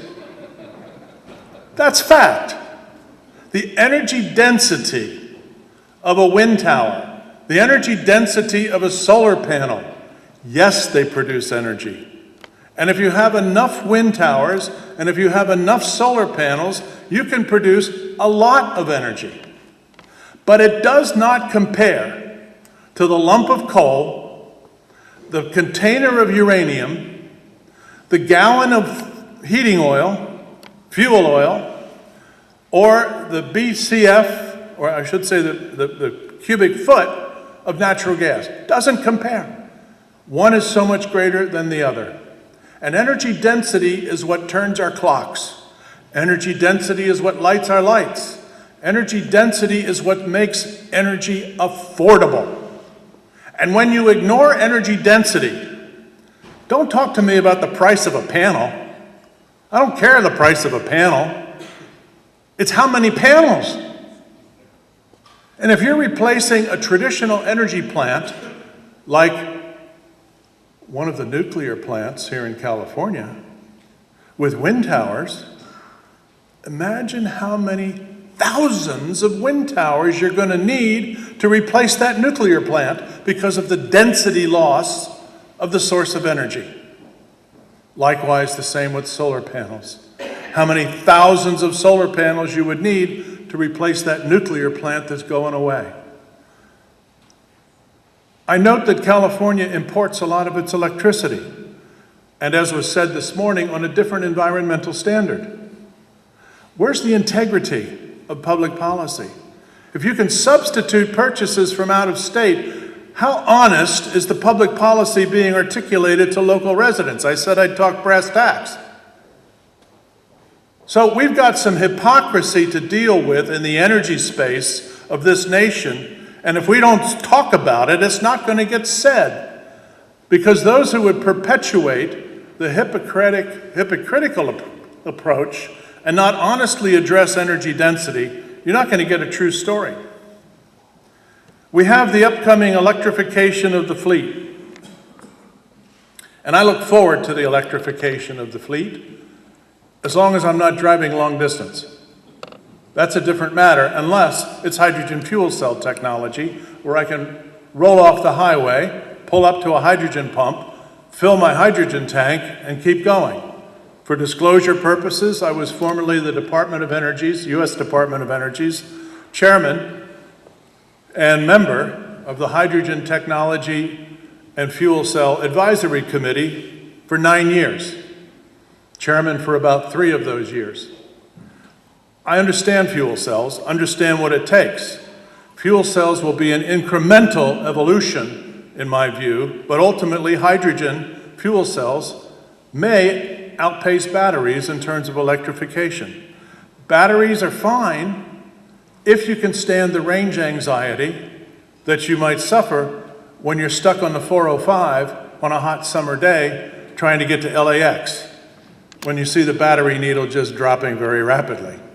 And the range anxiety is you look at your family in the back of the car and they're thinking, Dad, will we make it? Mom, will we make it to the airport? And you say, I don't know.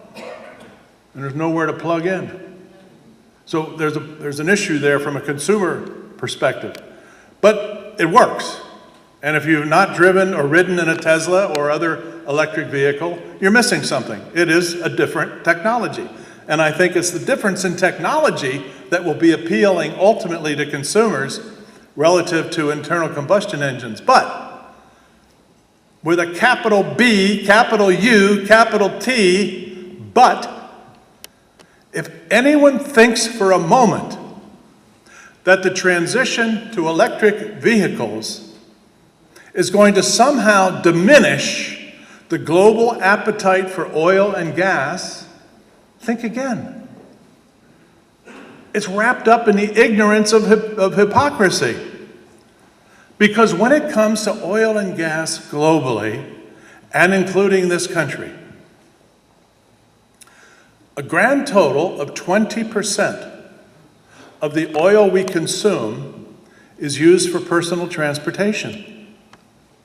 So some people think, get rid of internal combustion engines, we get rid of oil. Think again. The big but sticks in your face. That's single T, but. When I'm talking about the transitioning of personal mobility and 20% of the oil consumption in this country, think about what else we use oil for. And it's been mentioned earlier today. We use oil for freight. Long-distance trucking is not going to go electric. Local trucking may. Long-distance trucking will rely on diesel for as far into the future as we can see. Marine, moving freight from country to country, is not going to go electric. It's going to transition to diesel from bunker fuel starting next year. More pressure on diesel. Aviation is not going to transition to electric or hydrogen in anyone's lifetime in this room. And I'm talking with young people as well as not so young people as I say that. We're not going to replace aviation fuel with hydrogen or electric between now and whenever we can see our way forward.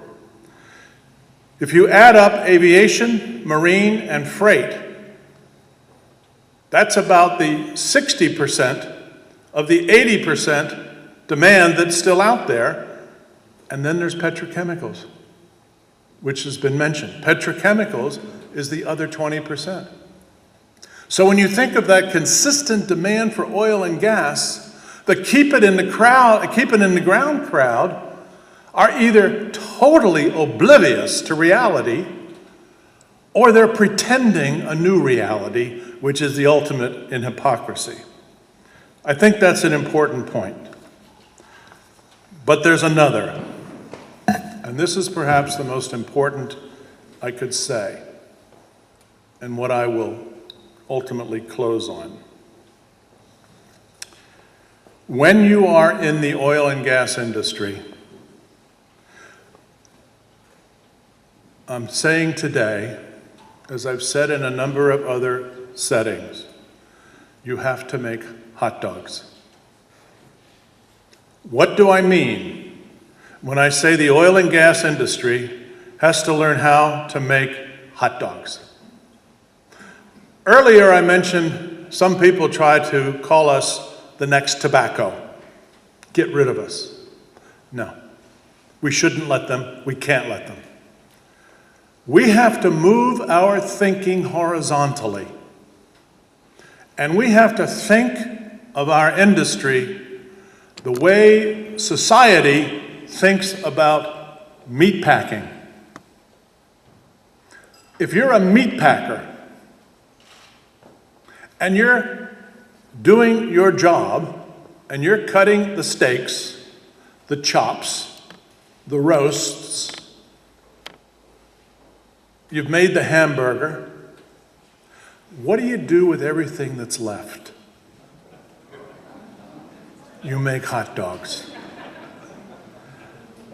The nose, the ears, the snout, everything but the squeal goes into the hot dogs. In other words, the meatpacking industry cannot afford to deal with its waste, and so it makes waste products. And we eat them by the billions. They taste so good.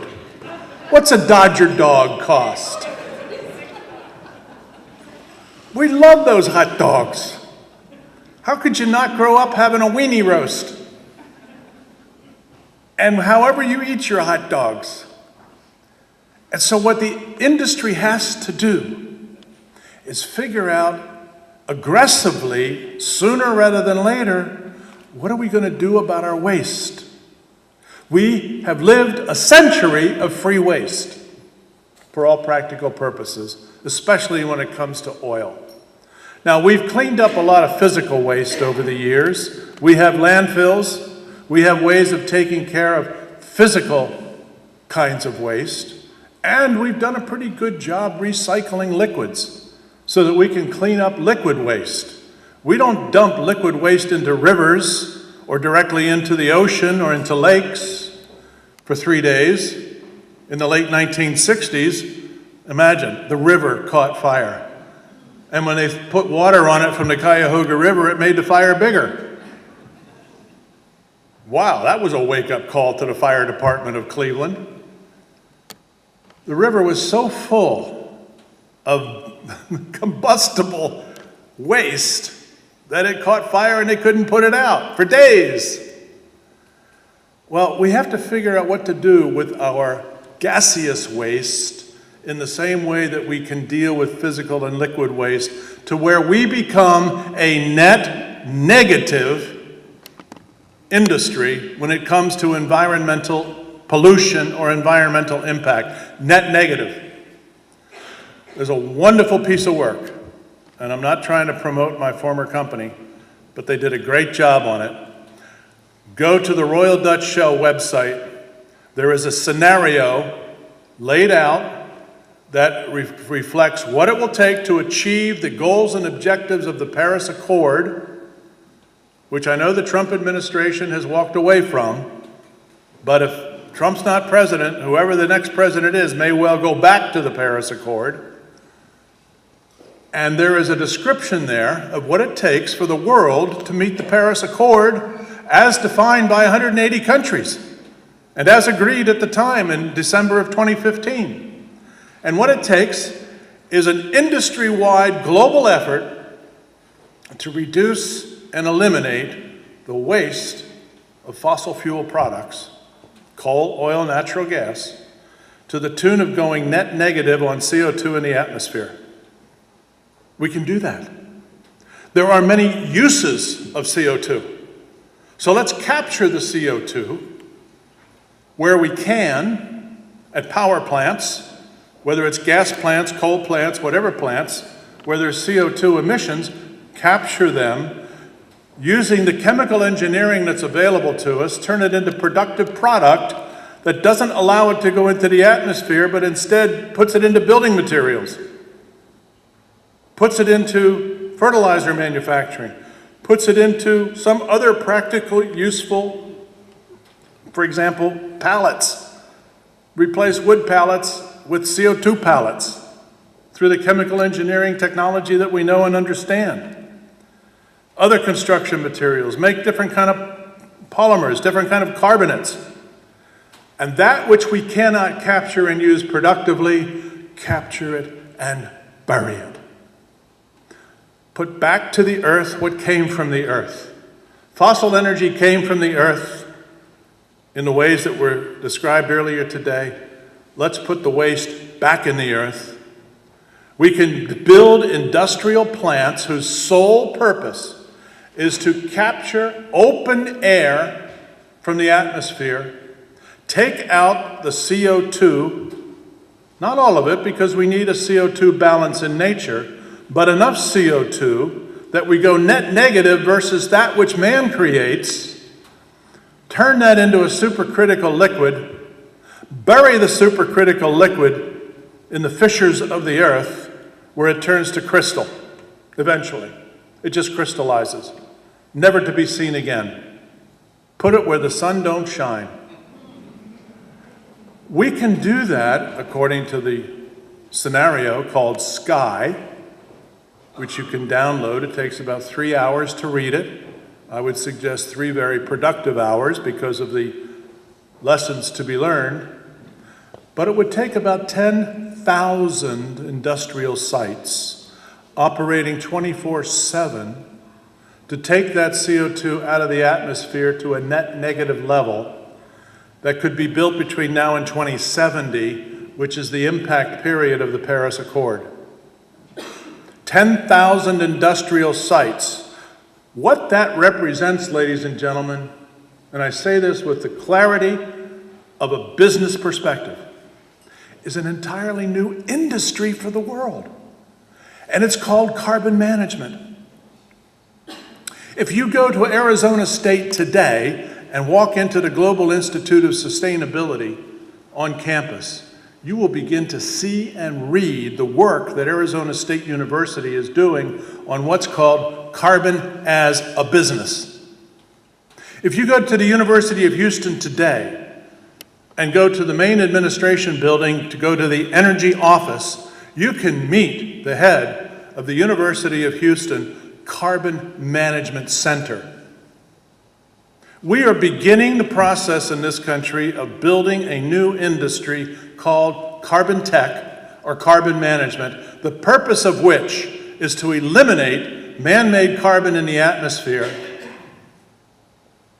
for the good of us all. It represents a new business that will be as large, if not larger, for as long as we can see into the future as Silicon Valley information tech. And it will use all the artificial intelligence they can create for us to build those industrial plants and to operate them in synchrony and to figure out how we make money putting carbon in the ground rather than letting it loose in the atmosphere as human waste, because it is human waste. It's not natural waste. Everything coming out of our tailpipes, smokestacks, all of the processing plants we have across the landscape around the world. We will always have natural CO2 in the atmosphere. Simply the degradation of biomass is the largest source of carbon dioxide in the atmosphere. We also exhale it, don't we? So there will always be carbon dioxide in the atmosphere, and we need it to grow the plants. So it's not a bad thing entirely, but too much is too much. And so we need to do something about it, and what industry is better positioned to lead the creation of a new carbon management industry than the oil and gas industry or the coal industry as partners? So we join together and we begin this journey. Now, 10,000 industrial plants between now and 2070, if we start in 2020, means 4 a week. 4 industrial-sized plants, the size of power plants, a week for the next 50 years. That's how we get to 10,000. Think of the capital to invest, the expense of building the facilities, the jobs that would be created to build and then manage the plants. This is an economic opportunity that starts with a price on carbon as a public policy. And isn't it interesting that the oil and gas industry last year started a consortium called the Oil and Gas Carbon Consortium. They get it. The big members started out with Shell and BP and Total. And guess who joined in December 2018 to round out the membership at the top of the Oil and Gas Carbon Consortium? ExxonMobil and Chevron. If that doesn't speak to the unanimity of the industry in recognizing the significance and the importance of carbon management in the future, that affects the US, it affects California, it affects the world, I don't know what does. What larger symbol do you need than the big integrated majors saying, okay, we get it. We're going to work on this. And they put $1 billion into it already. $1 billion committed to the entrepreneurial and technological innovations that need funding in order to figure out how to capture this carbon in an economically sound way and how to make products from this carbon in an economically sound way. That's a startup fund. And it's real time, it's now. Most of us in the industry don't know that yet, but we're moving out. And it is replacing government, which around the world is fundamentally dysfunctional. Because I've said in the past to many people, the Paris Accord is dysfunctional.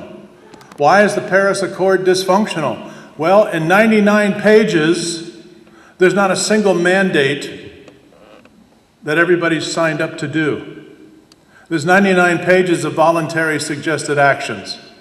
You think China's going to sign up for a mandate that comes from the United States or the rest of the world? No way. You think Russia's going to sign up for a mandate where there's a penalty if they don't perform? No way. Well, 180 nations signed a voluntary agreement.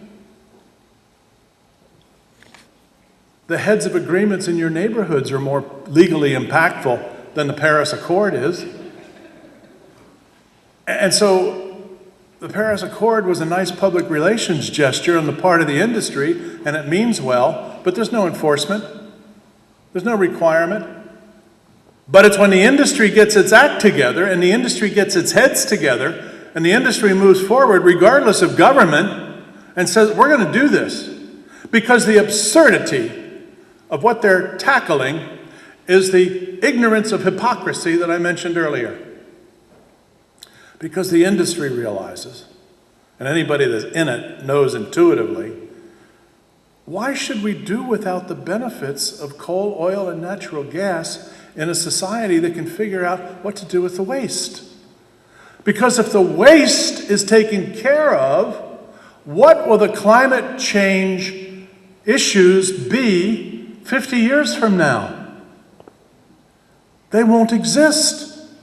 Because the issue is not climate change. And I wrote this in my book. And that's not that I'm a denier. Yes, the climate is changing. And yes, it's attributable to CO2 in the atmosphere. So, eliminate the CO2 in the atmosphere. What is there to complain about?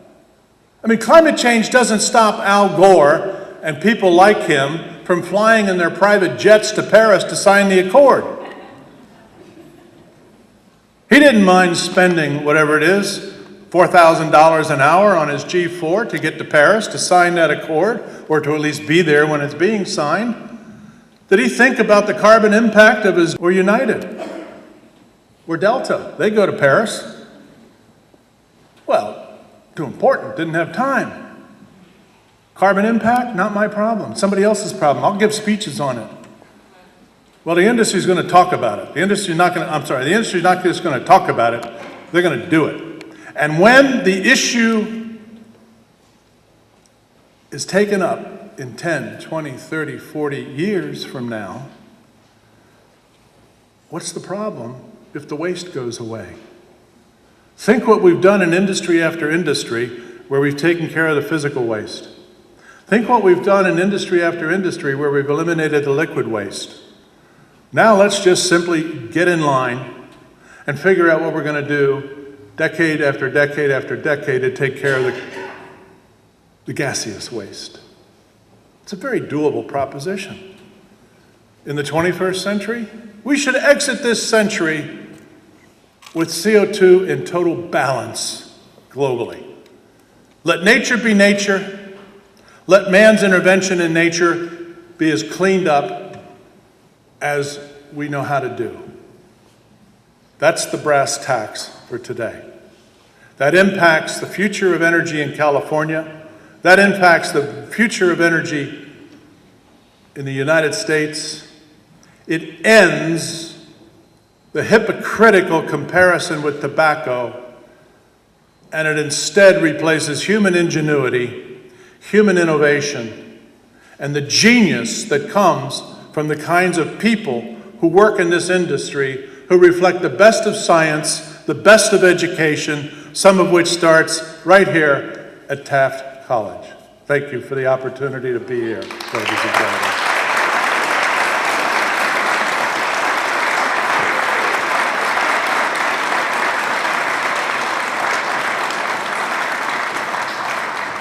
John, you're so inspiring.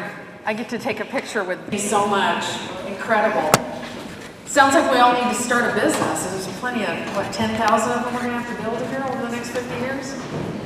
We've learned some incredible things today, and I appreciate for the folks that are still here, because I know it was a long day, I appreciate you staying. I want to thank the students from the Taft High School Oil Academy that are still here. I hope you were inspired, learned, who contributed. We are going to be making a check presentation to our energy technology program on the funds that are left over from today's event. Can't tell you exactly how much that's going to be yet, but our program, we need outreach, we need students, and we need to get them out to our college. So we're going to be working on that for our program. Any of your sons or daughters that are going to pursue engineering in life that may not want to go right away to a university and maybe, build up a little debt.